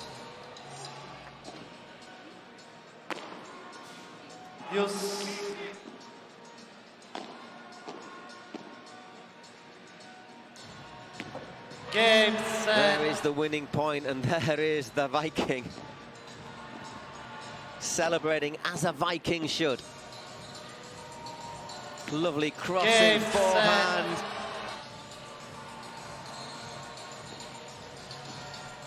And then she jumped up and celebrated with Franco Stupacuk. Game set. Match and PPL final. There's the stats, 30 points, 1 to 18. You can't really argue with that. And they won 3 out of 4 of the break points. They ripped through the match in just 31 minutes. Congratulations to Miami Padel Club, led by team owner Ronnie Strasser, team president Richard Nicholson, and general manager Davis Jamieson, and director of operations Samantha Moses. And the players on the roster: Jose Arizpe, Mateo Goles, Nuni Rodriguez Camacho, Paloma Cortina. I mean, looking at these players, Marta Talavan. I mean, these players played really well. You have to feel for Miami. They've come this far. They still should be congratulated, but there can only be one winner. Yes. I think they come back stronger next season. I think everybody will come back stronger next season. Will you come back stronger? I hope so. We're all getting ready for our ceremonies, with the trophy to be presented by Patrick McEnroe. But let's not forget Patrick, apart from being a really, really good doubles player, good singles player as well, ranked inside the top 30, but a top doubles player, was also the captain of the American US Davis Cup team for 10 years, more than anybody else. A winning roster. Maria Pilar Sanchez, Arantxa Osorio, Gemma Triay Pons, Mappy, Maria Pilar Sanchez, Pablo Lijo, Pablo Lima, Victor Ruiz, Nicholas Clark, Martin de Nenno, and Franco Stupa. That is a really strong lineup, isn't it? You know, they weren't all here to... Well, you look at the two lineups, they're really good rosters. Yeah, yeah. Probably the two strongest rosters, up there with the New York Atlantics.